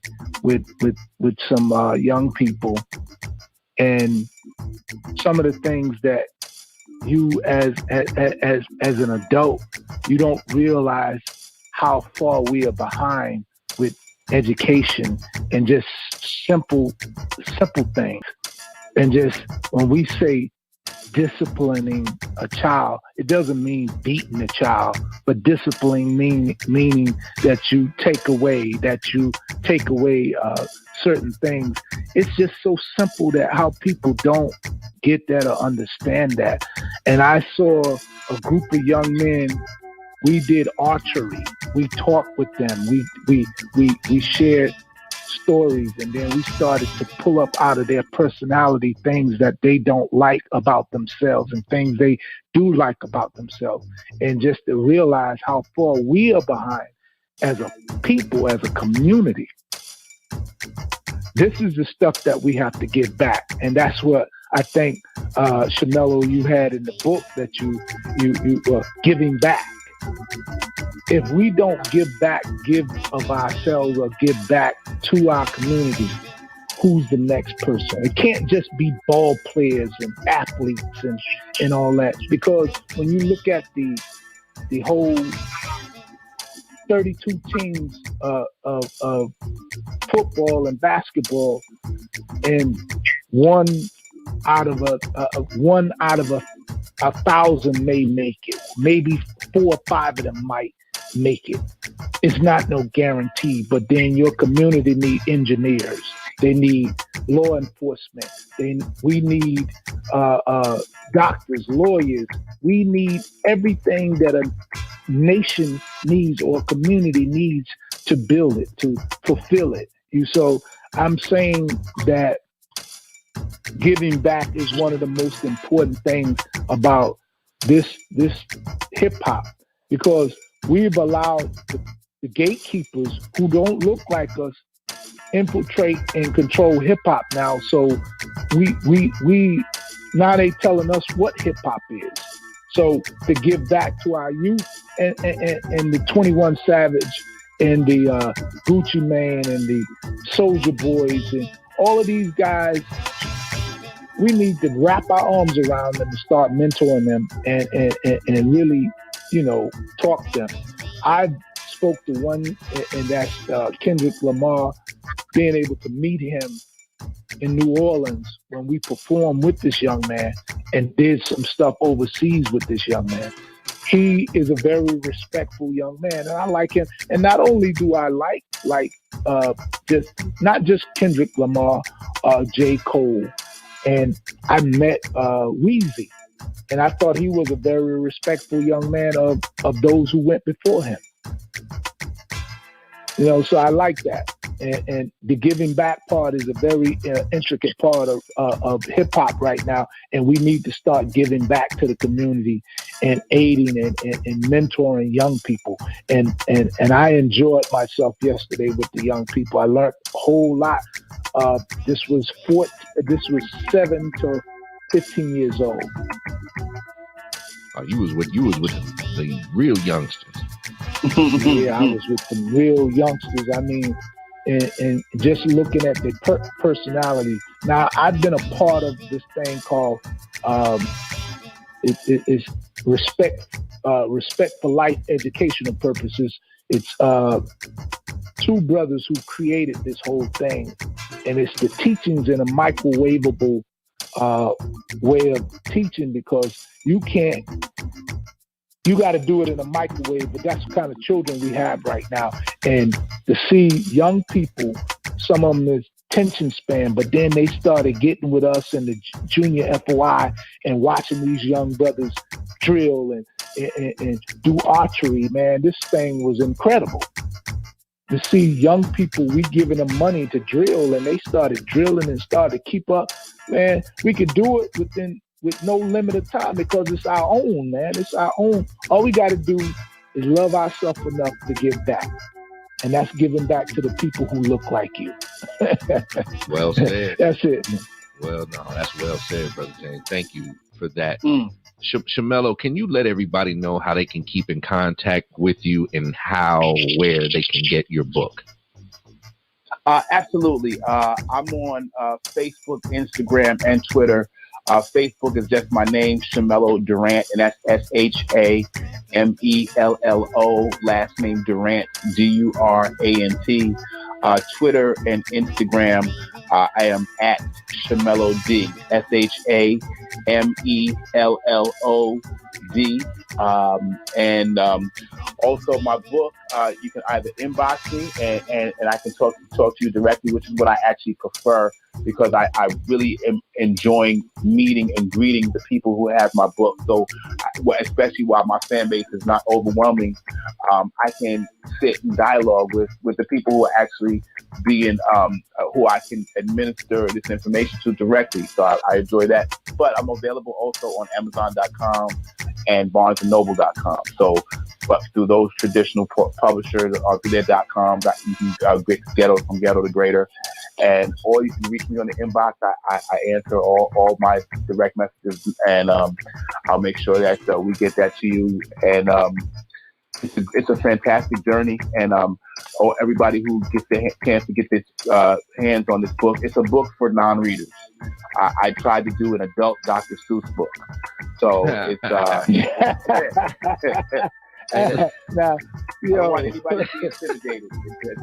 It's a fun book to read. Half Pint was one of the first people with it. Hopefully she can co-sign that. I try to make it as easy as possible to read, and poetry helps out also with that. And it's a very short read. If you're a working person, in 3 lunch breaks, you can probably finish the whole book. This way, people can go back, because you will get a new jewel every time you go back through and read it, because I wrote it in such a way that there's information and layers of information. Some you may not even get the first time. And yes, so I co-sign it 100%. The book is dope. It's very insightful. It's enlightened, and it's empowering. Thank you. Yeah. That's beautiful. Listen, brother, it's been an honor, man, to have you on tonight, and we're looking forward to continue building with you. I'm looking forward to getting the book and reading it, and getting more in touch with you through the book. But tonight has certainly given me, who doesn't have the relationship with you like Half Pint and Brother James, it gave me. It really what it did is it confirmed everything that they were already saying. Particularly Brother James, who mentioned your name to me a few times over the last several weeks. So I'm definitely honored to meet you this way, and look forward to meeting you when we have our round table out in Long Island, because Half Pint is going to make sure we make that happen. That's right. So I'm and see, that's a train. That's a little train ride up to New York, and or even a bus, because I could do the bus here in DC. We could do $35 round trip to New York and get up there. It's the mega bus. There you go. Mega buses, and it got the internet, serve Wi-Fi. You get up, it's a double-decker bus like the ones in England, and we can get up there and do that thing right away and come back. Even come back the next day or the same day. So I'm looking forward to that as well. Shamello, I'm loving you, my brother, even more, to getting to know you even more through what you're doing. Is a beautiful thing right now. I'm enjoying. I'm gonna get the book, because I already did the proposal for my book and I sent it to a company in England, since England is the launching pad of Public Enemy right now. That's our base. That's literally almost our number one base in the world. Yeah, that's for real. That's for real. Well, I want to thank you all for making me feel so comfortable and allowing me to open up and express some of the things that I had on my heart anyway, that I wanted other people to know and understand. I'm grateful and humbled. And Brother Miles, it is more than a pleasure to make your acquaintance as well. And I consider you a friend now. And I appreciate you all to the highest degree. Thank you, brother. Likewise. Thank you, man. And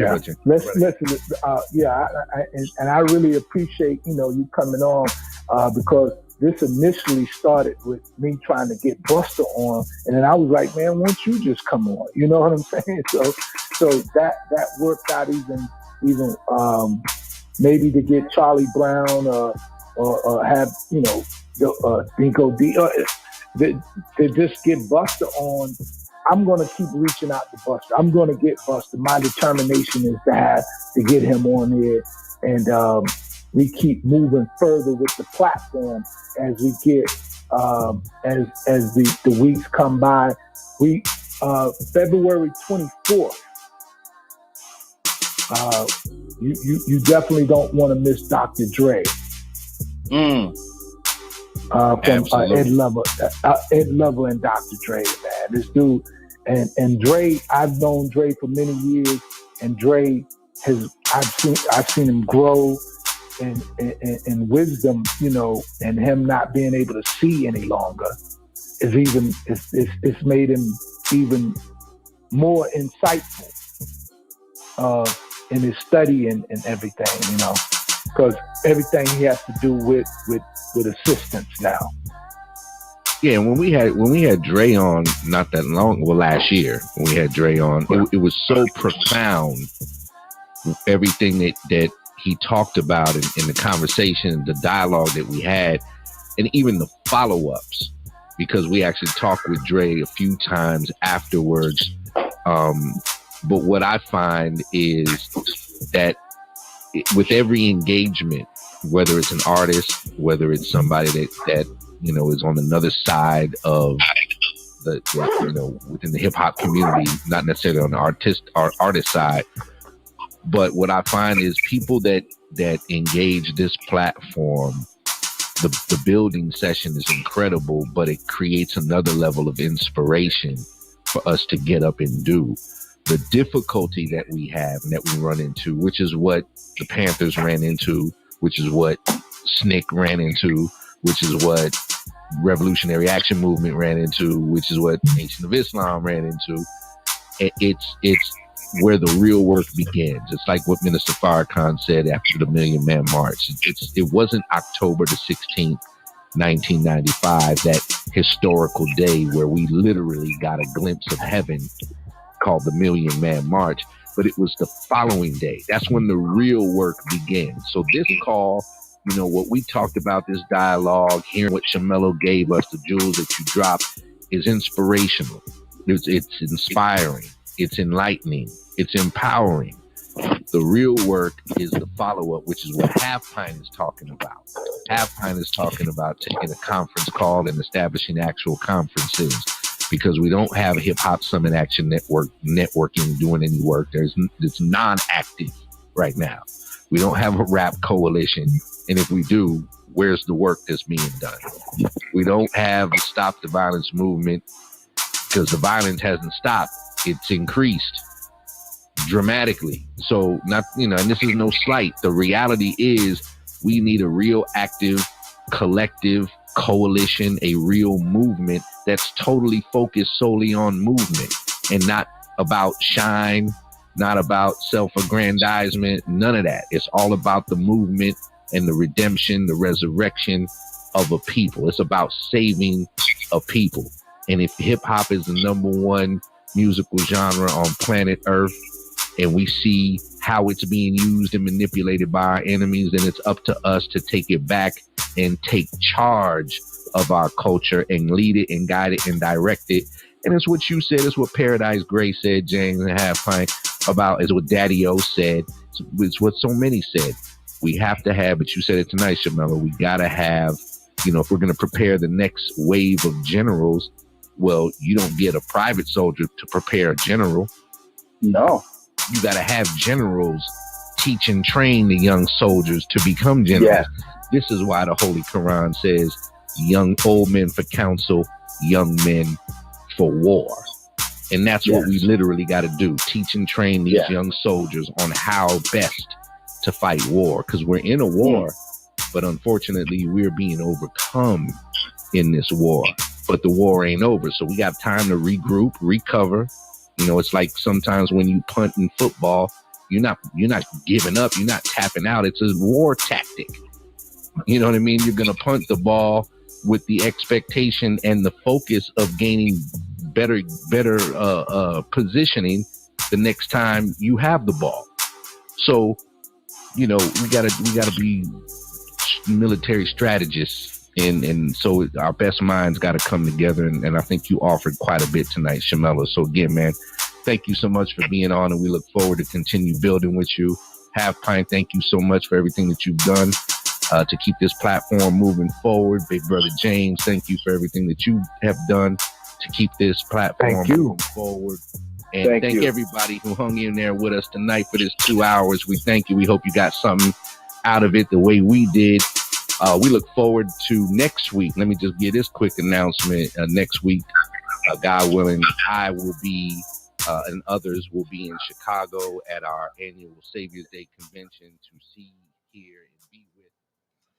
Salute to the brother Miles Muhammad. Salute to that brother. Salute to brother Muhammad for allowing me to play that.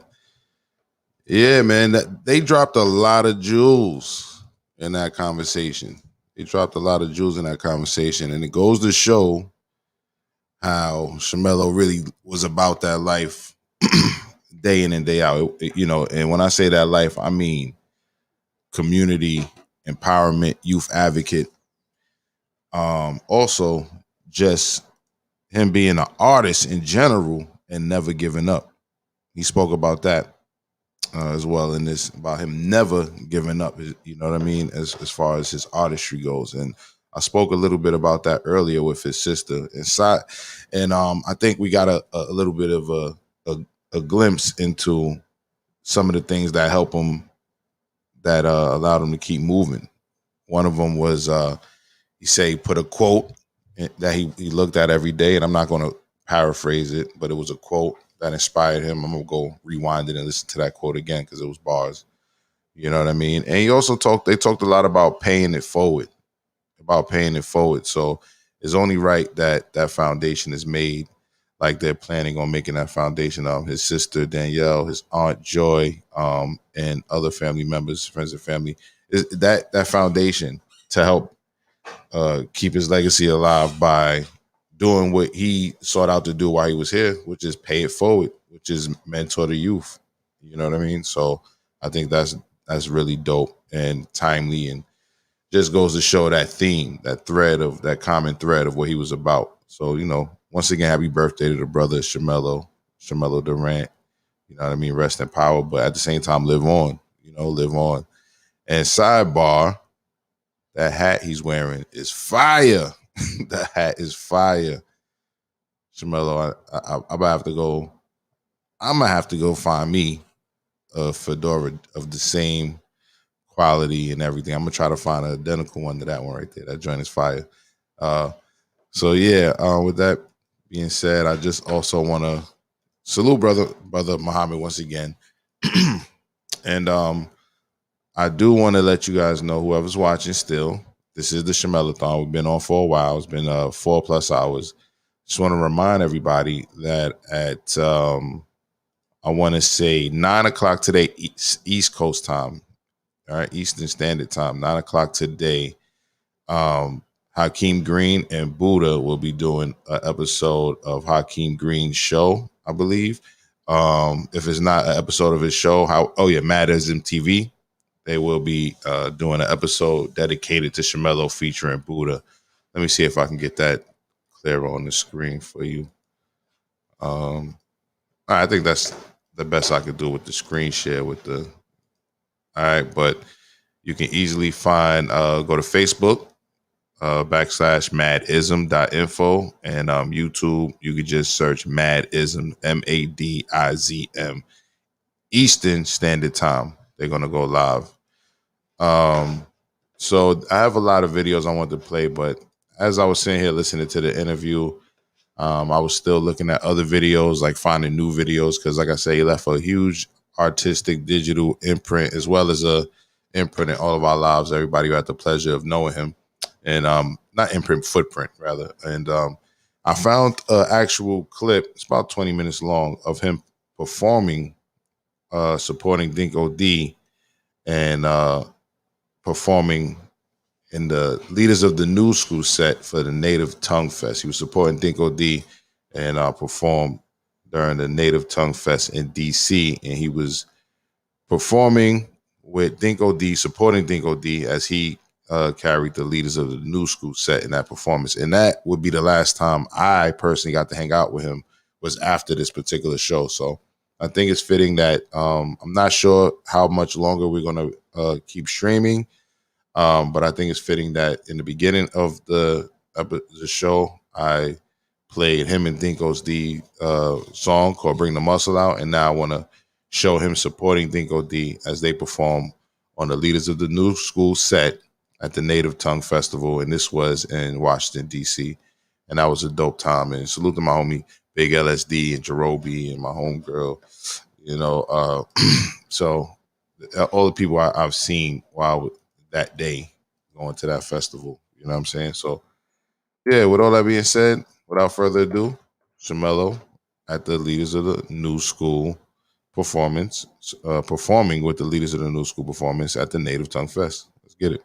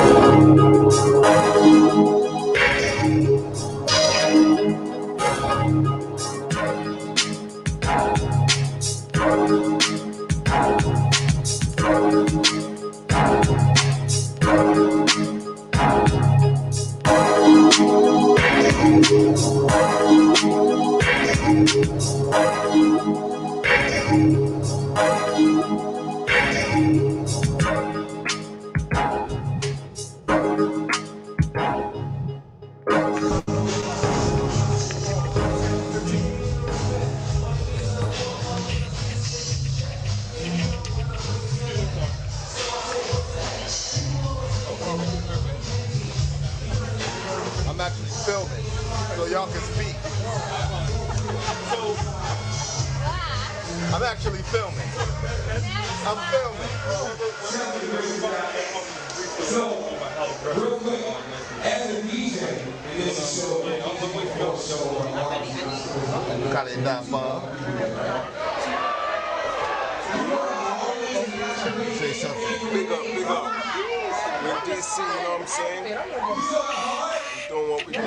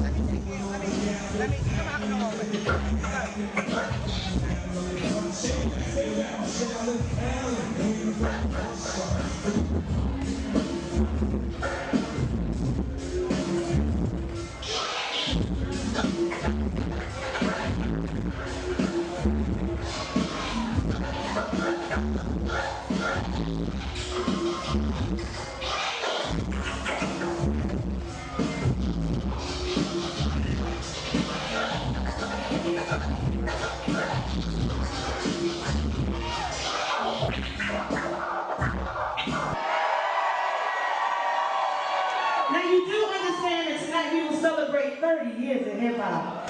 It ain't gonna be a whole bunch of talking. I want you to right now look to your left. Now look to your right. Some of y'all been drinking because that didn't go right. Now look again to your left. Look again to your right. It's a lot of instructions. You pay attention. I'm fucked up already. Now say it with me. We family. As the night progresses, as we put things in the air, as we toast with juice, remember the people to your left and your right. They want to have a good time with you. We gonna mosh pit, we gonna dance, we gonna party. Word. We want to keep the peace that we have and the energy and the vibe we got right now until we leave this motherfucker. Word. Can we do that tonight? That's what I needed to hear. Shout out to the investors in the building. This is what happens when you show up for the village. The village shows us up. So New York, are you here? DC, you here? VA, you here? Philly, I heard you was in the building, but we have to get this show on. Cleveland, Ohio. Let's take it back to the street on bullshit. Y'all listen to it, right?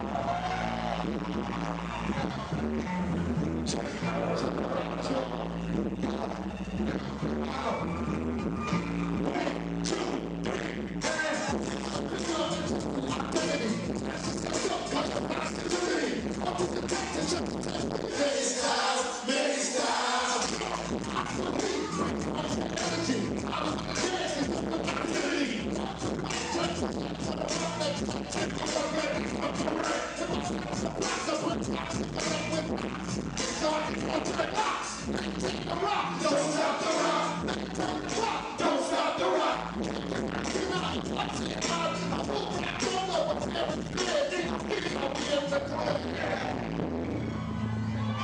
We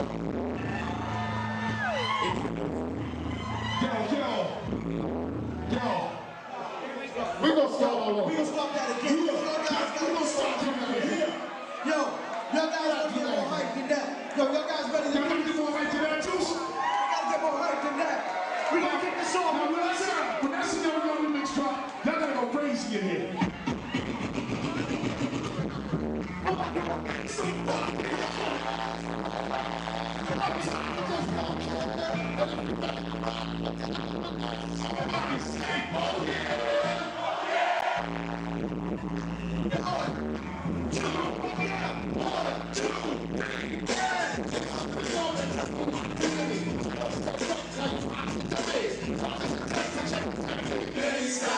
Many styles.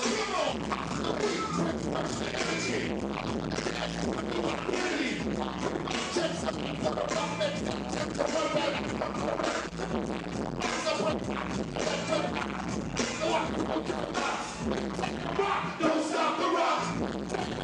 Don't stop the rock.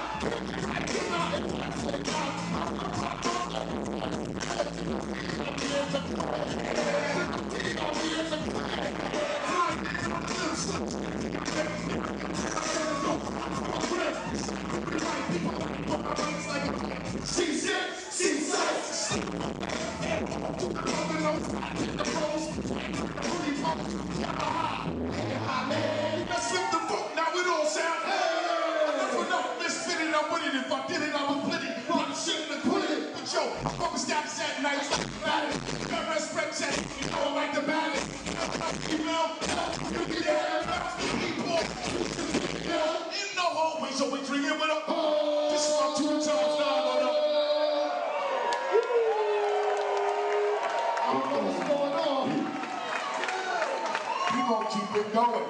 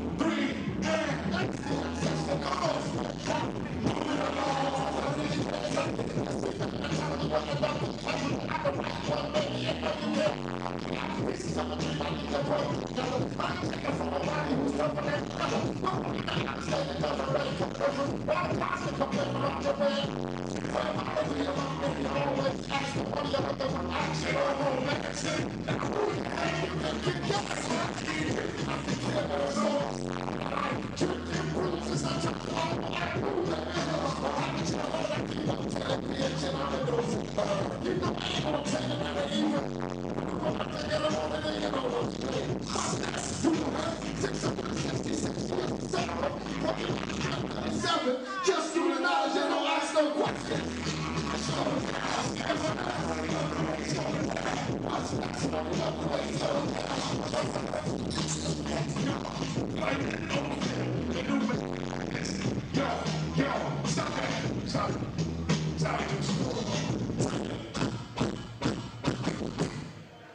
Yo, y'all remember what's next? Yo, Juice. What? You got I want you to fuck up, fuck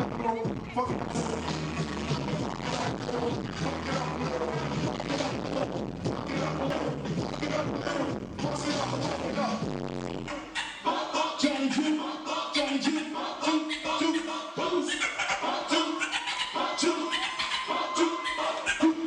it's gonna come out, but don't doubt the D. Tomorrow, let me see, Diggle, you can come out and play now. If you want to, only if you want me to. One, two, straight.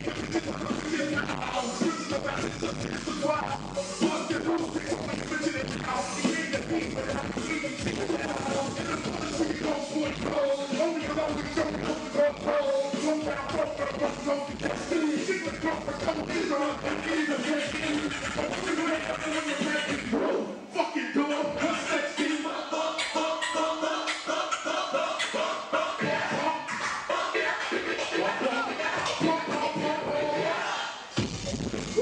How you feel out there?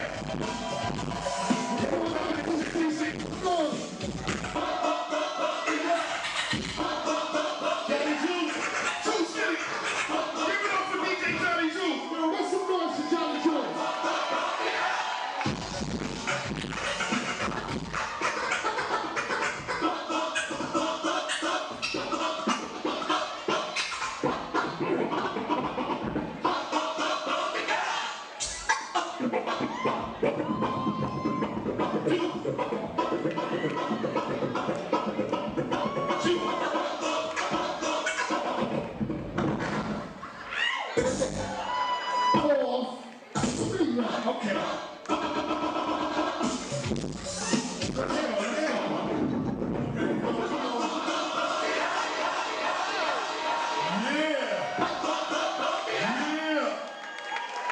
Let me hear you say, yeah! Yeah! That's what I'm talking about. I love the energy in here tonight. I got my man Shamello Durant. This is the dude that created that hit song for Busta Rhymes. Put your hands together, with your eyes to see. He made that track. Got my boy Connie Reed from Spontaneous. If all these shopping singles, Spontaneous, all of that. Bill Biggs, my man Dawson. You got to follow son right there. Generation. We brought Long Island with us. What you got now, Juice? Yo, you know what, man? I hate when people drive by and they never give me a ride, man.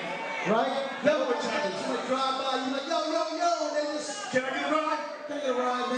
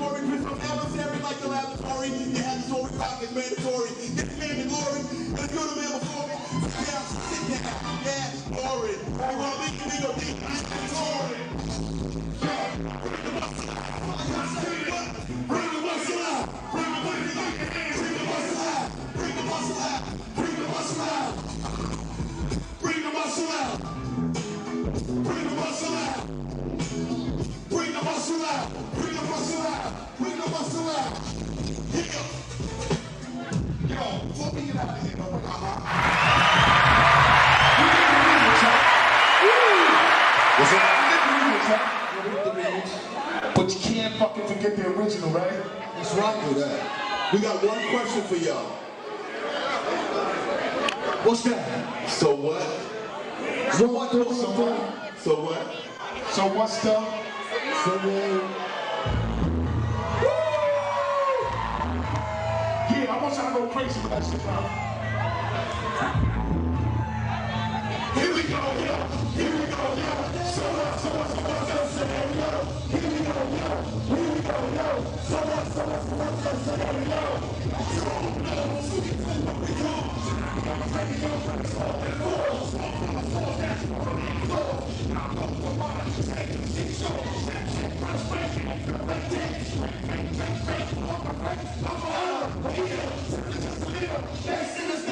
Peace, see you later.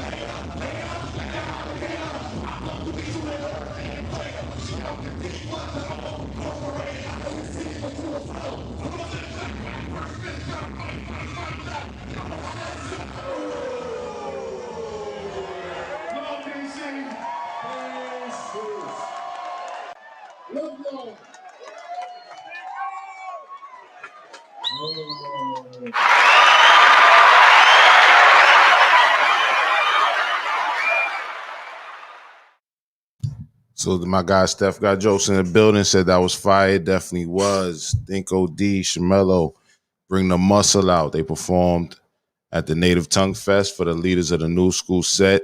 All right. Salute to them. That would be the last time I got to kick it with my brother Shamello after that actual show. Fun fact. That's when I actually got this shirt out there in DC. And I'm so glad I took the opportunity to pull up on him and not only attend that show, got my shirt, and that would be the only time I even took a picture with my brother. And knowing him over 10 years, I never thought to say, let's take a picture, man. You know what I mean? I was too busy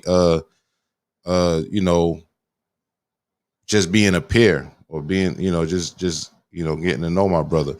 And we took a picture that day. It's my profile picture to this moment. All right. And this is after that show right here. This is after that show. So salute to him. So we showed you him doing poetry earlier. We showed you him talking about him being a producer. We showed you him performing with one of his groups they had, Shamello Rebellion. We just showed you performing with his peers that he came up with, Think OD, leaders of the new school, people from the Native Tongue family and all that. And this is him in the studio right here, this little B-roll on the side, him and G Strong's, studio. And they just vibing out, That man was all about his work. He was an all-around just artist, author, producer, MC, all of the above. He got into television production, multimedia. This man was just multi-talented amongst just being a great brother, period. You know what I'm saying? So salute to G Strong. You know what I mean? Word has it, G Strong has a track with him, an unreleased track that's fire. Looking forward to hearing that. You know what I mean? I'm looking forward to hearing that. And don't forget, later on today, my brother Shamello's birthday, June 7th, at 9 o'clock, Buddha and brother Hakeem Green on Mad Ism TV are going to do an episode dedicated to the homie. A-Glasses, G Strong, and the God. That's what's up. Yeah, let me give you some audio, man. Let me give you some audio. Word. Salute to my homie in the chat, my homie A-Glass. What's up, homie?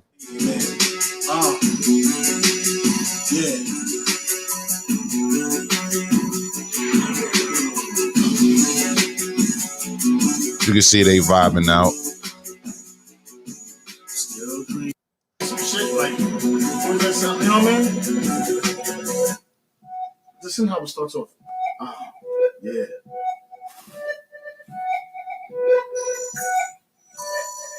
Just to be clear, this is not the track, the unreleased track. This is just them in the studio vibing.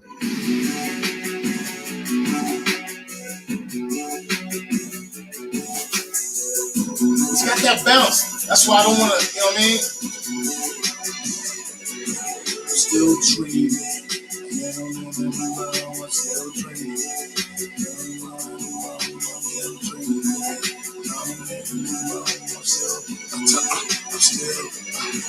Yo, I don't want to wake up, man.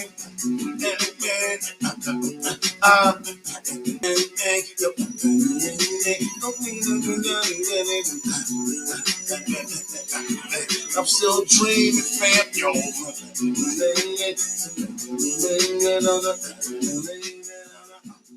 Right now, we get to be a fly on the wall on him, his creative process with the brother G Strong. You was still dreaming? Remember you had that shit?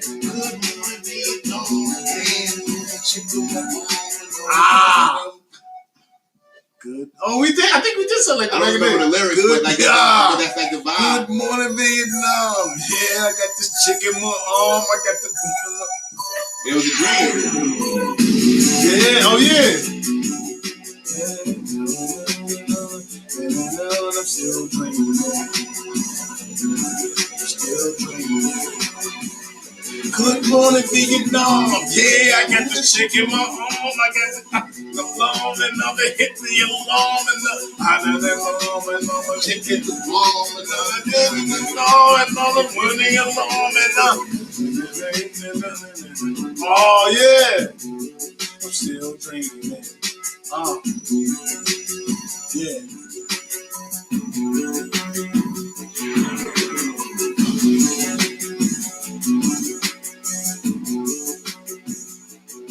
Still dreaming.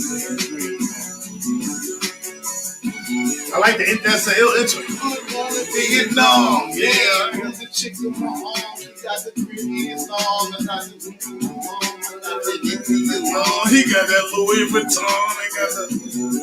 And I just get it on. And I don't know what his name is. Don't know what the game is. Don't know what the aim is. She think I'm famous. She think I'm that.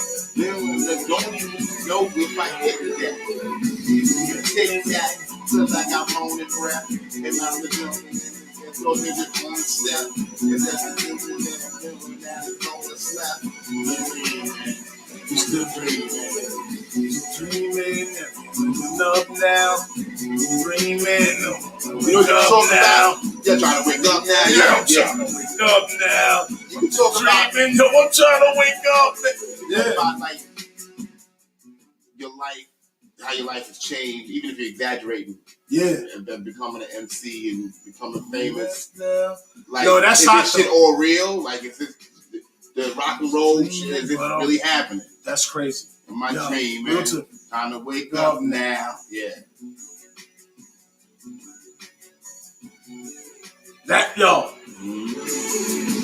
Dreaming, I'm trying to wake up now. This is just crazy. I'm waking up now.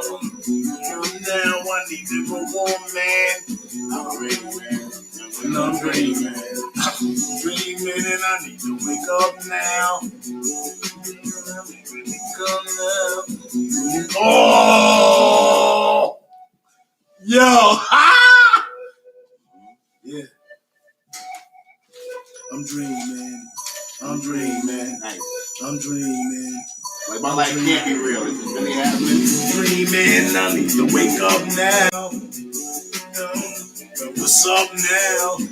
Wake up now. I'm dreaming. I'm dreaming. Dreaming. Wake up now. Yeah, so that was the homie, the big homie G Strong with our good brother Shamello Durant.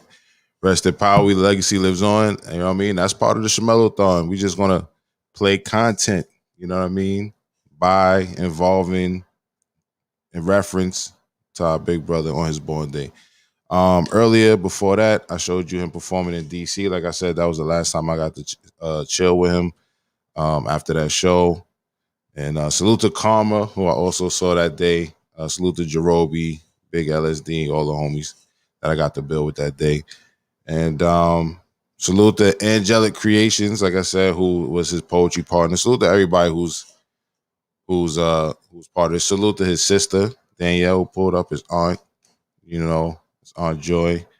They got some great ideas about creating a foundation. I don't know who this Facebook user is, but they obviously enjoying the ShamelloThon. Salute to you. I can't tell when you're on the Facebook page, the group page, who it is actually, but salute to you. And thank you to DJ Johnny Juice, who also was in that performance clip that I played before, that little B-roll of him and G Strong. He was also the DJ at that set. One of the people I mentioned earlier was a mentee of Shamello's, and he also was the one who produced the documentary, as I said earlier, the one Gutter to Greater, and his name is Young West, and I want to bring him on with me right now to kick it with me. Young West, how you doing, player? How you doing, brother?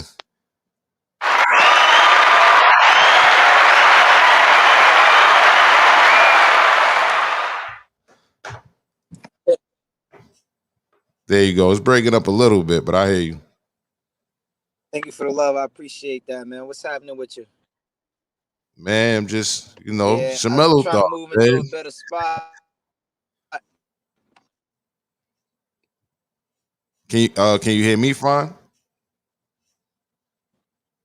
Yeah, rest in peace to my guy, man. Happy birthday to the king, man. It is. Happy birthday, Mello, man.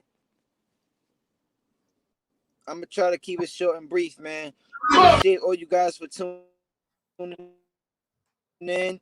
Thank you, Logic, for having me, bro. You know,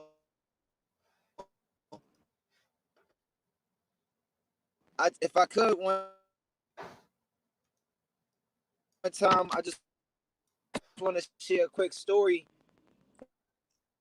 Time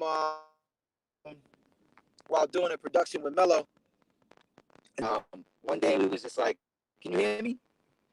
Yeah, you're breaking up a little bit, but I can't hear you. I feel like it's frozen. It is frozen. Your picture is frozen on the screen. You know what we could do though? If the image is too much, what we could do is frozen, bro. Yeah, you definitely frozen. You're definitely frozen. But what you could do is just call my phone and I'll put you right through.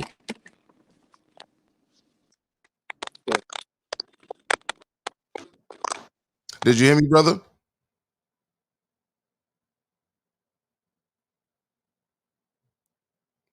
All right, so this is what we're gonna do. Because we're in 2021 and we got all types of ways of making this happen. I'm gonna call my brother Young West right now on the phone and we're gonna hear what he had to say because we need to hear that clear. We need to hear that clear. Yeah, peace, bro. You hear me? Yes, brother. Good. How you doing? Now you're on and you're clear as far as your vocals, at least, because I know the story. Say it again. I said we can hear you clearly as far as your audio. So this way, you know, your story won't get interrupted.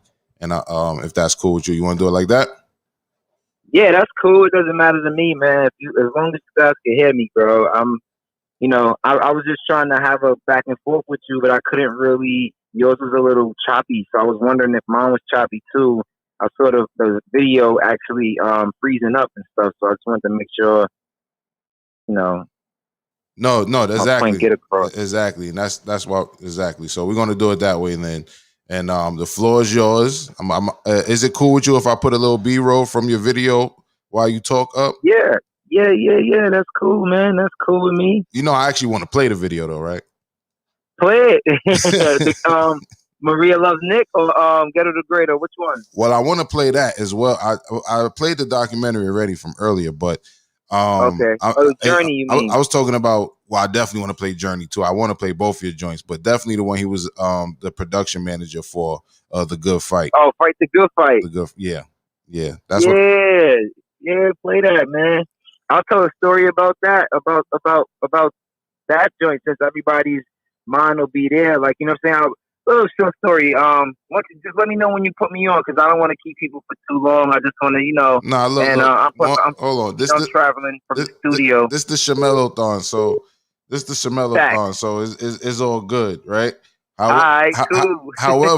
However, you were already on. You're already on. You're on now. I'm on.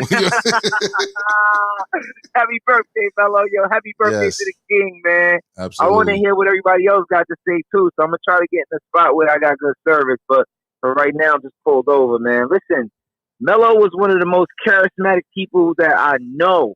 He knew so many people that it was just like mind blowing to me. Like, how does this guy know all of these people? As a matter of fact, we first met at 42nd Street. Mm-hmm. I was getting on the train to go and see a DJ Enough, at the Beats by Dre store in Greenwich Village. And I got on the train, and this one other dude got on the train with me behind me. He was like staggering and stuff, drunk. I didn't know he was drunk yet, but I'm just like, yo, it's like someone's following me. So long story short, this dude sits across in my train car with nobody else, just me and him. He sits across from me. I'm thinking he's like about to like try to shoot me or something. He digs in his jacket pocket and pulls out this brown paper bag and starts drinking it. So I'm like, oh, whoo, I'm good. Like, I thought somebody was trying to do something to me. So the train starts going. He's playing Eric B. and Rakim out loud on his phone, on his cell phone, listening to it rocking. Now me, I'm a hip hop baby. I subconsciously start rocking to the music. He says to me, yo, young blood, what you know about this? I said, you crazy? Anybody who know anything about music know Eric B. and Rakim. That's Eric B. and Rakim. He looked at me with a surprised face on his surprised look on his face. So he was like, yo, what you doing? Where you going? I'm just like, why is this dude talking to me? So I'm like, all right, let me not be rude. I'm going to the city. I'm going to meet a DJ, this, that, and the third. Give him the, play my music or whatever. So he was like, oh, word, I do this type of show. I put artists up on the map, they music videos and stuff like that, almost like a video music box type thing, but like reinvented. And I'm like, oh, I love Ralph McDaniels. I love video music box. So what's up? He was like, yo, why don't you come with me? I'll show you what I'm doing, and then you can get down with me. And I'm like, what? I don't even know you, player. I'm good. Don't worry about it. Like, I'm good, bro. I'm so good. So mind you, he's going to 42nd Street. My stop is like 2 stops after him. We just got on that Jamaica Center. He's talking to me the whole ride, trying to convince me to come with him to go shoot his show. And I'm just like, I'm good, bro, the whole time. So we got one stop from 42nd Street, and he goes to me, yo, you know what? I said, what's up? He said, let me tell you something. I said, what's up? What you got to tell me? He said, before you go give your music to the DJ, you got to meet the producer so he can help you make it. I said, yo, you got a good point there. You got a really good point. So I'm going to meet with these producers right now. I'm going to interview them. He told me the whole spiel already. Mm-hmm. I got my own show. I'm going to meet some producers. They super producers. I'm going to interview them for my show. And, maybe you could come down and meet them too and then help us out with the show a little bit. So none of that made sense until he said. Young West, hold on really quick. Yeah. Not to interrupt the story, but I'm going to merge us. I'm going to merge us with Buddha, all right? Okay. Let's do it. Peace. Peace, what up? Buddha? Yes, sir. How you doing, brother? I'm good. Who's this? This is Logic. You're speaking to Logic. What's going on? I'm good, man. What's going on, Are you familiar with Young West? Of course. Yeah, I'm going to merge the line right now. All right, no doubt. All right. All right, so the line is merged. I got this is classic right now. So hold on, let me update. Buddha, what's up, Buddha? What up, Wes? How you doing? I'm chilling, man. One day at a time. You know that. Yes, sir. Yes, sir. So hell yeah. So basically, Buddha, so right now, we are on the air. We all live on YouTube and Facebook. That's cool. All right. And Young West is telling us how him and Shamello met. And right. Okay. And then from there we could kind of just go off into the general conversation with you involved. Right. But I definitely want him to finish that part of the story, No, go ahead. Go right ahead. What? All right. Yeah, so he's about to, the dude is about to get off the train at 42nd Street. He hits me. He's like, yo, before you go meet the DJ to give him your music, you got to meet the producer so he can help you make it. So everything else up until that point just sounded like blah, blah, blah, blah. But now I'm listening and I'm like, yo, dude got a point. That actually makes a lot of sense. Uh-huh. So I'm like, all right, cool. Let me go with him. In my mind, I'm like, let me go with him for 10 minutes to go see what he's doing, what he's talking about. So I said, yo, look, I'll give you 10 minutes, bro. If we get there and ain't nothing happening, I'm out. If we get there and you don't show and prove what you're talking about, I'm out. If we get there and it just look like nobody's there, I'm out. Like, mm-hmm. So he's like, all right, I got you, man. He called his team so we get the train. Yo, where you guys at? They're like, yo, they answer the phone right away. We over here by the stairs, the red stairs, the legendary red steps over here. And I'm like, all right, cool. So we go over there. They setting up the cameras. They ready to go. So he's like, yo, you ever did production before? I'm like, nah, what is that? And he's like, oh, yeah, it'll be easy, man. Just stand right here and make sure nobody come into the shot. That's all, if you want to work with us. And I'm like, yeah, I'll work a little bit. It don't matter. I'm here. I'm chilling. I don't got nothing to do. I'm an extra set of hands. Mm-hmm. Let's get it, because, that's me. I'm always like that.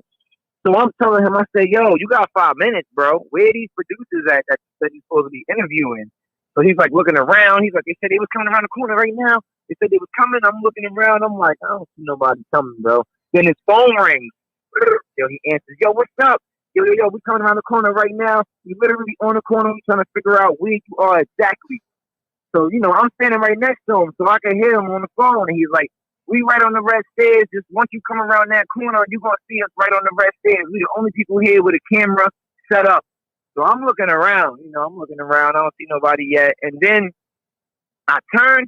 I see two dudes come around the corner, right? Mm-hmm. One got like a rope chain on, like a rope chain, like a fur jacket. The other one got like a Kango tilted to the side. I'm like, yo, this is 1990s hip hop right here. That gotta be the producers. I'm like, yo, that gotta be them.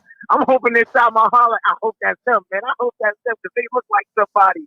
And sure enough, they came up, Mello and Spider came up to the dude and was like, yo, what's up, T? What's going on with your show, Double O show, and then all of a sudden the thing to interview us. I'm like, yo, I'm standing there like, this is happening. Wow.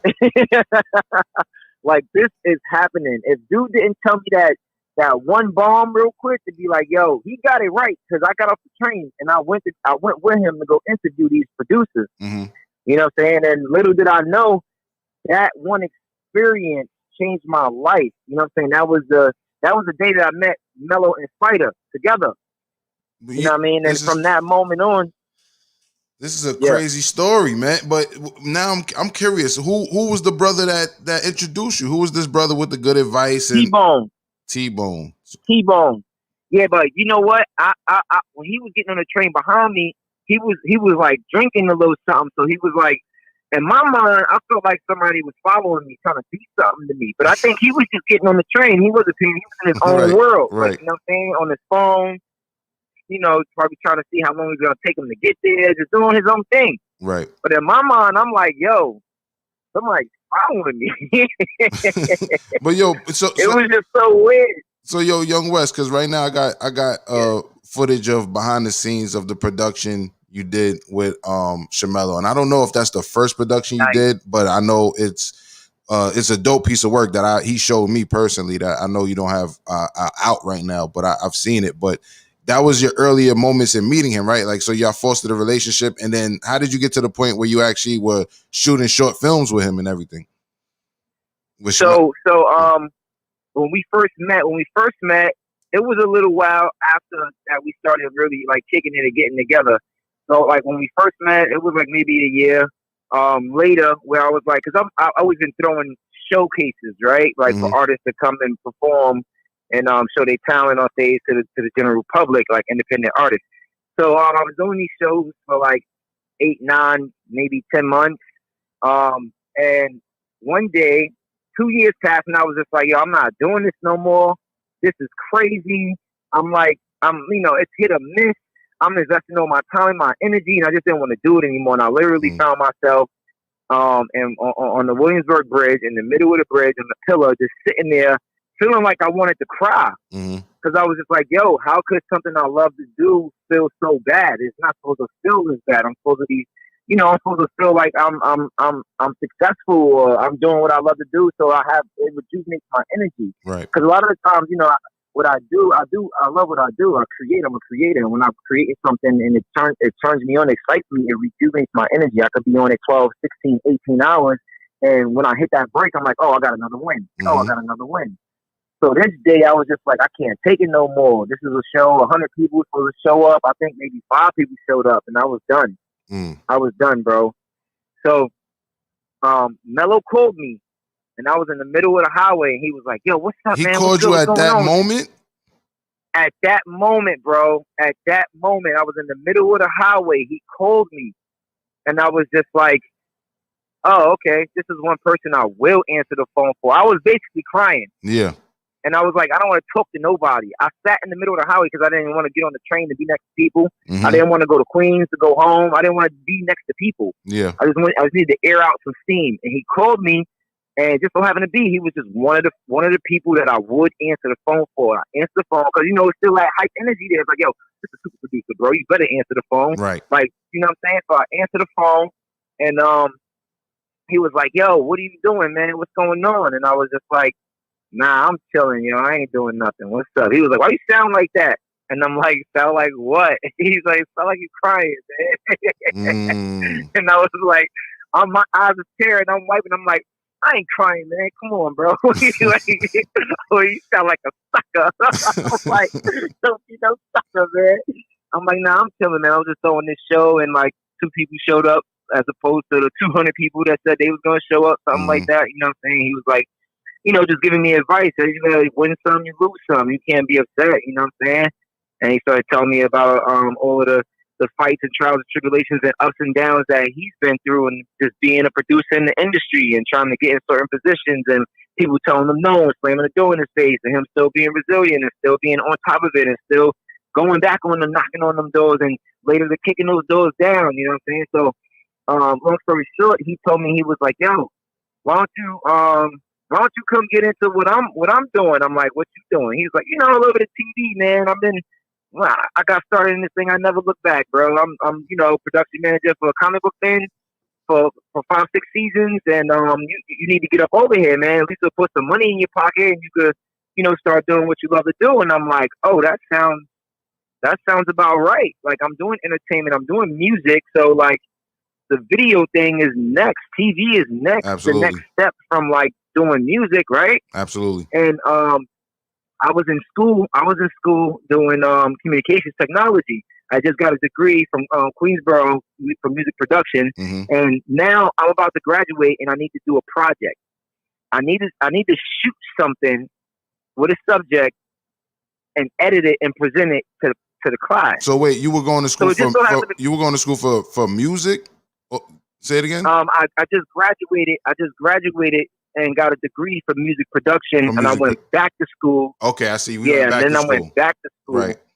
Yeah, for communications technology. I see. So it was during that communications technology when I was about to graduate where I was like, "Yo, I need a subject. I know the perfect person." I'm like, "Yo, nobody's subject in class is gonna be more important or more exciting than Mello." Yeah. I'm like, "I know the perfect person." So I'm like, "Let me call him." I called him up, and he was like, wait, you want to do what?" And I'm like, "I want to interview you, like do a documentary." And he was like, "All right, cool, that sounds dope." He said, "But hold on, can I use this documentary as my documentary?" I'm like, "Hell yeah, if you both about work." And he's like, "All right, let's do it whenever you want to do it." So I'm like, "All right, we coordinated." I ended up going to his house in Jersey. I brought some lights. I'm brand new at filming, so I don't know what I'm doing. Everything is a test run. Right. So I brought the light. I think I forgot the dimmer because I wasn't too experienced. I got a light. I'm good, because he told me, "Yo, I got a small room. All you need is one light. If you need a light, and we could do it in there." So I'm like, "All right, cool." So, I'm thinking in my creative mind, I'm like, "Yo, when I get over there, I'm gonna try and dress the room a little bit." Yeah. I got there. He already dressed the room, bro. Yeah, yeah. He's like, if you see right here, you got this mixer right here. I want to put this right here. What you think about this right here? I'm like, "Yo, this is great already." I don't even have to do nothing. Yeah, you got a great shot too. You got a great shot out of it too. Yeah. Yeah, man, we got some good some good looks out of it, and it was this story is even crazier because when I took the documentary back to school, before anybody showed anything, there were like steps to complete before we could do our final edit. And one of the steps was we had to transcribe every single word in the documentary. Wow. Now, the documentary is only supposed to be about 2 to 3 minutes max. Everybody else got about 5 to 10 minutes of like extra fluff or just talk, like general talk, like questions being asked, questions being answered. Some stuff you cut out, some stuff you keep. Right. My documentary was the only one that was like 2 to 3 hours of talk, bro. And I was just like, I'm looking at my documentary and I'm looking at other people's documentary. And number one, I'm kicking myself in the head because I got to transcribe all of that. Right. But number two, I'm thinking to myself, how come my subject, which is Mello, has so much to say about what he's doing, and other people's subjects didn't speak that much about what they do? It's 5 minutes. Like if I start to think about it, I'm like, I can't give you a idea about what I do in 5 minutes. Right. It's got like, I love what I do. I'm passionate about it. So it's probably going to be 45 minutes to an hour when I'm thinking about it. So I had to think about that and hold on to that while I was transcribing the documentary. I got about an hour and a half through. It took me 2 days, a 2-hour class. I got about an hour and a half through, and I was just like, yo, I can't do this no more. Everybody was on like their second, third step. I'm still on the first step. The professor comes in the room in the edit suite. I'm in the edit suite by myself because everybody else is on their next step. So I'm saying to him, yo, I got a great documentary. I just can't transcribe all of this. Like, I don't even know when am I going to be done? He says to me, who do you have? And I'm like, I got Shamello Durant, super producer. He's a great dude. His energy is great. He got a lot to say, and it's great content. And I don't know what to take out, and I don't know what to keep in because everything is so good. Mm-hmm. And he's like, this is what you do. I'll give you an extra minute to mess around with it, to add on to your documentary. But what you got to do is you got to take some pictures and put B-roll on top of it. And I'm like, I got some B-roll. I recorded some B-roll and stuff. He's like, that's perfect. So he said, you know what? How long you been in here? I've been in here for an hour already. Type in. He said, go take a break, get some lunch, come back. You know, I got 15, 20 minutes. Come back in a half an hour. He said, I got 15, 20 minutes. Come back in a half an hour and pick up where you left off. I said, okay, no problem. I left, got some lunch. I came back, bro. That documentary was typed out. All I had to do was finish it up. Wow. I said, look at God. Look, yo, even look at God. And look at God, how you got that gold footage. 'Cause I know you still got it. Yeah, hell yeah. Mm-hmm. I know you still got it. So that was how you end up Mello making your first film. Was a man of many words, man. Many words, man. But and also very important statements. Like, you know, you meet a lot of people who talk a lot, and they talk a lot, but they don't really say nothing. Right. Mello talked a lot, and he really was saying things. Like, he was saying things that were instrumental and that were relevant to the situation at that point in time. Like, he knew what he was talking about. Yeah, absolutely. Absolutely. And really and he wasn't afraid to help people. Never. And there's a lot of people that's afraid to help people, that's afraid to connect people. That's not him at all. So really quick, so because I got the OG Buddha on the line too. And so that's the story on how you end up not only meeting him, but working with him for the first time, which was on the documentary. Now I do want to hear a little bit that about was a couple different stories together. Yeah, but now I do want to hear a little bit about the other piece y'all did together. But I want to hear from Buddha. First of all, Buddha, nice to meet you. Buddha, nice to meet you, brother. We never formally met. Yo, what up? You know, my name is John Logic. Good to meet you, brother. I met Mello probably in 2005 around the Chameleon Rebellion, you know, demonstration. And that's been my guy ever since, as you can imagine, how the brother get along with everybody. You know what I mean? But to really quick, before you give us some words, because I'm glad you're here.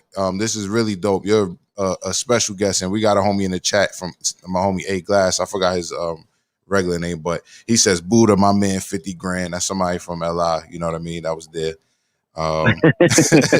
But really quick, just to tie it together real quick, can you give us a little bit on how you know Young West and what was how Shamello introduced you to him and how he regarded him? Well, peep this. So the first time I ever met Young West was at the funeral. Oh, right. Okay. The first time I ever met Young West was at the funeral. Met face to face. But right, first face to face. But watch this though. So Young West just finished talking about how good God is, right? And okay, so Mello passed away on a Friday. We didn't find out until Saturday. Saturday night. So I found out Saturday night.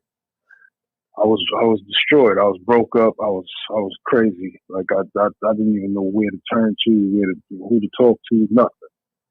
Sunday morning, we got a building down here in Atlanta called the Artist Shop, where we groom artists to do a bunch of stuff, and we do all types of things. It's potential one-stop shop for artists, right? Yeah. But on the weekends, during in the morning time, the church service there. My man is a pastor.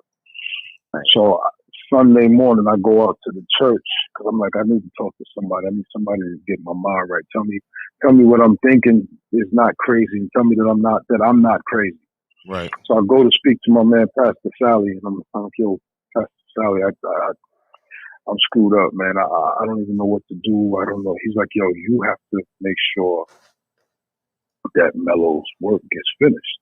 Right. I said, well, Mello wanted me to, help him, with the book. As far as the book, the audio book was concerned, he wanted me to mix the book. Right. So I'm like, okay, well, let me make sure I try to do that. He's like, yeah, but I said, but Pastor Sal, you don't understand. I said, Mello was unorganized as hell, man. He that's my dude, but he was never the most organized dude. So I'm like, I don't even know where to begin looking for this book. I don't know where to begin looking for the information that has to do with this, but I have no clue, Pastor Sal. Right. He's like, look, you gonna find it, man. He said, you just gotta stay focused and take your time. He said, your mind is clouded right now. You're gonna find it. So he talked for another 2 minutes, and then he got in his car and he drove out the parking lot. Before he was even out of the parking lot, my phone rang. And it's somebody that I've never spoke to before in my life. And he's like, Buddha, what's up? My name is Young West. It's very crazy how when I call, he's on the phone right now. So that's crazy. Yeah. So he's like, yo, Buddha, this is Young West. And I'm like, okay. He's like, yeah, man. He said, first of all, I want to give you my condolences, blah, blah, blah, this, that, and the third, and he's telling me, I don't mean blah, blah, blah. It's some heartfelt stuff he was saying. I just don't remember exactly what he was saying. Right. But he was, so he's saying this to me, and I'm saying to myself, because everybody had been calling me, giving me condolences, and I know how Mello was for people. So I kept telling people, I was like, so when West was saying, I was like, I stopped him. I said, yo, look. I said, first off, I want to give you condolences because Mello was community property. Everybody loved Mello. You know what I'm saying? I said, so I don't want everybody to feel like if I'm the only person or that lost something or even because that's how it started to make me feel like, like people was catering to me and I don't even want to be in that position. I want everybody had a loss. Yeah. Mello leaving this planet was something tragic for everybody. And I wanted West to know that, look, man, I respect your loss too. Yeah. And I told him that. And he kind of, it seemed like he brightened up for a quick second. And he was like, yeah, man, thank you. And then he went on to say something that just blew my mind. He said, yeah, man, because I traveled all over the country with Mello working on this book. And I said, wait a second. I said, hold on. I said, what did you just say? Wes, stop me if I'm wrong. Wes, stop me if I'm wrong. Right. Nah, you ain't lying yet. I said, wait a second. I said, stop. I said, what did you just say? He said, I said, I travel all over the country with Mello working on the book. I said, oh, yeah, you got the, I said, hold on. You got the book? You know where the book is? I said, wait, do you know where the book is? Do you have the book? Know where the you book have the files? What is it that you have? I recorded the whole entire thing, That's bro. exactly what he said next. He said, I recorded the whole thing. I damn near. Well, first of all, what he doesn't know is that I just automatically started crying. Like I had tears in my eyes. It was crazy.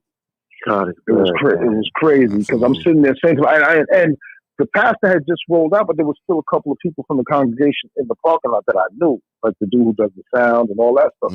So I went over to him, and I'm like looking at him, like I'm looking at him, and I'm mouthing to him, "God is good." And like, but I'm not saying it because I'm still on the phone with Wes, and I want to get everything, try to figure out what's going on with this.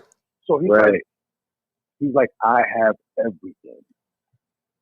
And I'm sitting there like, all right, I can't believe this. This is so crazy to me. I'm like, oh my God.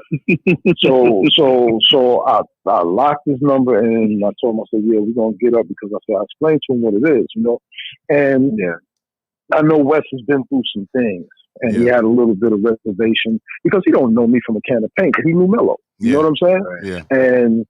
And he had a few reservations as to, you know, how to deal with me or whatever the case may be. Or what even I might have been after. You know what to do about the whole situation, like right? Like, or what's right? How do you feel about the whole situation? Like, what's right to do? Right. And how would Mello my whole handle thing was, and what would Mello do? Right. Yeah. Right. Which is what I said at the funeral. Right.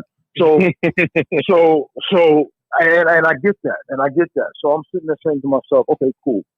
I understand he don't, because to know Mello is to know Mello. There's nobody on this planet that's like Mello. Facts. Nobody. You understand? Nobody on this planet is like Mello. I'm not even going to pretend to be close to like Mello. As a matter of fact, Mello and I were pretty much polar opposites. I was about to say that. Things. I was about to say I watched the Ralph McDaniels interview with that tribute that you guys did, and you explained how you know you had to kind of be the tough one, where because I had to balance. Yeah. I had to balance because Mello, like, don't get it twisted. I'm not a bad person. Right. I'm not a mean person. I'm not none of that. But I had to bring my character to a certain place because of the fact that Mello was so goddamn nice. Right. And so he was so giving that the vultures, like the sharks, smelt blood in the water every time Mello opened his mouth. You know what I'm saying? And it was like, okay, we can't do business like this. Right. We will never survive doing business like this. So I had to be a little bit different. I'm glad you was there. I'm glad you was there, brother. Well, it put me in a position where at times, people thought I was mean. People thought I was an asshole. People, a lot of things, but I didn't care because Mello knew what to do. You understand what I'm saying? I think the question is, did it create a balance? Did it create a balance? Oh, it created a complete balance. It was necessary. It was yin and yang. You know what I'm saying?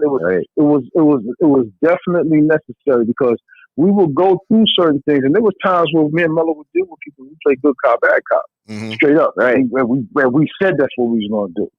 And then there was even times where we would try to flip it, and Mello would try to be bad cop, and I was like, no, he's not a bad cop. I said, you struck as a bad cop. I said, you struck as a bad cop, Mello.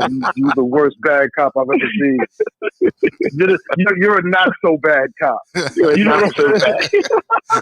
He one of the good ones. He one of the good. He's funny. You know what I mean? You know what I mean? You the cop that says Black Lives Matter. You know what I'm saying? Like, you the cop that be like, don't shoot him. You know what I'm saying? You that cop. You know what I mean? Like, Mello, you that's not your thing. That's not your thing. But so with the whole thing with Young West, he tells me, Mello said that he wanted me to be executive producer. So I'm like, great. And just the mere fact that God put you in my ear was exactly what I was looking for. Right. And if you said you want to be president, I'd say I'll vote it. Right. You understand what I'm saying? Yeah. Because everything happens for a reason. Absolutely. So one thing I'm gonna tell you is this: like, Logic, like, as much as I might have been the bad cop to Mello's good cop, me and Mello were cut from the same cloth. Right. You know what I'm saying? Like, we both had big hearts for people. Like, we both really cared about people. Hurting somebody was not something that we wanted to do. You know what I mean? Don't get it twisted. I mean, we're guys. We might have hurt a couple of feelings from female wives. Right. You know what I mean? But not intentional. Not intentional. And even if it did happen like that, it was one of them things, man. You know what I'm saying? But, you live, you learn, whatever the case may be. But one thing I tell you, Mello was friends with every single girlfriend he ever had. He was still friends with every single girlfriend he ever had. Like, I mean, like, friends. Like, they would talk. Like, every single one of them. You know what I mean? Like, he was that person. Everybody wanted to keep Mello in their life. It's funny that you say something like that because I remember being in the room with him one time and there was a few ladies around and I was just like, all right, everything's cool, moving along, everything's calm, chill, collective. And then somebody said on the side, yo, Mello is the only dude I know that could be in a room full of his exes and still keep it calm and peaceful. I said, what? I'm started looking around the room like, ooh. They said that at the funeral. I was just about to say that. I was just about to say at the funeral. I was just about to say that. And no disrespect to anybody, but funeral was full of his exes. Right. Like, there was a bunch of them in there. And but the thing is, keep the respect up.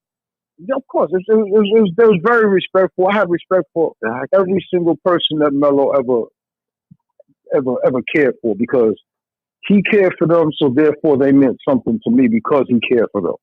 You understand what I'm saying? So, I mean, me and Mello, we lived together. We worked together. Yeah. We played together. We did a lot of things. You know what I'm saying? So it's like it's crazy because I'm very, very blessed to have been able to see so many sides of that man. You know what I mean? Like, I mean, I was with him when, you know, God bless the dead, his mom was on her deathbed, you know, and she was like the community moms. Like she was really, really instrumental. You could see, if you ever knew his mother, you could see why Mello was the way he was. I spoke to his sister earlier on this stream, and she basically echoed the same sentiments. She said the same thing. Yeah. If you knew Mrs. D, you know, like you would honestly know. Like, I mean, she ain't play either. She was nice. She was so nice, but she was serious when she wanted to be serious. Like, she like, yo, y'all ain't gonna come in here with that nonsense. Y'all ain't gonna do this. Y'all ain't gonna do that. You know what I mean?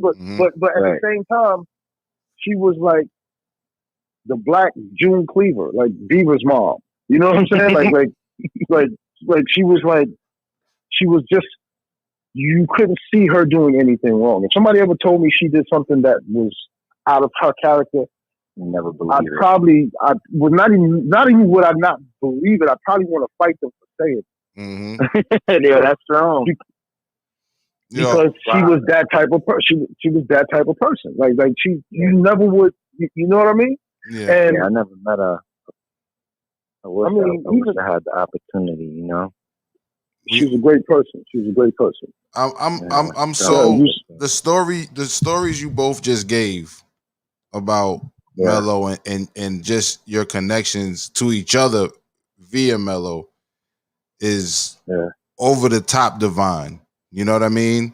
Is straight divine, because he got a call from Mello at a time he needed it, and you got a call from him at a time that you needed it with the information you needed. And earlier I want to tell you, Young West, when you was talking about how you was feeling a little down and out, that was one of the themes of today's stream. So during the stream, during the stream, it was a few times where Mello spoke about, you know, what gave him. Matter of fact, in specific, in his interview with brother Muhammad, I played a podcast that, thanks to Brother Miles Muhammad, that he did an interview with him.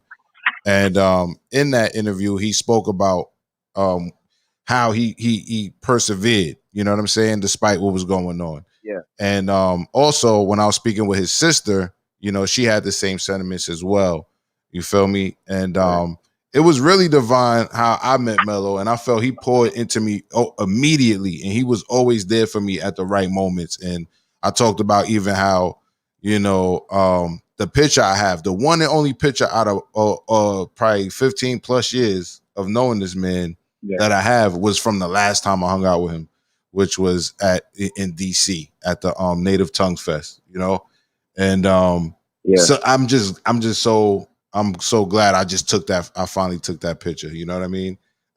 Because I couldn't imagine not having one picture. You feel me?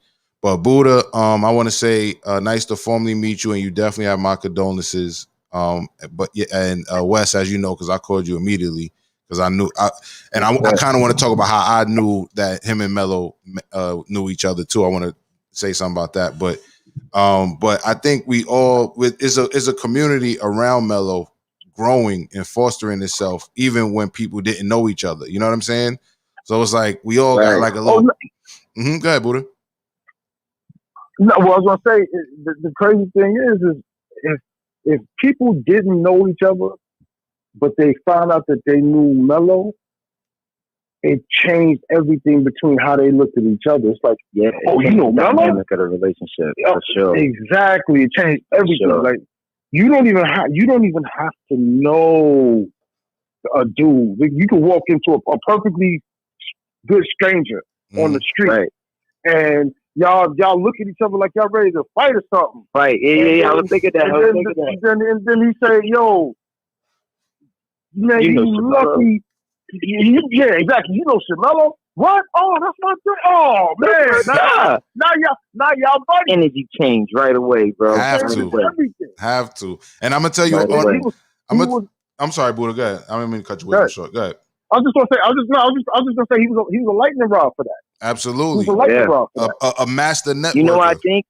A master networker. You know why I think he was like that? Because Mello would tell me this story more than I'm gonna keep it real quick, so you can say what you say what you was gonna say, Logic. I don't want you to forget. But Mello would tell me often, "Yo, you know why I'm doing what I'm doing?" And I'd be like, "Why?" He's like, "Because I had some dudes in who we know each other from the street, and they told me, yo, don't do what we doing. Go and do what you gotta do, what you know you're supposed to be doing. Go to school and do that.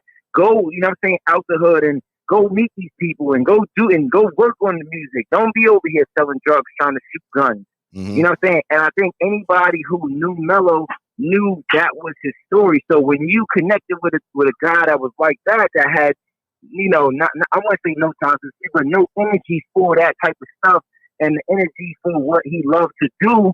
Once you connect with that, it's like, oh, you know that energy too? Oh, yeah, that guy's energy is great. So you have no choice but to be like, oh, yeah, everything's peace, calm, family. Like, you know what I'm saying? We're trying to be productive and positive over here. Like, there's no other way to be. Right.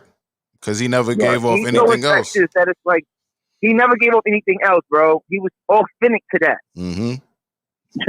Yeah. I tell you, I've told this story before, but I've literally been in a situation where we was about to fight somebody. Not me and Mello about to fight each other, but we was about to fight somebody like was coming to the crib on some rah-rah shit. And dude literally picked up a golf club, got ready to swing it at Mello, and looked at Mello and couldn't do it. And he turned around and swung it at me.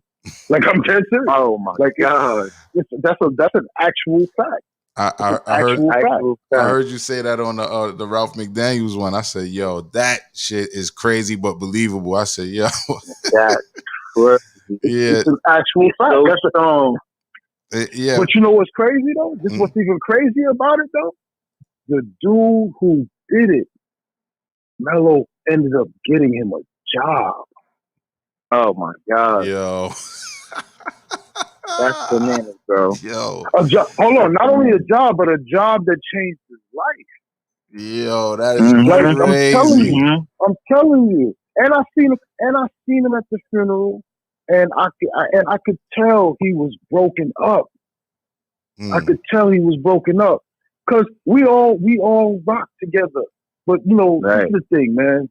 The music business is such a treacherous business, man. It will have friends thinking that they're not friends. It will have people that you know what I'm saying. And Mello, the one thing that I was not the one thing, but one of the things that I was really blessed with from Mello is he taught me how to navigate this business as a gentleman. Right. You understand?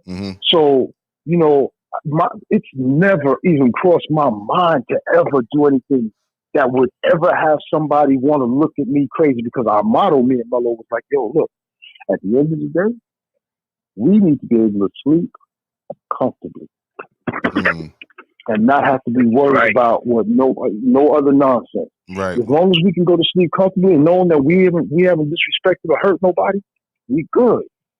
You know? Right.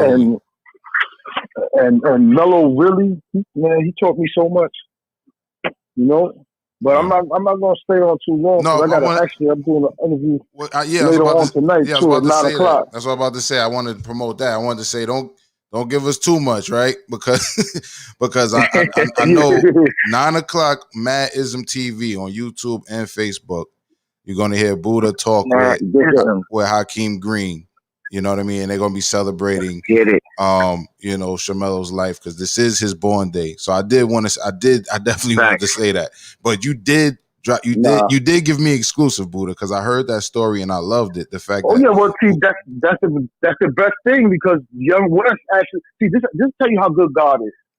When I came on, I was like, damn, should I even go on there? Because I know I'm going with Hakeem, and man, I know there's a lot of stuff. But then when you said Young West, well, that's a whole other thing to talk about right there. That's a whole different angle. But right. Like I got so many Mello stories. Like honestly, Mello needed a show. No, yeah. Show. I was saying that earlier. I was like, for one, this is definitely we was like working on that, man. Yeah, I mean, we was working on that. It was gonna be a play that was gonna turn into the TV show. Like, man, we have a lot of things lined up trying to. There's so many stories, Wes, that we had, man.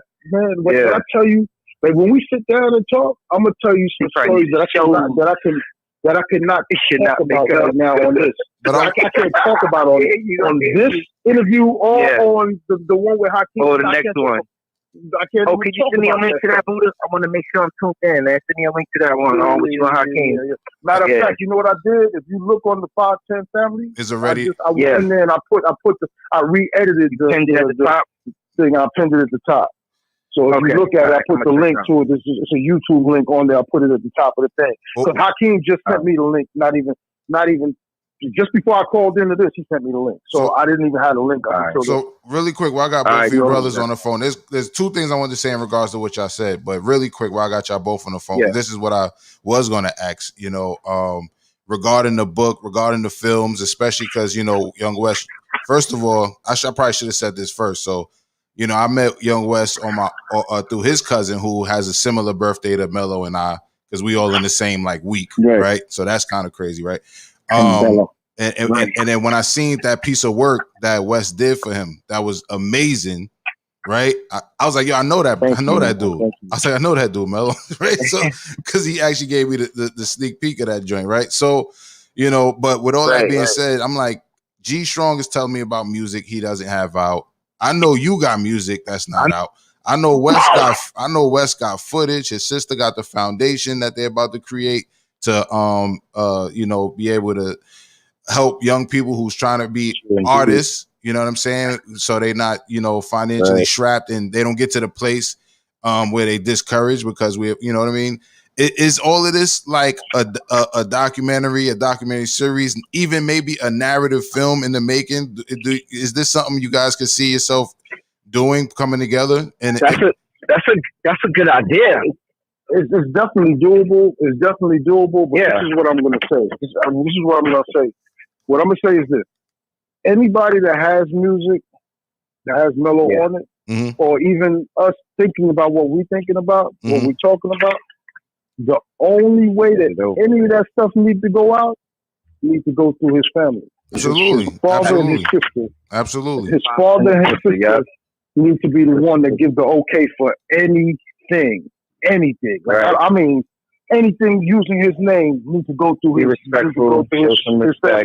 Be respectful for the family, man. That's the only thing that I think. No, but Buddha, honestly, not to cut your wisdom short, but in that pot of things I said that was coming together was the foundation that his sister is starting, right? So that's why I brung that up, because obviously the proceeds will have to go to that. You know what I mean? So I'm saying, like, creatively, am I smelling magic right now?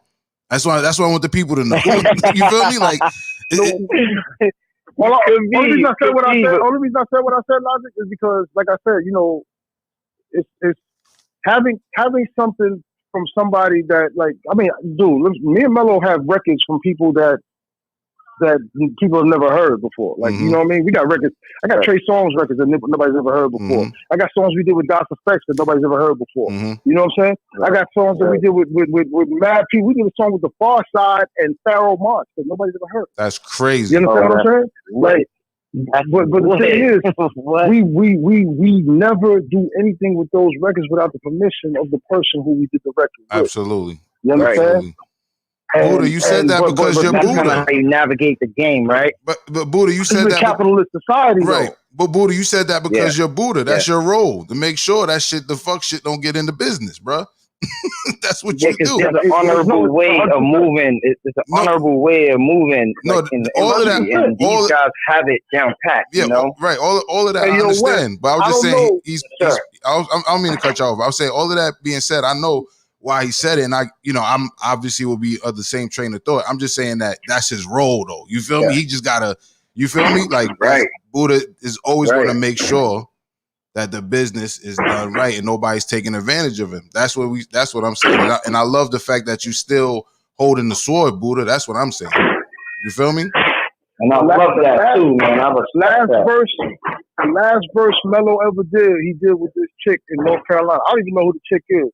You understand what I'm saying? Yeah. But I know he did, and like he did it like a couple of days before he passed. And when I tell you that it's probably the most incredible verse that I've heard Mello spit, it's bananas, and it killed me to hear it and then know he's gone. Yo, Buddha, Buddha, did you? Me to hear it. You know G Strong? Yeah, of course I know. He said he got a similar story where like a week or before that or the day before he got a verse sent to him. Did you hear that one yet? Mello did a song with G. Yeah, he did a song with G, but that's not the last verse that he did. Though. But like I'm just saying, did you hear the did, verse? I'm saying because I'm hearing that verse is fire too. It just sounded like he was spitting fire. You know what I mean? Mello was a dope lyricist. Listen, don't put it past it, bro. Mello was a dope lyricist, bro. Anything that Mello puts down is going to be to a certain standard. Absolutely. You know what I'm saying? But don't sleep on Mello. Mello also has a process. You understand what I'm saying? Yeah. And in order for things to be the way that they need to be, he needs to follow through his process. Right. That makes sense. It does. You understand? So, you know, any put it this way. Let's put it this way. Any verse that Mello followed through his process is fire. Right. Any verse that did not follow through his process, it's a work in progress. It's a work in progress. It's just a work in progress. You are the man, Wes. Thank you very much. Let me tell you why. I thought about that because me and Mello and Bear and Rim, we used to have freestyle sessions, like just freestyle at the top of the head. Mello would outlast all of us. And the stuff that he was spitting was relevant and it was current and it could definitely be like processed and worked up to be like super fire. Because like all of us was spitting some stuff, right? But you know, that's the OG. So I'm like, when he's going on, I'm like, let me listen to what he's saying. What he's saying is relevant. Right. You know what I'm saying? In my mind, I'm thinking he ain't gonna have no balls. He ain't gonna have no balls. But he got balls. He got balls. He got a story to tell. Right. He got character. But Buddha, this so don't put it past him. The reason why I was saying that is I know his sword was sharp, but the reason I'm saying that is the same testimony you given about the verse that Homegirl got about how it's probably it's so ill, it's like one of the illest you heard. I'm saying that's what G Strong was saying about that verse because it just sounded like, you feel me? I don't know. I hear what you're saying. I hear what you're saying. That's a conversation for another day. Right. I just want to hear both of those verses. But deeper than that, I would love to see, you know what I mean, creatively what's going to be done between the music you have unreleased, between the footage that Wes has unreleased, between all the love and the support we have for him. You know what I mean? Like we need to not only tell his story, but even document how his legacy is living on. You dig? Yeah, most definitely. I mean, listen, man. Anything that belongs to that man needs to come to fruition. Just needs to come to fruition the right way. Absolutely. You understand what I'm saying? The right way. Absolutely. Like when I tell you he had a process, I mean he had a process. Right. You understand? Me and Mello used to battle back and forth because Mello was very, very like he would take his time with stuff. Like if I will go. When you say battle, do you mean like rhyming or do you mean like making beats or what do you mean when you say battle? I mean like bump heads. Mm-hmm. I mean, okay. Like brotherly battle. We used to bump heads all the time. But the thing is, we had an agreement, and that agreement was to disagree. We agreed that we're not always going to agree on everything. Right. And we agreed that there are going to be disagreements, and that we was going to work things out. That's when you get the best product. That's when you get the best product. Right. That's true. So the whole thing is we would always hear each other out and figure out what the whole end of the day thing would be. You know what I'm saying? Mm-hmm. And you know, there was times where I would come to Mello and be like, okay, all right, you was right. Okay, my bad. At the end of that. But then there'd be times where there'd be times where he turn around and be like, look, I got something to tell you, but if I tell you, you gotta promise me you're not gonna be like I told you so. You know what I mean? And he'd be like, yo, you was right. You know what I'm saying? Right. And so We had that thing. You know what I'm saying? There was a lot of things. I mean, there was versions of records that we put out that was different the way than when they came out than they was when we first did them. Right. You understand what I'm saying? Right. Because we was trying to go back and forth as to how the record actually needed to be. Right. You understand? Right. So, like, there's a whole different version of "Put Your Hands Where My Eyes Can See." Wow. You know what I mean? So, like, it's of the beat, the original beat. Yeah, crazy. That's crazy. Totally different version. That's crazy. A Glass says totally different version. A Glass is in the chat and says the Matrix got some mellow heat too. I guess that's the Matrix got some mellow and heat too. Yeah. That's a loner. A loner Glass, of course. A loner. Him and DJ Shuttle, man. Please listen. Those is our dudes, man. When I tell you those are our dudes, like those dudes used to come to the crib and they would sit there and we would talk to them and they would listen. Right. And then they would come back and they would execute. They would listen, they would take it in, and then they would execute. And I mean, that's the key. People, you can listen all day. If you don't execute, what you listen for? It's one thing to know. It's one thing to know. It's another to do. Do something about it. Mm-hmm. Yeah. You know? So I have a lot of respect for those dudes, man. I have a lot of respect for those dudes to this day. Both of them. Me too, you know what man. I mean? Well, they listening. You know, so they're listening on YouTube. You know what I mean? For the homie cammed up with me during the services. You know what I mean? He definitely has some great stories to tell me because he's not on other social media, you know. But he's definitely in the check-in, so he heard what you just had to say. But yo, Buddha, I really appreciate you formally meeting me publicly. Well, it was always my intention to get on this. When you said it to me earlier, it was definitely my intention to get on it. But I had some things that I was running through during the course of the day, and I figured if it was really going to be a marathon, then it should be on when I'm done. So, and here we go. Right. Yeah. Hey, yo, I thank y'all too for making it a marathon because I had to do a couple things early in the day too, and I was worried that I wasn't going to catch it. I definitely wanted to catch it, you know what I'm saying? It's definitely a marathon because it's still happening. I appreciate y'all, man. Happy birthday, Mello. I love y'all, man. Love, man. Yo, Wes, we definitely ain't meet for no reason too, man. So I look forward to, building with you. And I got your permission to play your music video at the end of the stream? Yeah, you can play it, bro. Play the documentary, play Maria Loves Nick. Show the people what we've been working on. I don't have Maria Loves Nick though. I don't have that. I just only behind the scenes is what I can find about that joint. That one was fire. I want to play that. I'll send it to you. I got Maria Loves Nick. That was dope. Can you send it, Buddha? You got it quick? Can you send it quick to him? The Maria Loves Nick video. Because what is it? Let me go on YouTube. I'll send it to you. I'll send it to him. I know exactly where to get it real quick. What is it? Unlisted or something? Yeah, Unlisted. Yeah. That was by Mello's request. Okay. Yeah, I have the actual file. I'll send it to you. I never released it because Mello never gave me the green light. I had the file from when y'all first did it. Like I had when we first did it. Yeah. Yo, that shit is fire, right, Buddha? I remember. Didn't he send you a track that we did? As a matter of fact, I think he sent you the Who Dat track with 99 tracks on it to mix. Oh man, that's now you talking Mello 100%. Mello's the reason that I have. Mello's the reason that I charge the way I charge. Like I have to.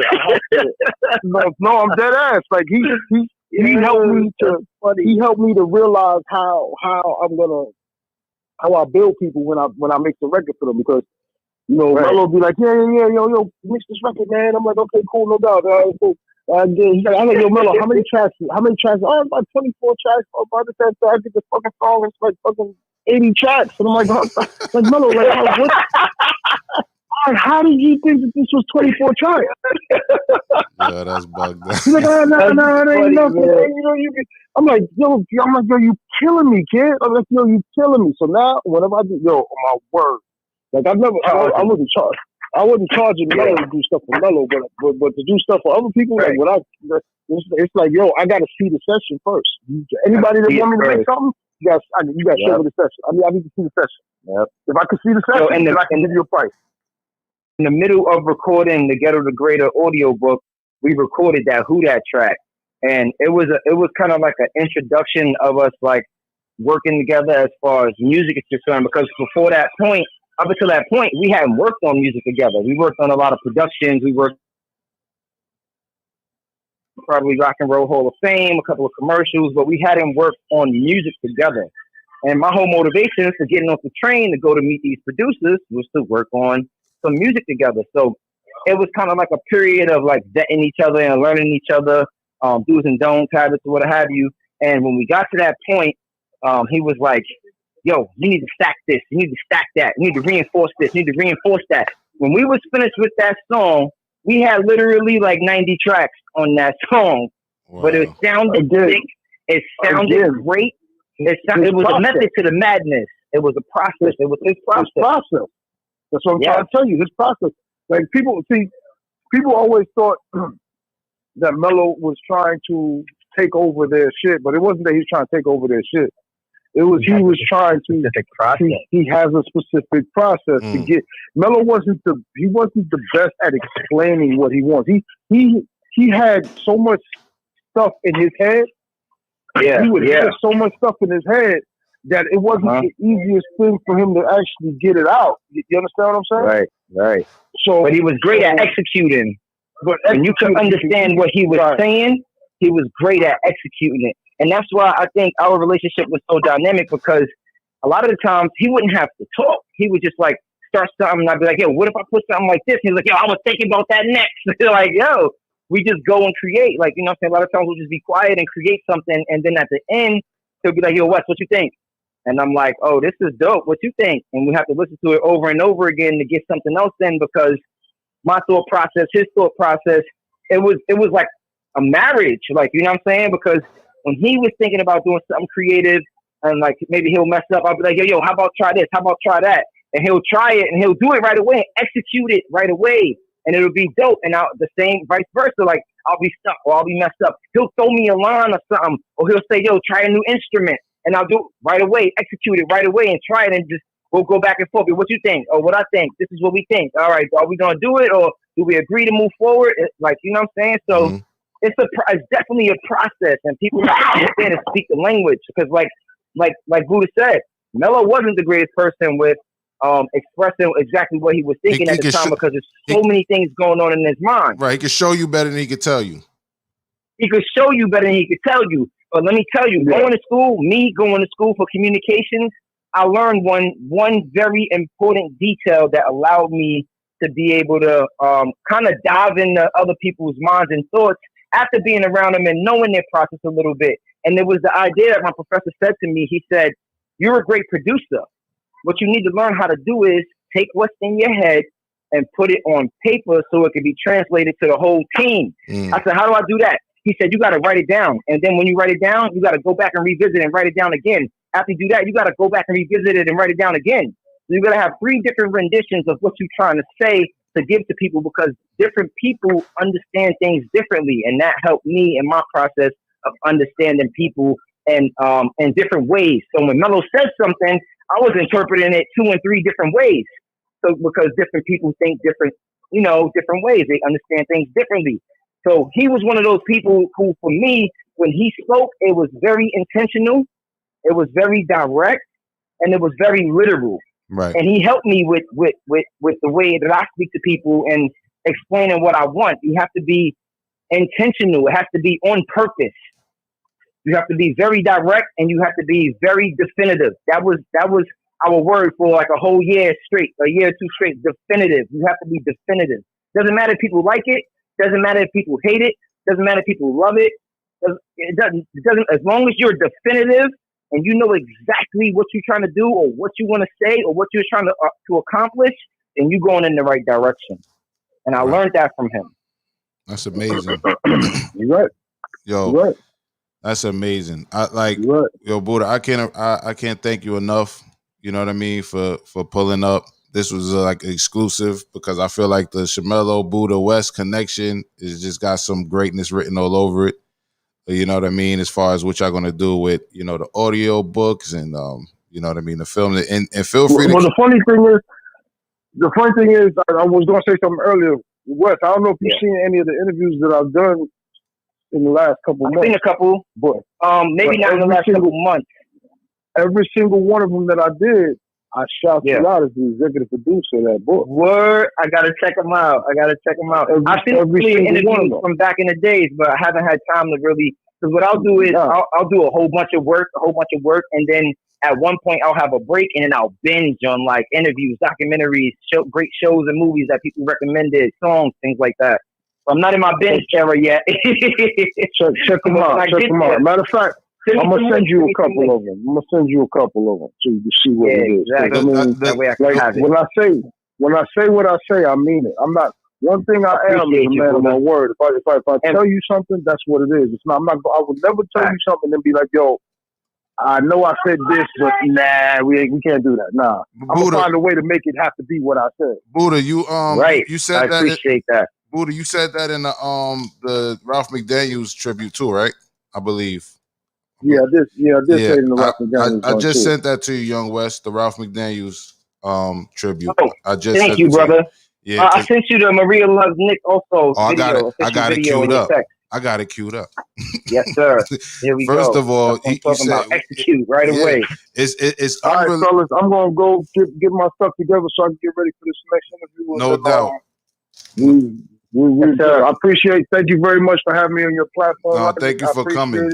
Thank you for coming. I'm very humble, and you know what I mean. And thank you everybody that tuned in for for respecting my dude Mello, respecting his birthday, for celebrating it with us.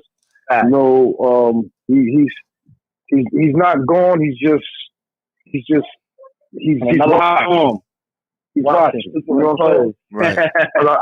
I ain't gonna lie to you. So many incredible things have happened to me since Mello's passed, and I know it's him. Mm-hmm. You know what I'm saying? Yeah. So, just believe he's not gone. He's just doing something else. He's still here. He's still working. Yeah, I believe that, man, and I feel the same way, even down to us building and the conversation I had with A Glass and Johnny Juice during the. Oh, this is what I wanted to tell y'all. I got to give y'all a dope story too. Juice was on there? Yeah, Juice came on the not today, but he came, when I actually restreamed the services because I couldn't make the service in person, so I restreamed it. You know what I mean? Okay. Yeah. So when I did that. This is what I wanted to tell y'all. While I was streaming it, I was still in the Zoom because I had to be to stream it, right? And I met a brother who lived a block away from me, but he's of a generation above me though. Where the brother Kerwin, you know what I mean? He's actually from my neighborhood, a block away from me, and we met in the chat, in the Zoom chat during the services. You know what I'm saying? That's funny. And then he actually cammed up. Him and Johnny Juice cammed up when I did that, but first ShamelloThon. You know what I mean? But Okay. Yeah, so that I thought. So he's definitely just connected people. That's why I say I see like a community of people being fostered around him, even as after he transitioned, because like you said, everyone to know him and to actually be cool with him, you got to be of a certain cloth, and you already know what he was about. You know what I mean? And he definitely was about younger people, and you could have just knew him for a day, and you know what I mean? You're going to get that impact of, this dude is genuine. And it's not, you don't get many people that's as genuine as Mello. Of course, we only got one Mello, period. But we really don't get a lot of people, especially in the industry, like Mello. You dig? So I look forward to continue to network with you guys. And me and Wes, us working together is a long time coming in general. You know what I mean? And I'll be privileged. I'm a guerrilla filmmaker, but I really respect your camera game. Your camera and your production game is crazy. Thank you, bro. I appreciate that. Yeah, and you're a dope I'm going, fellas. No, slow Buddha. Yo, thank you, Buddha. Salute, Buddha. Thank you, King. We'll talk a little later, man. Yes, sir. We're gonna talk. All right, yes, sir. We'll put it together. Yes, sir. Peace. So I definitely respect your production game too. So we definitely got to build. Wes, I'm gonna merge somebody in the on the line with us right now who's actually into production and part of his network as well. So y'all gonna meet via audio, but let's do it. Hey, how you doing? I'm doing all right now. I just came down to check out these boys. They were wrapping up a video shoot. I'm down in Buffalo, live from the Rough Buff, as we call it. Salute. Buffalo, nice. Buffalo, New York, correct? That's right. So So, I'm my actually name. upstate too. I'm actually upstate right now too. Oh, all right. I'm not as far as Buffalo, but I'm up here. Yeah. Listen, no, Buffalo's something else. I'll tell you what. Yeah. But yeah, man, thank you so much for having me on. Like, it's an honor. You know, Mello was. I'll just start from the beginning real quick, but I'll keep it short. Well, really quick, just Young West is into production. He shot a lot of work with Mello. That's him on the screen right there. He's also on. All right. So I Well, want you. Raj, I'm Courtney. It's nice to meet you. Say your name again. Nice to My meet name's you. Courtney. My name's Courtney Hirsch, aka Hollywood Hirsch, as I'm Hollywood. known. There we go. Hey, Hollywood Hirsch, meet Young West. Young West, Hollywood Hirsch, aka Courtney. What's up? Yeah. How you doing? So, Hollywood Hirsch. that's right. So from the beginning off the cuff, man, I met this dude probably like 2006. I started my career in 2004. And even before that dude stepped on set, his name was spoken. Oh, you haven't met Mello yet? Wait till you meet him. You're going to love him. Sure as shit. I did off the rip. And I'll tell very point blank and honest. I was a young girl from Buffalo, but also somewhat from the suburbs, but an old hip hop head. So we hit it off like, because I go back like De La Soul, Tribe Called Quest, but Gangstar, Smith and Wesson, Das Effects, Brand Nubian, you know, the foundation. Absolutely. So we start talking about this, and he tells me what he had done. I fell out. I said, man, and you're working with us? You're working with us? Why? But he said, man, no, we're on the Rock and Roll Hall of Fame induction ceremony. And we had KT, Spider-Man, like my man Rudy, Larry. Man, I could go on and on. Like, I'm kind of nervous too. I'm not gonna lie. So No, it's cool. I think we're all of us except for Young West because he's a pro. That kid is natural, but I think we're all a little nervous because we're representing Mello right now, and we're on live. We're on live. This is live. This is 2001's version of live television, almost, right? So I'll tell you, right? I've got a lot of. Go ahead, Wes. My phone's going in and out. You got it. You got it, Wes. I've got a lot of experience with dealing with people, and when they come to like speaking to people and public speaking, I'm never really nervous. I'm never really nervous. I told you this kid is well, you're lucky. Listen, I usually I portray like I'm not nervous. Yeah. But you know, because that's also probably the Leo in me. But, oh, there you go. But, I'm a Leo too. There we go. There you go. So I mean, but I'll tell you what, my boy Mello held it down from day one. Right. You know what I mean? He just was on his game, always supported me, always was positive. Oh, you know, rooting for Courtney, root for Hollywood Hirsch. Like, yeah, that's my girl. We cracking up, playing jokes on people. Yo, I'll tell you what, I hope Spider-Man's watching because there was one day we called him Friday at 5:30. I blocked my number. And I said, this is so-and-so from Connecticut. I know you're working on a show with MTV. Are you guys coming to pick this up? He almost lost his mind. Because if you know, Friday traffic, trying to pick things up in New York, and then you get a call from Connecticut. Yeah. Nah. But Mello and I laughed for hours, days, years, still about that. So that was just like our MO. Like, that dude always had my back. I mean, I even almost reduced him to tears doing one project. He was, I had him issue the final award envelopes. So he had to print out on clear labels and announce the winners and do it very carefully, as you know, because this was a live show. He couldn't get the font right or something. And he was just sitting there looking at me or looking blank. And I was like, you all right, dude? Like, no, I'm not. Court, I'm not. I can't. You really got me on this one. I said, well, but he did it. He did it. And I'm so honored. And as you guys said, he's still working. He's working overtime. The day he passed, obviously, was very difficult to find out. Mm-hmm. And I ended up reconnecting just prior to that, like on a Friday, with some old industry cats that I was putting it out into the ether. we reconnected again. By Wednesday, I got a full-time job on a huge initiative that's about to be nationally launched, and it's on topics of addressing the race issue in America. So I'm like elated. Like, what a the most profound project probably of my life. Wow. Congratulations too, by the way. Congratulations. Thank you. Yeah. It's just unbelievable. You're welcome. And I know it's because of him looking out. Wes? I would like to see that. Oh, we'll be in touch. Yeah, so I don't know, Courtney, if you have for sure. if you have Wes on your Facebook, but I'll send you guys each other's page. If not, I'm about to look. Yes, that would be amazing. Hey, Yeah, send her my number, bro. Yeah. Send her my number, bro. Send her my got number you. so she can shoot me an email or text or something. Because Yeah, social media, we like distant lovers, man. We fight 24/7. Okay, I got you. Well, really quick, Hollywood. You know, like I said, Young Wes, he's a really, really talented.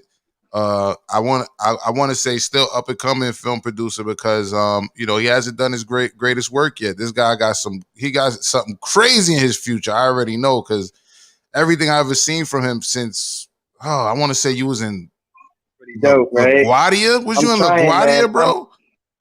Was you in LaGuardia? No, York College. No, before York. You was in Queens College or something. You was somewhere else. Queensboro. That's when I first met you, and I seen the music video you did. I think you directed it for yourself.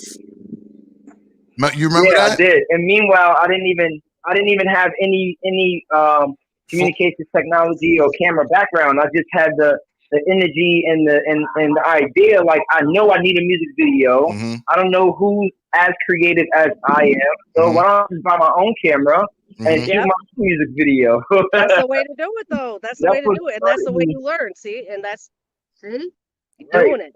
And that was the raw essence of his talent. And I remember seeing that and being like, "Oh, nah, this kid is talented." And then I see this project that we're about to show is an unreleased. I want to say short music video.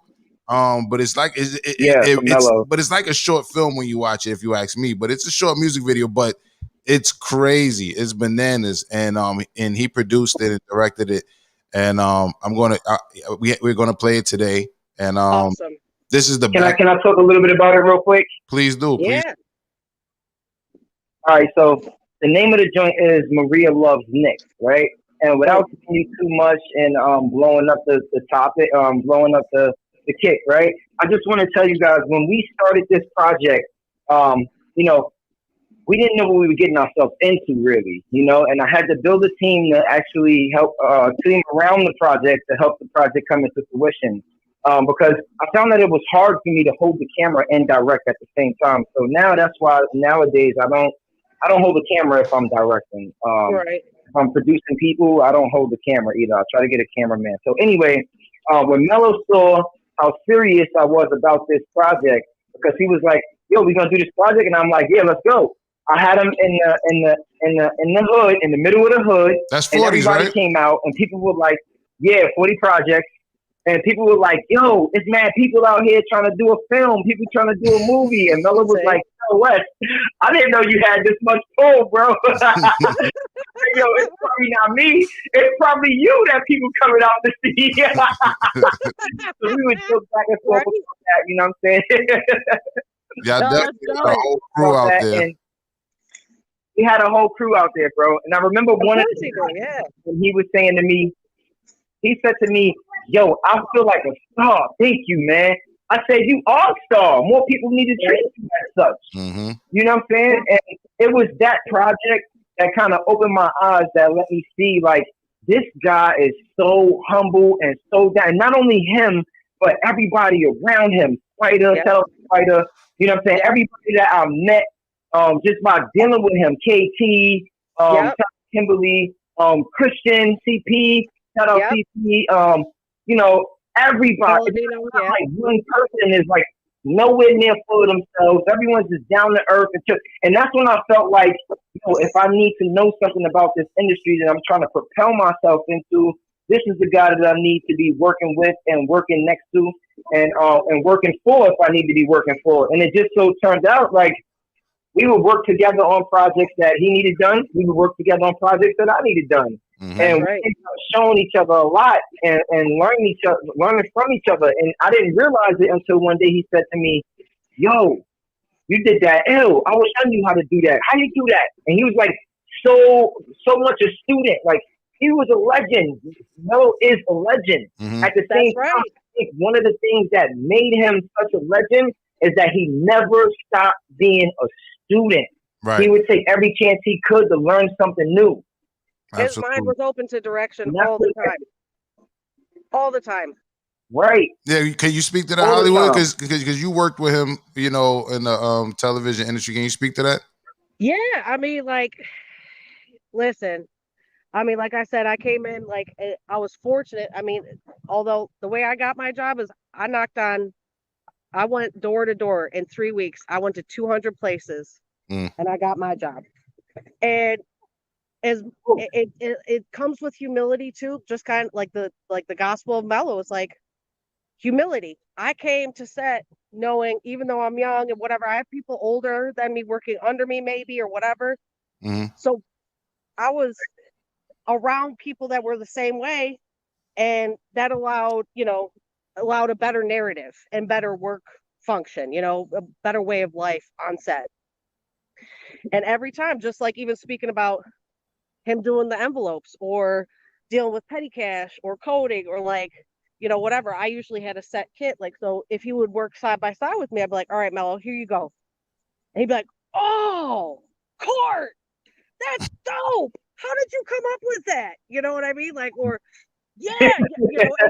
and every time he was just open to those ways. I'm like, all right, listen, this is how we're going to do it, whatever. He's like, oh my God. Like, and he was so flexible and malleable and appreciative to just learn those new steps instead of like, there's a lot of people who come on the set and will contend, well, why do I got to do this? Or how do I find the closest Starbucks? And then when I tell you, he has had to pull people away from me because I'd call for a PA, let's say for coffee run, and someone would be hovering over me for petty cash and say, how do I find the closest Starbucks? And I would look at him like, if you don't come get this paper right now, you got a smartphone in your hand. Wait a minute. So basically, and he knows, like, I don't have a hot temper, but I just will tell people like it is. Like, come on, man. Like, I'm encouraging you to think for yourself. So he did the same thing.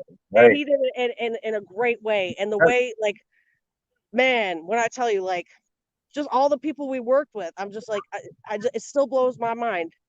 And I'm thankful every day. Like, I would, this weekend, I was a mess, and I was listening to his lessons. I was open just to hear from him, to hear about life. And I went through his Ghetto to Greater experience. I said, see, that's my dude. I am so blessed and so lucky that I had this man in my life to support me as a friend, to encourage me, to learn from me, and adapt and grow together. Right. Absolutely. You don't get that every day. And I'm going to tell you what, I struggle out here in Buffalo. Oh, you don't? Huh?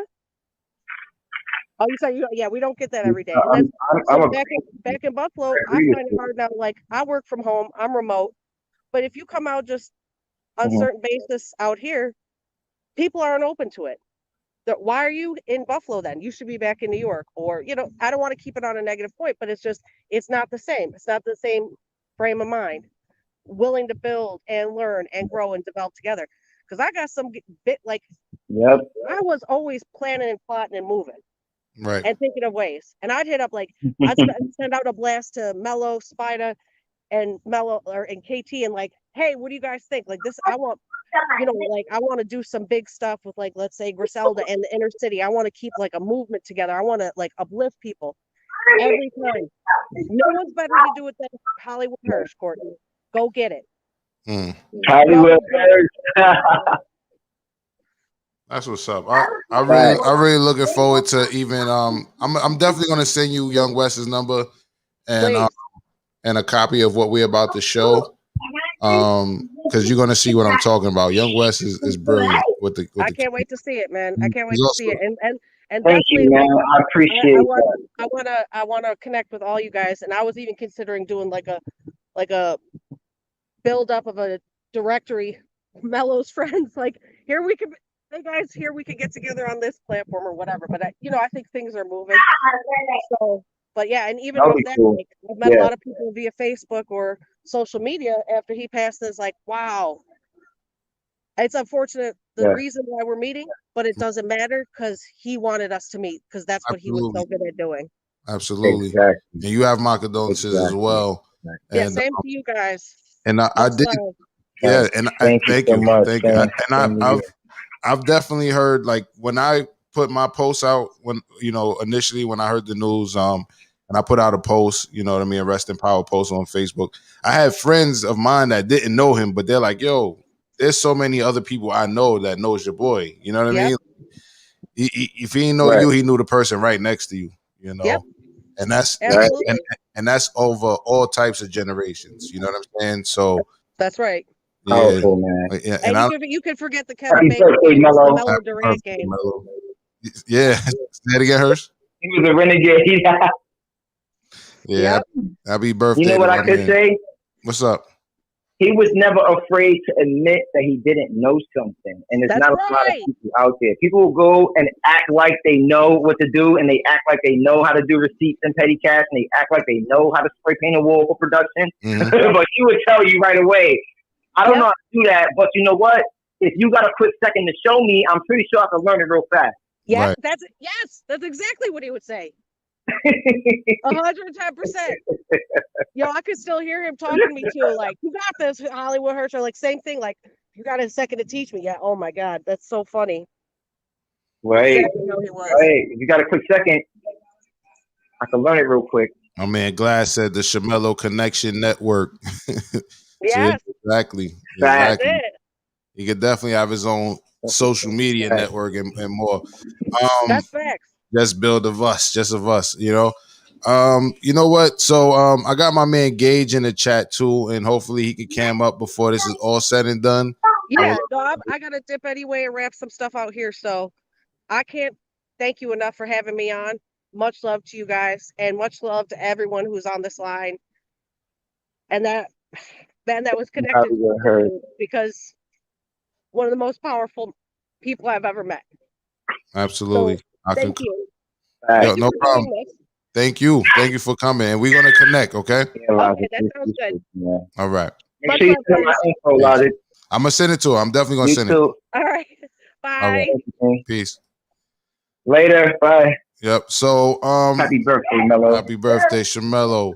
You know what I mean? My OG, G is in Gemini. So yo, check it out. Check it out. Introduce the video, man. Tell us what we about to see.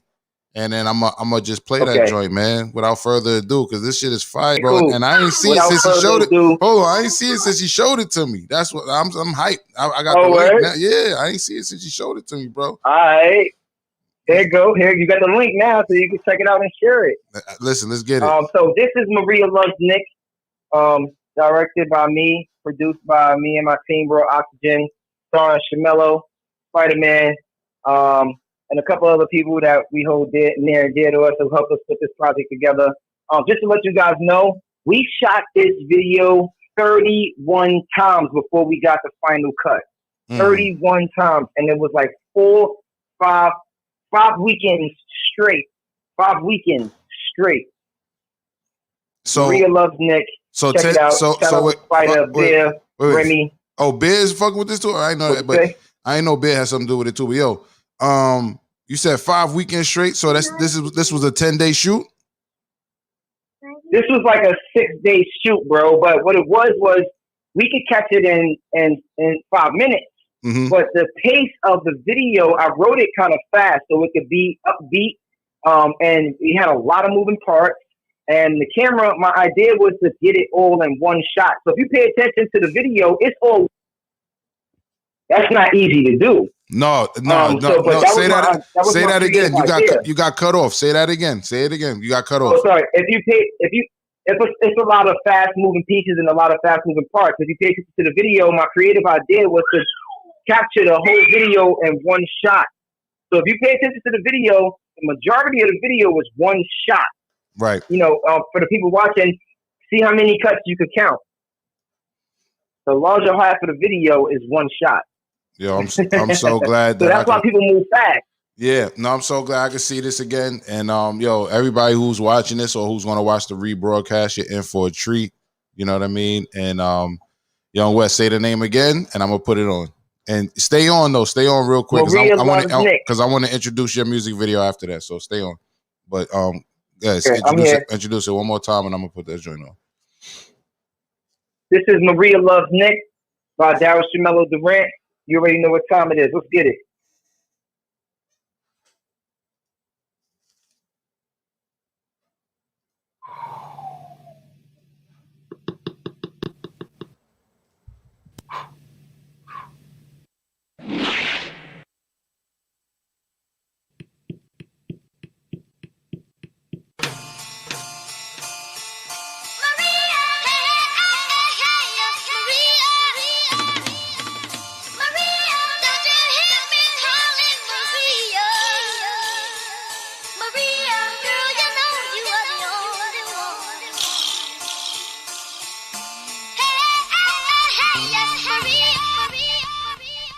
I know this dude so ill that he kills at will, and he still will kill you softly like Lauryn Hill. He runs with about 20 others just like him in a pack, dressed in all white, and some might have light beige caps. His name is Nick, he's a teen and he's mean, and he plans to turn his fans into beans when he intervenes. And he killed my man Tom's mom, my girl Angela's pop. Nick is the ticket time bomb, but we ain't got time to stop. I seen him right on the block and stomping him out, and then I seen him with the same nigga just romping about. Then I seen him with this dime chick and he was all in the mouth. She was fine, but now her breath smells like Nick's tip now. And them old cats hold him down cause he helps him relax, and this young cat hooked him up with a perfect match. Her name's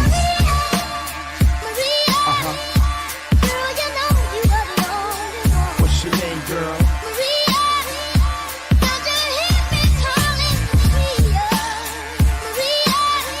No joking, she's smoking.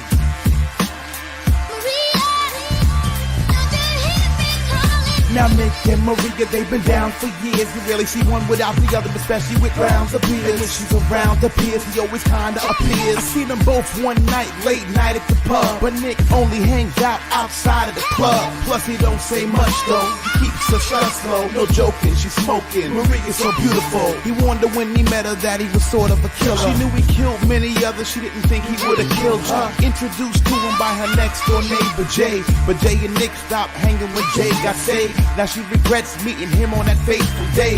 The other day, hey, Maria just passed away.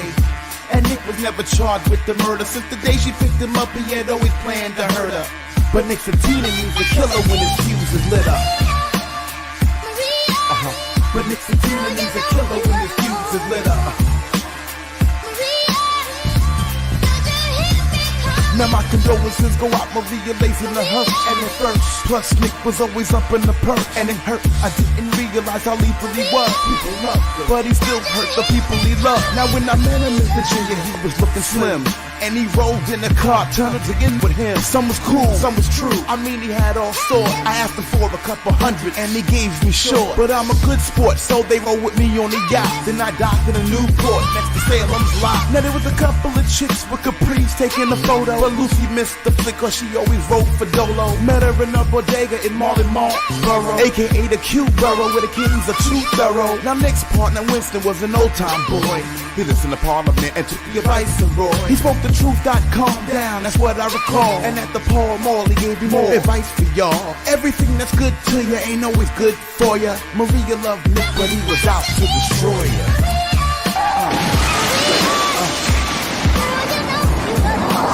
I really miss you, girl. Yeah. Yeah, yeah, yeah, yeah, yeah.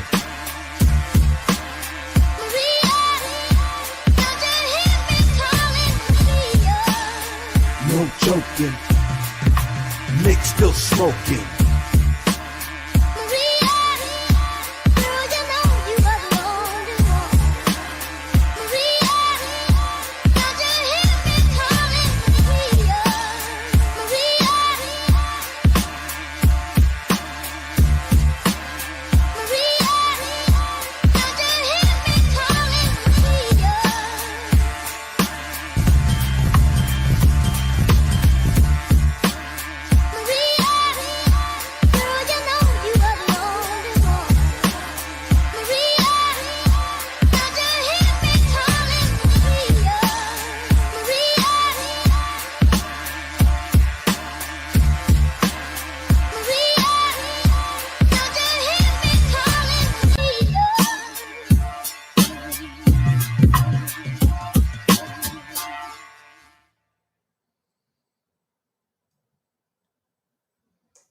Yeah. Let me put myself on the screen. I'm slipping.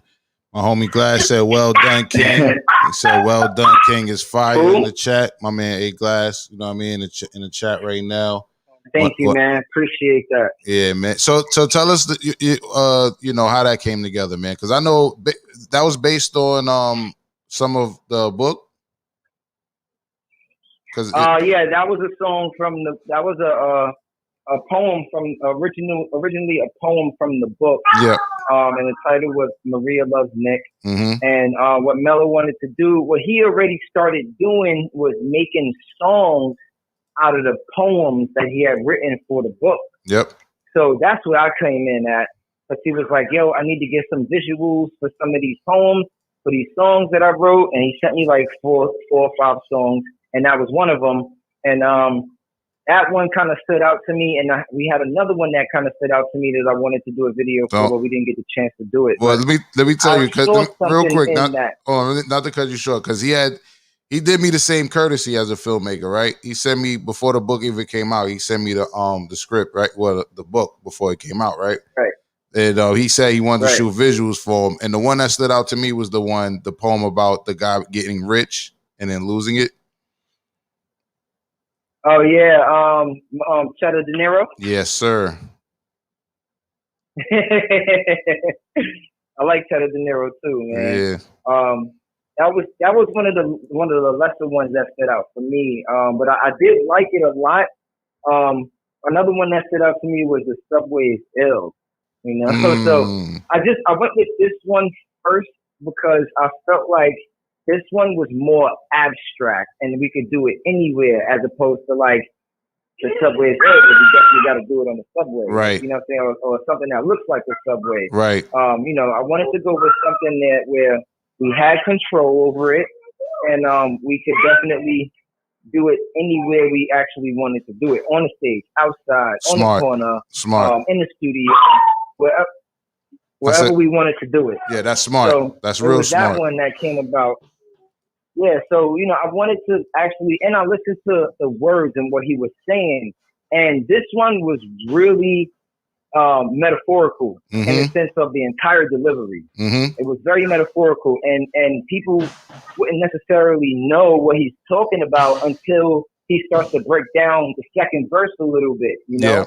So I was saying, here's a play on words that we could use and also put the visuals to it that kind of tell a story. So whenever I'm making a visual project, I want it to be a story, right? Sometimes it's abstract stuff, but most of the time I want it to be different. I'm different in the way that I create. I'm different in the way that I think. So I want to portray that difference, that uniqueness in everything that I create. So I wanted it to tell a story and I wanted it to flow. And so I took it another step and I was like, all right, this story got to be told in one shot. So how do we do that? So my whole idea about creating around this poem essentially was the fact that it was very metaphorical. It had a big message in there that I really liked.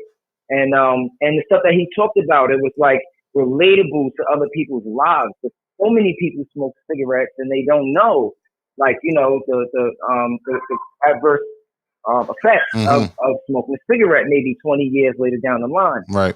So it was something that we could play with, that we was able to make like fun and relatable and look good. So yeah. You know, he laid the frame of the poem and creating the track already. So it was kind of, I don't want to say it was easy for me, but in terms of, you know, how much I needed to create, because I'm used to writing the song, making the beat, and then doing it. It was easy for me because all I had to do was think about the visuals and the aesthetic. So I was just like, all right, cool. And I ran everything past him. I was like, what do you think about this? And he was like, oh, that's dope. To get the cigarettes out the store at those store windows. Like, yeah, that's dope. You know what I'm saying? So he was very appreciative of that visual, man. And we never released it because he was working on getting the clearance for the sample back there. Okay. I think he told me that was Michael Jackson. Oh, I'm not. Yeah. Good. I'm pretty sure he told me that was Michael Jackson okay. In the background. Oh, the Maria part. The Maria, that part, right? Yeah. Yeah. Oh, and shout out to Chucky Madness, man, because Chucky Madness made that track, made that beat, and I just want to show him some love. Shout out to Kevin Naponte for Ross Alley because they bust their butts running around in the South Side on these blocks with us, trying to hold that camera up for like 10 takes a day on the weekend, where people definitely could have been doing something else with their time, right? You know, but Yeah, they have so salute to much them. creative soul in them as well as us, and we all saw the vision, so we wanted to try and make it come into fruition, and we made it happen. No, We made it happen, that was man. Happy amazing birthday, work. Mello. That was amazing work. Yes, happy birthday to Mel. That was amazing work. When he showed me, I was impressed, and I forget. I don't know if I seen you were in there for like a clip or something. I forget how your name came up, if he said it or if I just peeped you. But I was like, I know that Young West you're talking about. Like I knew it was the same talented young brother that you probably saw me. You probably saw me in the behind the scenes footage. Yeah, that's probably what it was. And I was like, I know him, yo. And I was like, because I put out the behind the scenes footage as well. I put the behind the scenes footage out before I put the video out. right. I was playing that And earlier. Yep. again, I got the okay from him, and I was like, "What you think about this? You think we can put it out?" He was like, "Definitely, put it out. Let it lead up to the video. Let it be like a promotional piece. Let's talk about it. Give the people." I was like, "Definitely, that was the idea." You know, we was on like similar pages, like so much of the time that it was just like half the time after a while I was like, I ain't even gotta ask him no more, man. I know who he gonna say about this. I was just excited to present it to him because I'm like, yo, we think alike, and I got another project I want you to check out. And 9 times out of 10, he was always like, yo, this is hot, this is fire, do this, you know, make it better, do that. That's what I liked about Mello, because he would criticize your joint and tell you what it was missing, and tell you what was fire about it, and tell you what you needed to do to make it more fire. Yeah. He wasn't just like, oh, let me listen to it. Oh, that's nice, that's good. All right, cool. What else you got? Oh yeah, that's nice. That's good. That's good. Usually, when people do that, they be fronting. They just I seen it. Yeah, they front. They're not really listening. So Mello goes in with a full heart, wholeheartedly. And that's one thing I like to say about myself. When we first met, I told him, I said, yo, when I do something, because he was trying to figure out why was I sitting in the middle of the bridge, just sitting there chilling. And I told him, yo, when I do something, I do it wholeheartedly. I put my whole heart into it because I believe in it that much. Right. So if it fails, I feel some type of way. Right. It hurts me. Like, you know what I'm saying? Because I'm thinking it's going to be dope, or I put a lot of energy to it, and I put a lot of promotion behind it, or I put a lot of money into it, and it broke, or it didn't work, or it failed. And now I feel some type of way because I put my whole heart into it. Mello was just the same way. He put his heart into people. He put his heart into his projects the same exact way. He was a people's person. Yeah, he poured in. He pour into you. One of the main reasons why we clicked. Yeah. He pours into you, right? And I was still learning that from him, like how to pour into people and release myself, and pour into people and give them everything that they may need to succeed. Because that's what I witnessed him do that to countless people. Right. That's what everyone knows him for. That's what everyone knows him for. Yeah, it wasn't about him. Yeah. It was more about, if you look good, she look good, I look good, we look good together as a team. Absolutely. I think that's what a lot of people need to take away from like a lot of Mello's advice. If you look good, I look good, we look good as a team. Because if I get you on a production, you represent me because I brought you on. Right. But it don't stop there, because I represent Mello because he brought me on. And he represent whoever brought him on. Right. You're muffled a little bit. You're muffled a little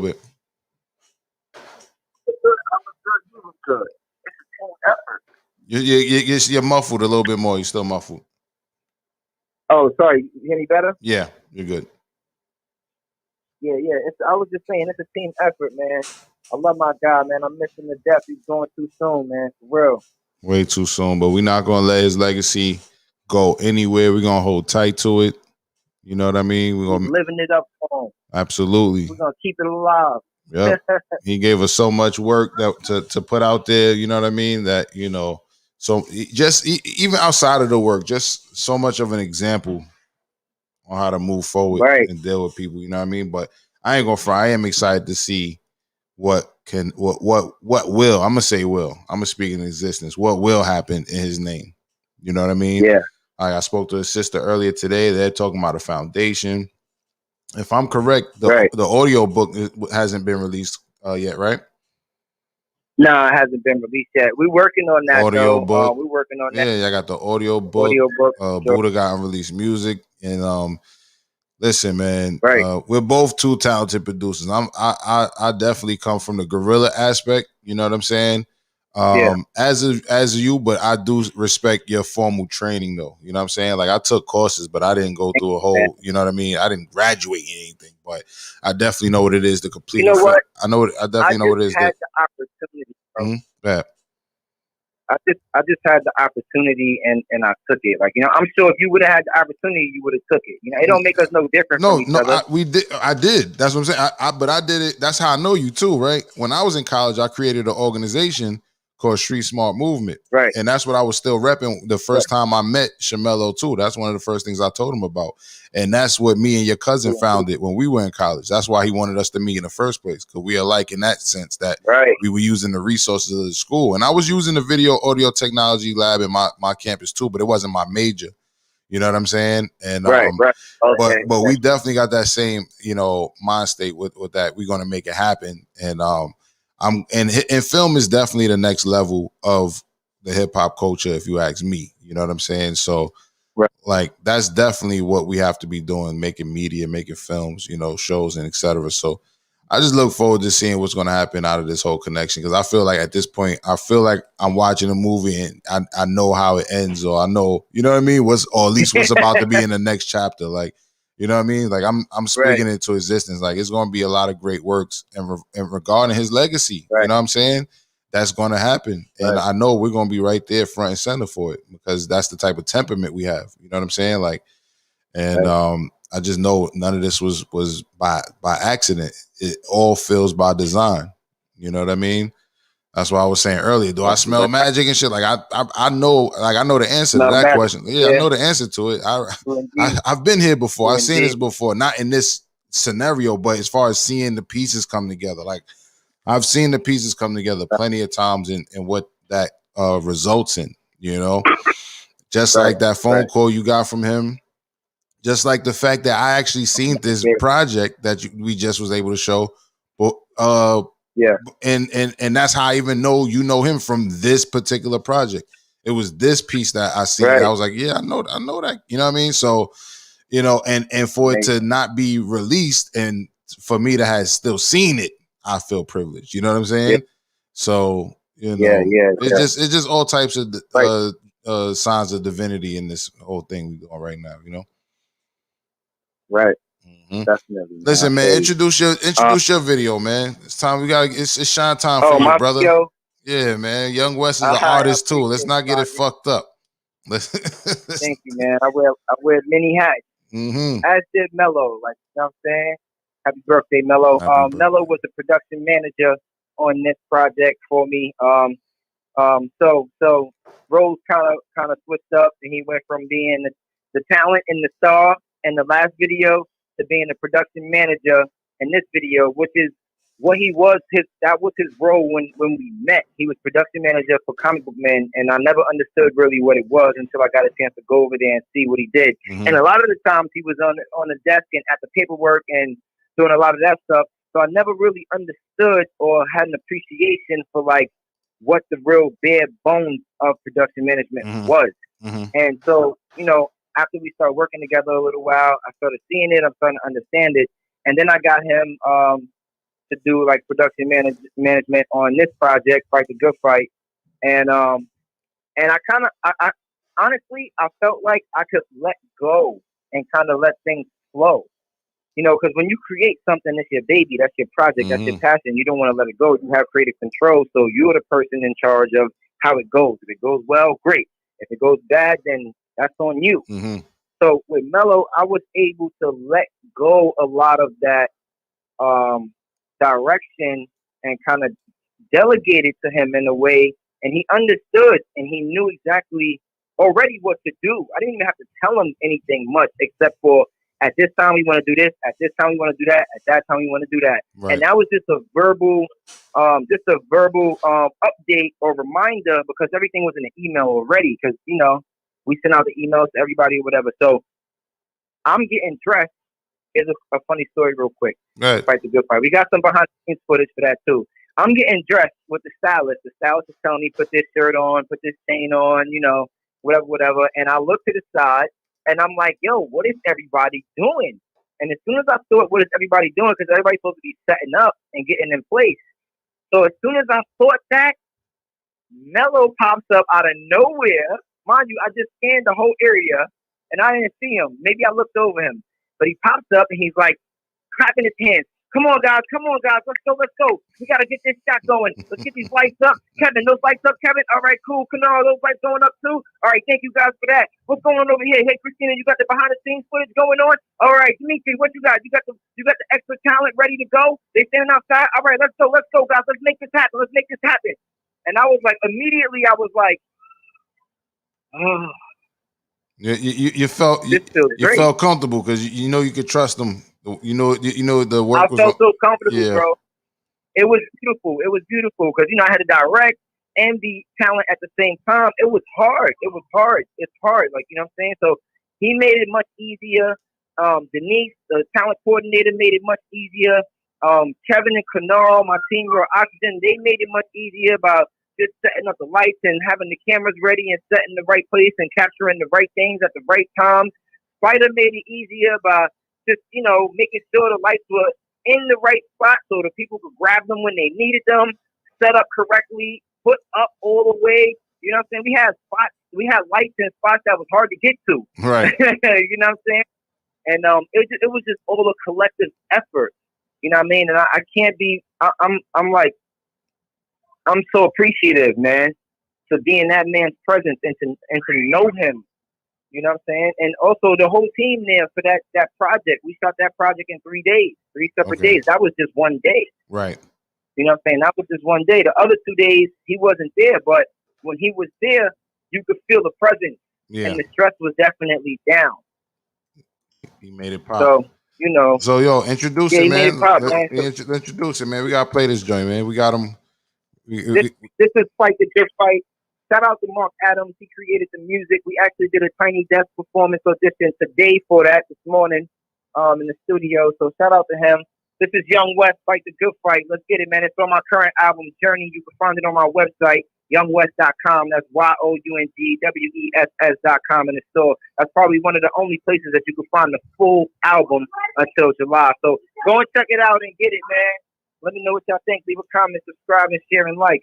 I appreciate you, Young West. In case of anybody who just pulled up, that is Young West speaking, a mentee of Shamello's, you know what I mean, a real talented brother, a film producer, as well as MC. And we're about to watch his music video, which was the production manager was Shamello on the production. In case you didn't hear, if you just pulled it, you just came in the room. And this is Happy Birthday, Mello. This is the ShamelloThon. This is, like I said, this is some work of his with his mentee, where his mentee was the artist. So this is Mark Adams featuring Young West, Fight the Good Fight. Let's get it. Yeah.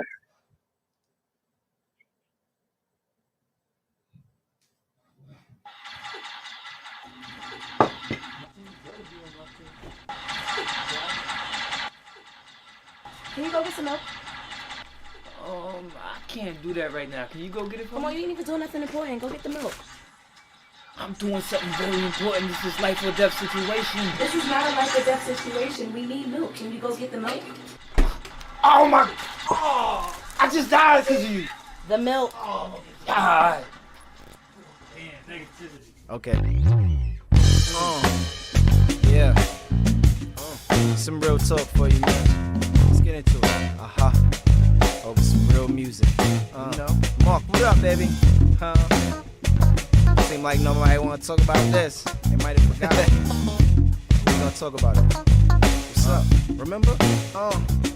Sometimes I wonder, am I living a dream in reality? Wonder how to keep it cool while these hot boys surrounding me. All I know is I'm gonna work till I hit where I gotta be. All I know is I'm gonna go and ain't nobody stopping me. To the haters, I wish them well. Toss a corner to wish them well. Build a prevail, police still give us hell. Rest in peace, Sean Bell. Rest in peace, Eric Garner. Rest in peace, Sandra Bland. Now look at how they done got us. Picture the beast, terrorizing the streets, but not in the least. man. I put that energy to these beats to bring the game to life. Pull the trigger, don't think twice, cause half of these cats with that rhetoric ain't that nice. And still it's hard out here for a player, a bona fide creator like Jazz Smooth Flavor. Half the system out here trying to kill us, other half build and destroy coke and dope dealers. But wait up, I'm supposed to fight the good fight, fight the good fight, yeah. Stand tall, that's all I know, yeah. We grind hard to live, buzzing it like that, yeah. Always up, stay woke, and we down the road, yeah.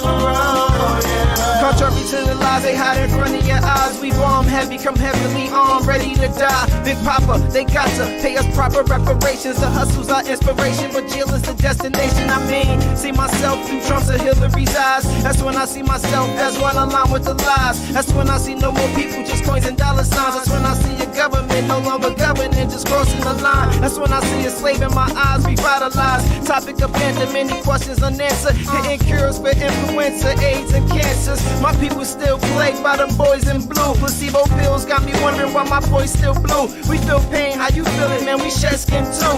Ain't no question when we get the brushing. Violated, you get touched, quick moving, shooting twos, leave you splitting two. But I'm supposed to fight the good fight, fight the good fight, yeah. Stand tall, that's all I know, yeah. We grind hard to live, larger than life, yeah, larger than life, yeah. Stay woke, always up, and we down the road, down the road. Fight the good fight, fight the good fight, yeah. Stand tall, that's all I know, yeah. We grind hard to live, larger than life, yeah, larger than life, yeah. Stay woke, always up, and we down the road, yeah. Rest in peace, all our fallen soldiers. If you got a fallen loved one, put your finger in the air right now. One time. And my boys do their thing on this track. Let's do it.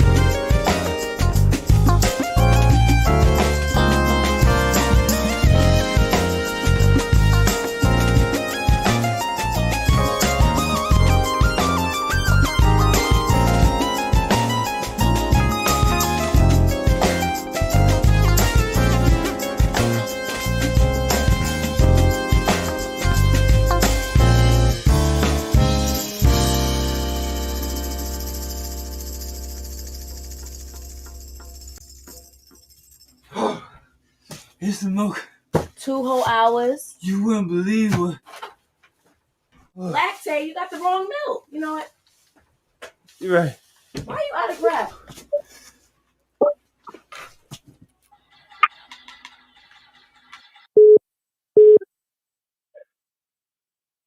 Did you write? Oh, let me. Did you write the treatment for that joint too? Oh yeah, I wrote that whole treatment. There was an A story, B story. I'm sorry. Say it again. I got cut you out real quick. My fault. I wrote the treatment to that. A story. There was an A story and a B story. Like I told you, that video took place in 3 different days. Mm-hmm.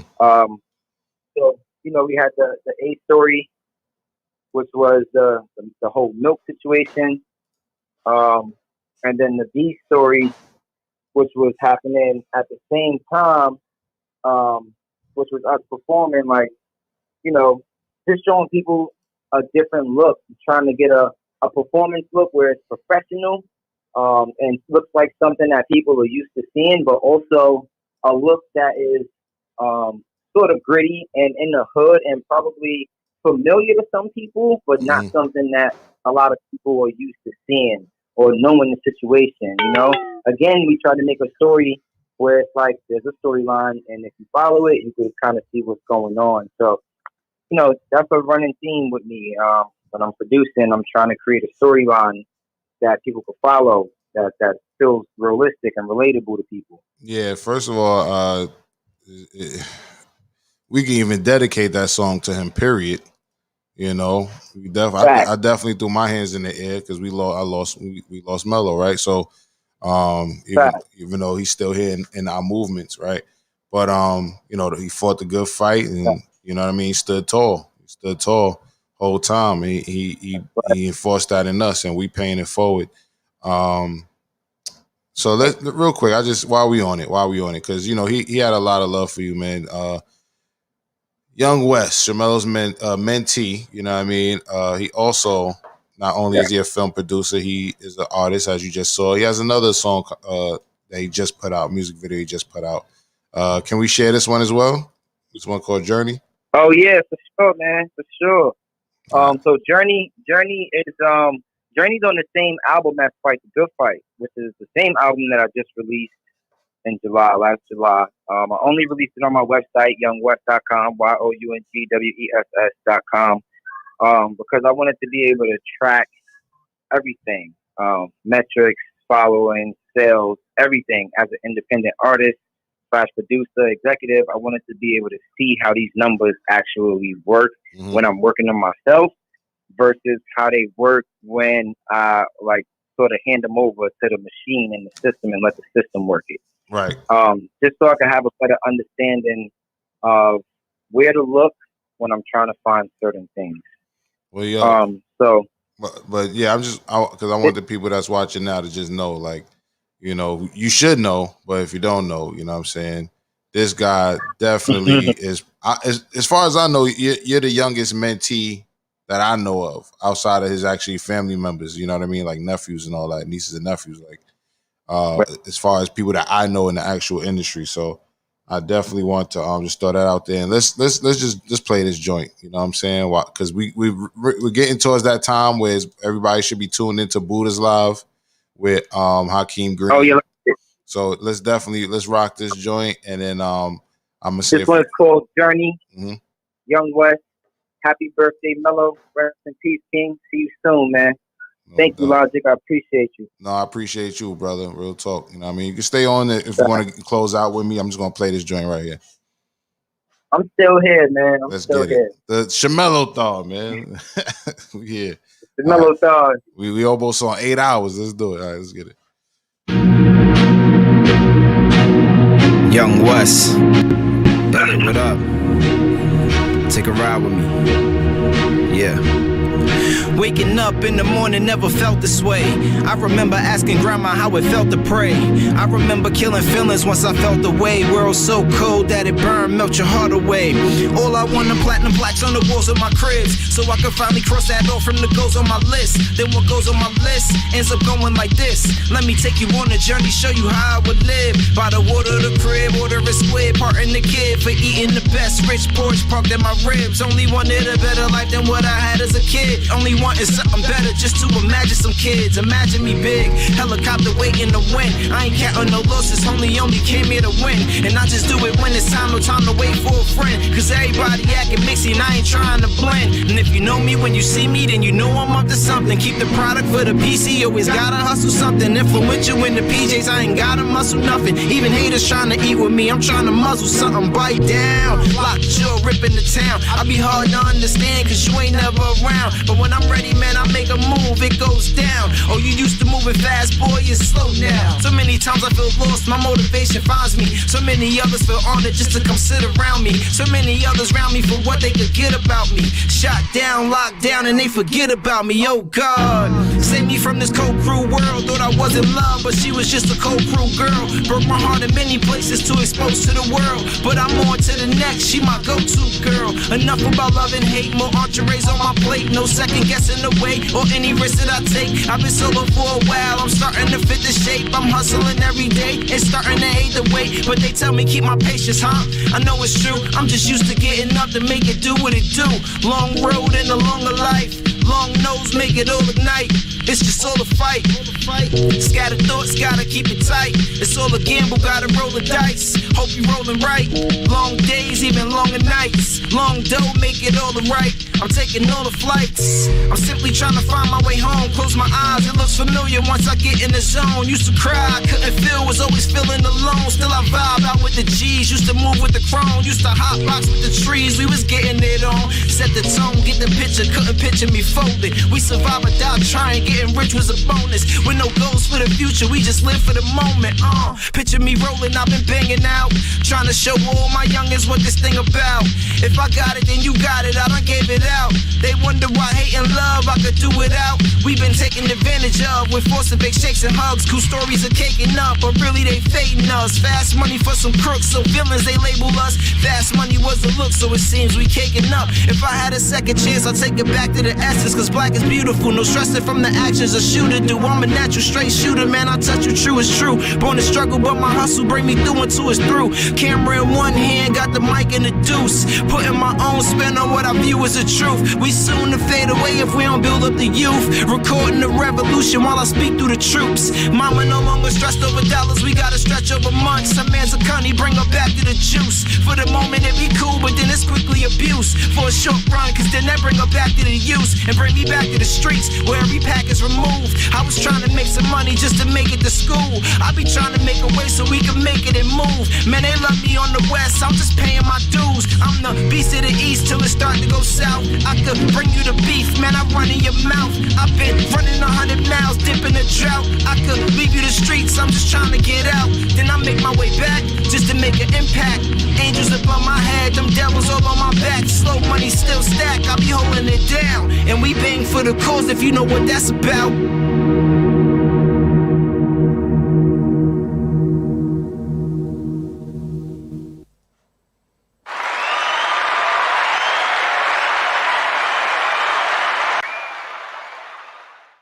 Young West, you still with us? Yes, sir. My guy. They putting up fire emojis in the chat. My man Sean Amina says, nice. Peace to you, brother. Peace Thank to you you. so much. My man Glass says, what? No auto-tune? Fire? That's what I'm talking No about. auto-tune?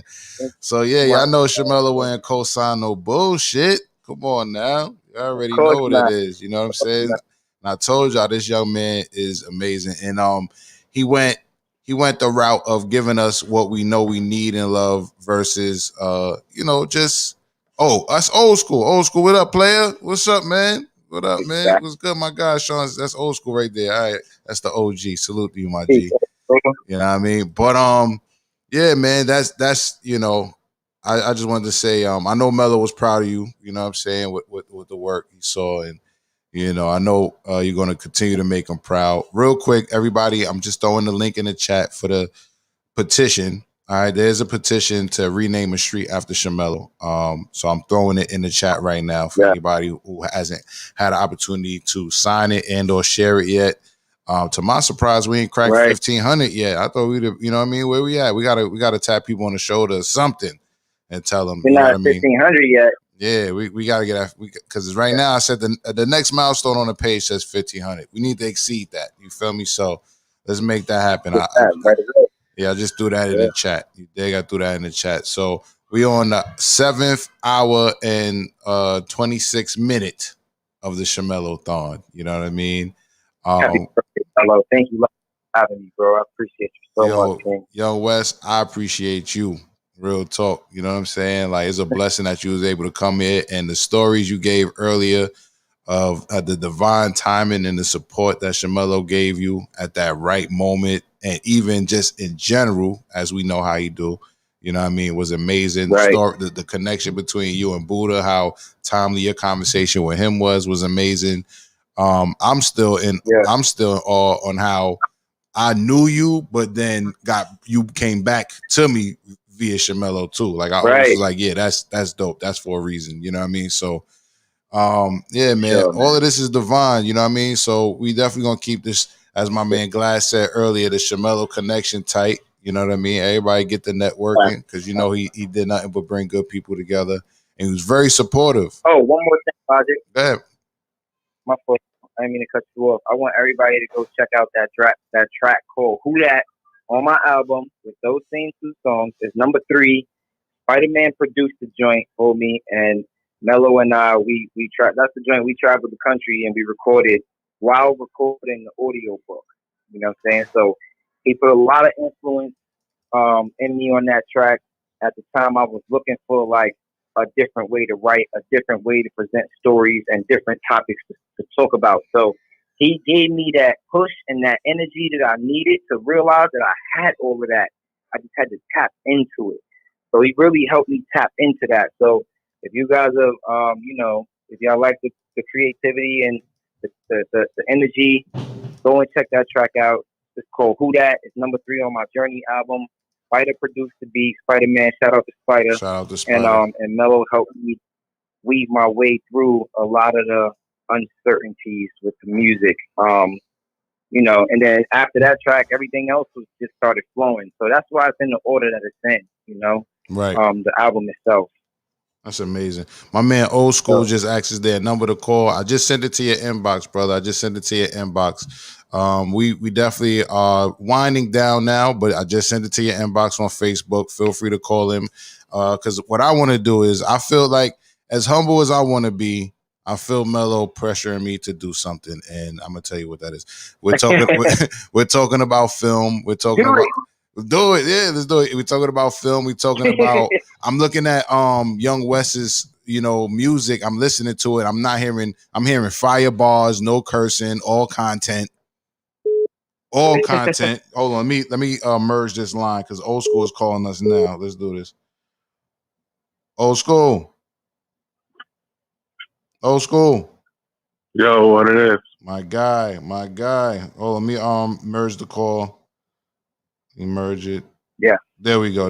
West. Old School. What it is, young? What it is? All right, you know what? I have to bring him back on the line because I merged it one time too many. But Old School, thank you for calling in. I definitely want your feedback. Oh, yeah. You know what I mean? Sorry about that, Old School. If you still listening, I'm about to merge you guys. There we go. Go. All right, I think we good now. Everybody there? I'm here. All right, West me Old School me West. What up, Prince? What's going on? I'm chilling, man. I'm just trying to make it, celebrating my man's birthday, our homeboy birthday, trying to put good vibes in the air. Oh yeah, it's a very special day, very sad day. But my brother, but that was my brother. To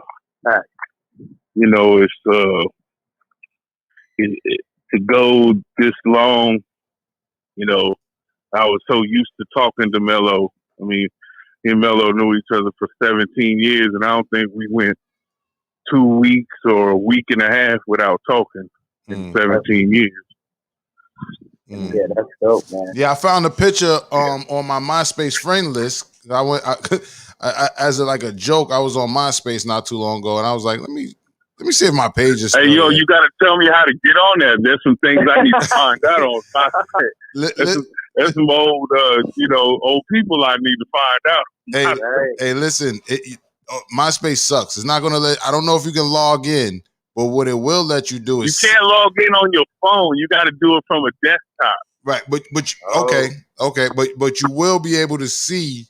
You will be able to see your page. You know what I mean? You will be able to see your page, and then once you see your page, you can certain things you can go to. Like what I found was my friend list, and I found remember you used to be able to put music on your page. I found like the titles. Yeah. I found the titles at least because they don't have the actual files, but I found the titles of the songs that I had up there. You know what I mean? But when I went on my friends list, I saw Shamello popped up because I didn't even see the whole friend list, but Shamello page popped up, and that's when I screenshotted that picture of the Shamellian Rebellion. And my guy Mental Link Inc. is in the chat. He says, "Old School, my brother, Rebellion for life." Oh, that's all the Mental Link, Gage, everybody, over a Mental Link. We are the, we are the Shamellian Rebellion. Absolutely, and I feel like we met around that time, but I forgive me, me and you didn't really get to build, but in that time, that's when I met Shamello during the whole Shamellian Rebellion, the Shamellian Rebellion demonstration. I mean, I was there. That's funny how that get into the Shamello Rebellion. You know, that's how. But basically, see, I'm the one that taught. You know, Sean B. You know, from 783. You know, we was working together on. I was working on TV at the time for a show called Dance 360, and me and Sean B. knew each other, and Mello came up to work on our TV show with because Fredro Star from Onyx is who named me Old School. So we was really good. We was really good friends. Okay. So and we worked together on TV. So Mello had came up to do beats for the TV show. Right. So I was head of all the production assistants. I had like 30 production assistants under me. So Mello walks out. Him and Spider.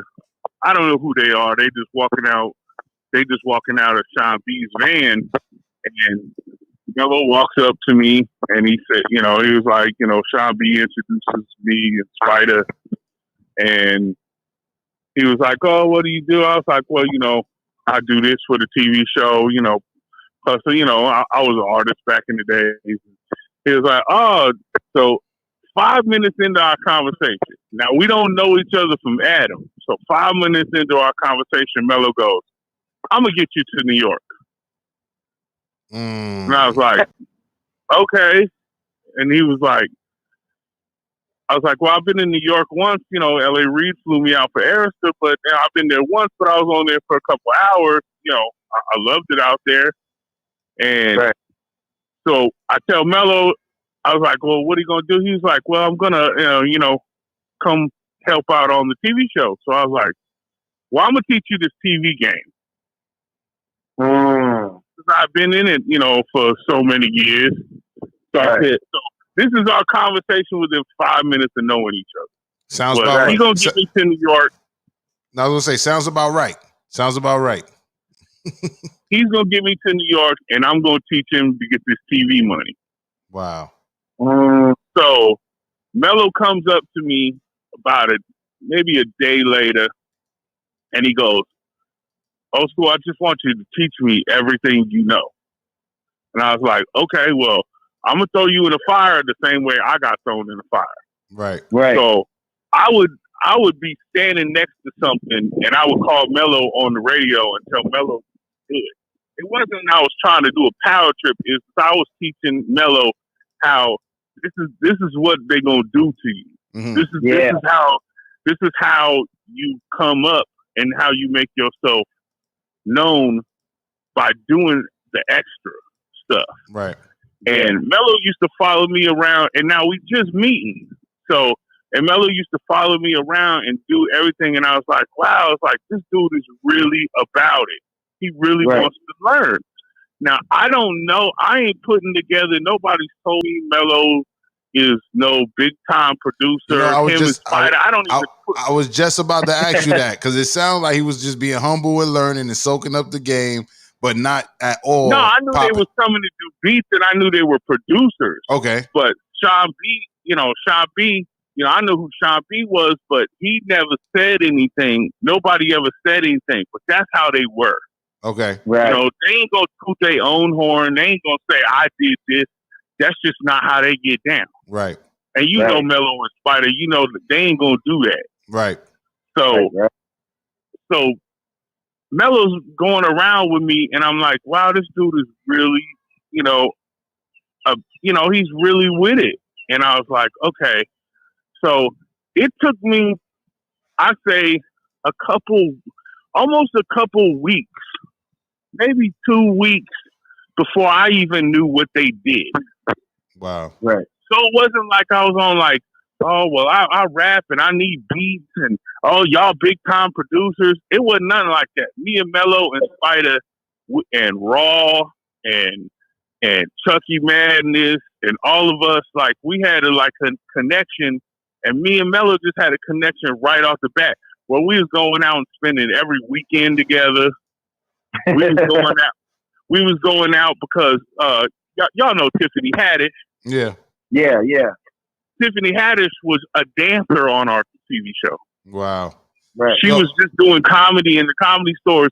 So me and Mello and Spider and all of us used to go to her comedy shows when she was just coming up. Yo, real quick, Right. I want to bring somebody in a conversation that I feel could talk to these times, and I think you're gonna be surprised. I got my man Gage on the line as well. Gage, what's up, brother? Hey, What's up? What's up? What's up? Old school. What's good, bro? What I What's going on, bro? wouldn't give for Mello to be on my left and you to be on my right again. I know, bro. We had some times, man. We had some real good times, you know. It's really rough, man. But he lives on, bro. Right. It's surreal because of all. I think that's what I go back to. I think of all those times of us on stage. I mean, it's not even the times that we was doing like Crash Mansion and M15 and Sputnik and stuff. It's the church shows that we did. In the church in the middle of the night. With me, NJN, and Intelligence in the parking lot before we came in. But that's another Rest story. in peace. Rest in peace to Intel, man. Rest in peace to Intel. Us too, yeah, man. For real. We did a lot of shows, old school. Remember, man. Even with the, like you said, you came to the release party when you did my release party and everything. And all the different shows that we did together, bro. It's been crazy. And we've did shows from in churches and in clubs. You know what I mean? So Mello definitely, touched a broad audience. You know what I mean? Even church folk. You know what I mean? He did a lot of church shows with me as well. So it was really rough, man, when I got the news. You know what I mean? Because it's like we go back for years, man, and this just hearing everybody else speak about this, man. They all seem to have the same conversation. Everyone's saying the same thing. So obviously, if you're dealing with a real man, you know what I mean, and he's real to everybody in their own particular times, there's no way you're going to be hearing a different story. You know what I mean? And that's just rare that you get a man that everyone has the same story about. You know what I mean? Right. When you don't hear nothing bad about somebody ever. I mean, I know you. I mean, the first night I was in New York with Mello, I met you. I met Intel, NJN, SI, everybody in the Shamello Rebellion, and it's like Mello he bridged that thing together, and he was such a taskmaster on the shows. I mean, I'd be sleeping, and he'd wake me up at 4:00 in the morning and be like, "We gotta rehearse." And I'll be like, Mello, you got to get up in a little while. He'd be like, no. And we would literally be downstairs in what we used to call the Lincoln Log Cabin in Ozone Park. And we'd be literally doing the show like we was doing the show. So y'all had a lot of practice. Y'all used to practice and take it real serious. Because I could tell. I seen you. Are you kidding me? Mello practiced for everything, man. He had to practice for everything. Every word had to be, if there was a word messed up, if there was a move messed up, Mello was like, nah, we got to do it again. I mean, it's me and him at 4:00 in the morning doing these moves, thinking about the show, what we're going to go get. You know how me and Mello were. I had the mask. Mello had his, I was just about to ask you. I got the picture up right now. What's up with the mask, old school? What's up with the honestly, that came along because the first time the first night we did the show that I came to New York, we did Joe's Pub. Right. And I came in the back. And I just met everybody the night before. And I'm seeing these girls painting this big, huge star on this big, huge man. And I'm like, and a big, huge star, and I'm like, I'm gonna get lost in this group if I don't do something. Like this is a big, huge star. These dudes, everybody knows them. They're super producers. One of the most phenomenal MCs I've ever heard is Gage, and I'm like, and I'm there to be as Mello called, there to be the hype man, because I'm there to be the flavor of the group. Right. And so I was like, I'm going to get lost. And I had a bandana around my face, but I couldn't talk in the microphone with the bandana. Okay. Oh man. So when I came home, I said I got to figure out some way to be stand out, or I'm gonna get lost. But I have to talk in the microphone. So I went and bought a whole bunch of ski masks, every color, and Mello came up with the idea. He says, "I love the mask." He says it's because people don't take you for face value. Look at him. That's him. That's him right there. That was Mello right there. That was Mello in his mode. Yo, that's him right there. Old school is the craziest. Old school is the craziest hype man I ever had, bro. When I say the hype man of the century, bro, like you know what I mean? Any show that we did with this man, it was more than hype. You know what I mean? And just like he said, you know, we had to practice, man. It was just like we couldn't just get on stage and do what we wanted. You know, we really had to practice and get our shows right. I want to say shout out to Danielle who's watching Mello us. Came from. Oh, I'm sorry to cut your wisdom. I just want to say shout out to Danielle who's watching us right now. She's loving the dots come together and the Shamellian Rebellion, the pseudo Shamellian Rebellion reunion, because there's so many of us. Right? So y'all, right? Connected. From the jump, he took me in so much. You know what I mean? But yeah, and I also sidebar. I got some in my boxes. I got some old Gage stuff too in the cut. You know what I mean? So. Don't be surprised if I start sending you screenshots soon. And that was the thing. I mean, when I first met them, just coming to New York and being in the group, I mean, like second time, like I was in New York, I'm sitting there on Gage's record, and they give me a feature. Wow. Yeah, for real. Right. We don't know, you know, they put me on I Care as a feature. Right. And I'm like, this is where I'm supposed to be. I was like, you know, I don't know Gage. I'm just meeting everybody, but it's just that mellow connection. And they know Gage. They know what's going on. They know what's going to work. Yeah. Right. And you know, it was just a special time. I was in New York so much. I never even took my I kept a suitcase by the front door because I was just in New York so much. I'd leave and be bored at the house and just hop on a plane and be right back to New York like 2 days later.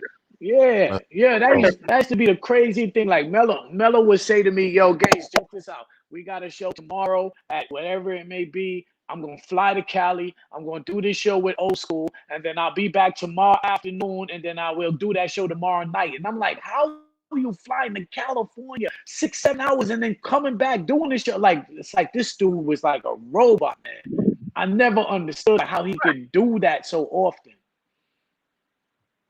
Me and Mello was coming out here doing two shows in one night.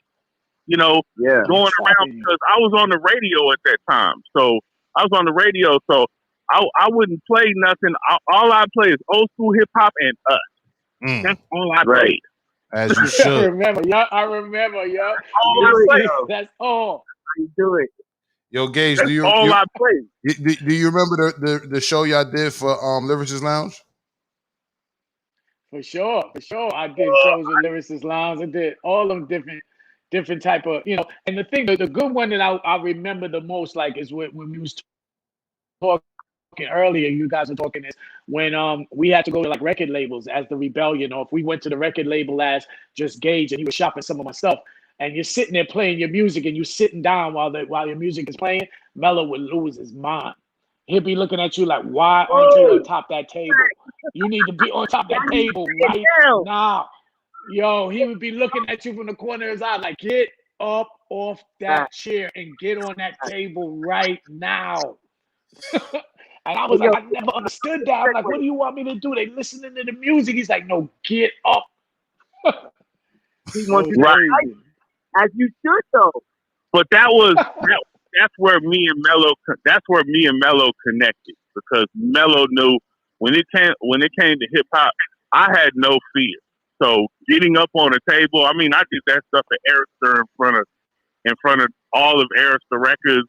I was up on marble tables. When it came to no fear, especially when it comes to hip hop, this is supposed to be fun. This is what we do. Right. This Right. is not. Right. This is not a job. This is not a job. This is not. This is hip hop.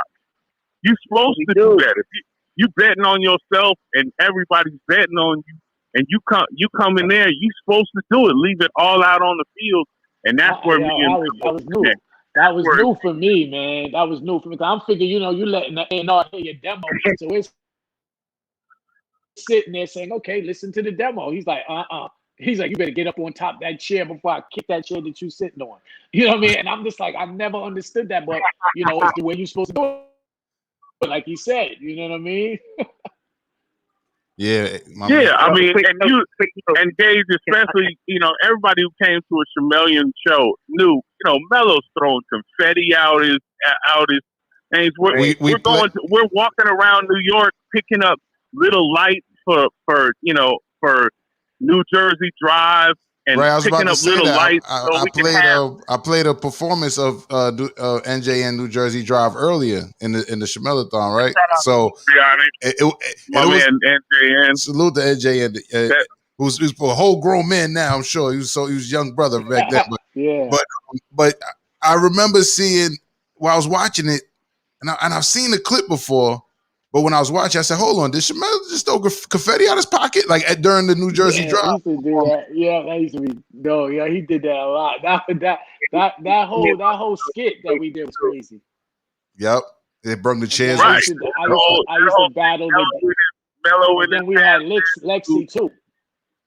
And we had Lexi too. Remember, right? And I used to battle the DJ too. There was a set where Lexi would just throw on different beats. She was in the music video. On doing 1 2 1 2. Wait, Lexi was in the. Hold on, Mello always school. wanted to do our show like an opera. Right, hold on, old school. Hold on, real quick. I'm gonna cut you, but Lexi, real quick. I just want to shout out to her. She was in the Intel hip hop music video too, right? She was there. Yeah. We was all in there. We all in there. Right. So I played that earlier today too. Just want to tie that together. But go ahead, old school. Give us your take on how he will prepare for a show, like you just said. I think that's a bar right there. Like how he wanted each show to be. He wanted each show to be, he was like, it was like producing a record because it was his name, it's Shamellian Rebellion. He knew the pieces that he had, and he knew where to put everybody. He knew where Gage, he knew where Gage was. He knew where SI was. He knew where I was. Intel, Lexi, NJN. He knew where everybody's pieces fit. So it was like producing a record. So if it was me and him at night rehearsing, that was pre-production. Right. He was turning knobs. He was messing with the MP. Right. He'd be so focused, and he knew. Everybody knows me and Mello and how we were, but Mello believed in you when you didn't believe in you. Absolutely. And he knew what you had inside you. He knew what you had inside you, and you didn't even know it. Because I know that especially happened for me. And I would have run. I literally, to this day, I would have ran through a wall if Mello said I could do it. And he would too. And he would. Yeah, he would have made it to the other side, right? Old school. I had no crazy enough to do that too, for real. Check this one time real quick, y'all. Mello told me a lot of stories about some dudes performing, right? And I asked him one day, I said, yo, why all the masks? Why all the theatrics? So he was like, yo, because there's so many people touching the stage, you gotta stand out. You gotta do something that make the people remember you. You gotta be that one unique. So every time we get on stage, talking about the Shamellian Rebellion, every time we get on stage, we do something different. We do something like a magic trick. It's like magic. So when people see it, they surprised because they didn't expect it at first. And then we hit them with the crazy bars. You know what I'm saying? And what we talking is original boom bap hip hop. So people rock with us. They love the energy. They feel the energy. You know what I'm saying? And he always used to tell me, yo, I don't get on stage unless it's right. So we gotta perform. We gotta practice. We gotta practice. We gotta practice. We gotta practice. Because I'm not going on. You're not gonna make me look stupid. We gonna go on stage and make each other look good. You know when you go, I know when you go. You know when I go. and before all of us go, we throw confetti. Right, and So they did that. He told Young that, so I ain't lying on how it was. Right. If I didn't stand out, I was gonna get lost because Gager didn't need no man. Right. Gager had bars for days. Well, Gage had bars. Gage had bars, but he also was like the spirituality of the group, right? Because he was the balance to all. He was the balance to all of us. Absolutely. All of us crazy because me and Patel, we wild out. Right. we was wilding back then. Right. You get us together and it was over. No, salute to Intel. I do we miss tried to bring Intel. Mello Man. into that, but Mello would dip his toe in the water and then dip back out. I do miss. Mello was in between. He was in between. That's why he would always try to get me to calm these crazy dudes down. They'd be like, Gage, man, talk to Intel, man. How many times I had to talk to Intel? Like, Tells, chill, man. He'd be like, all right. Cool and calm, cool and calm Spider, and Spider's cool. Spider's cool. Yeah. Spider's cool as a fan, you know what I mean? But yo, happy early birthday to Spider, you know what I'm saying? Yeah, also, for real, that's my bro. That's my bro for real.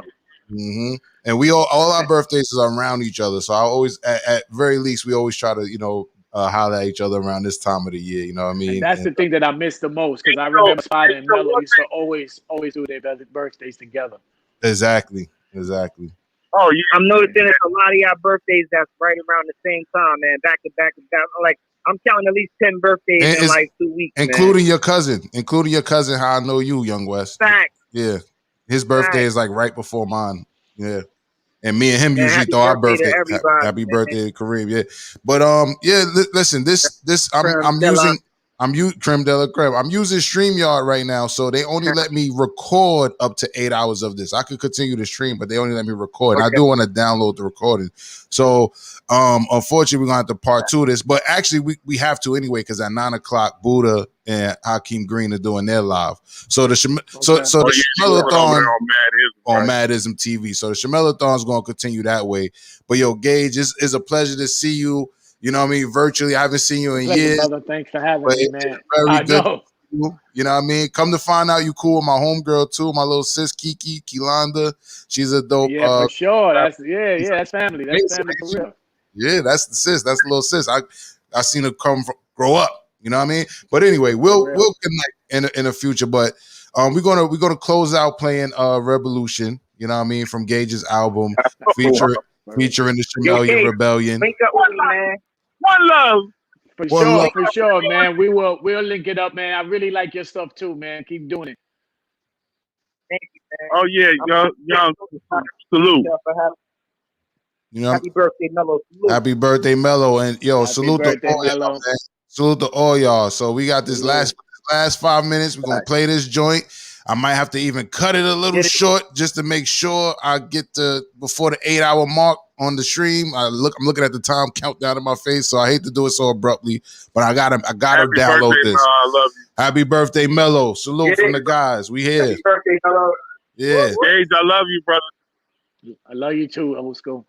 Salute to everyone who's watching. Thanks for doing this, man. Thanks for doing it. Had to play my part, man. I appreciate y'all. Thank y'all for pulling up, man. I'm be in touch with everybody, all right? Yes, sir. Yes, sir. Let's do it. One life. One love. Positive over negative. The new chapter.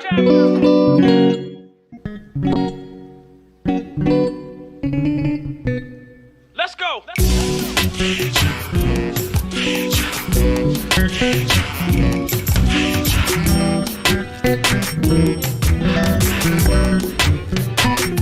Speaking out.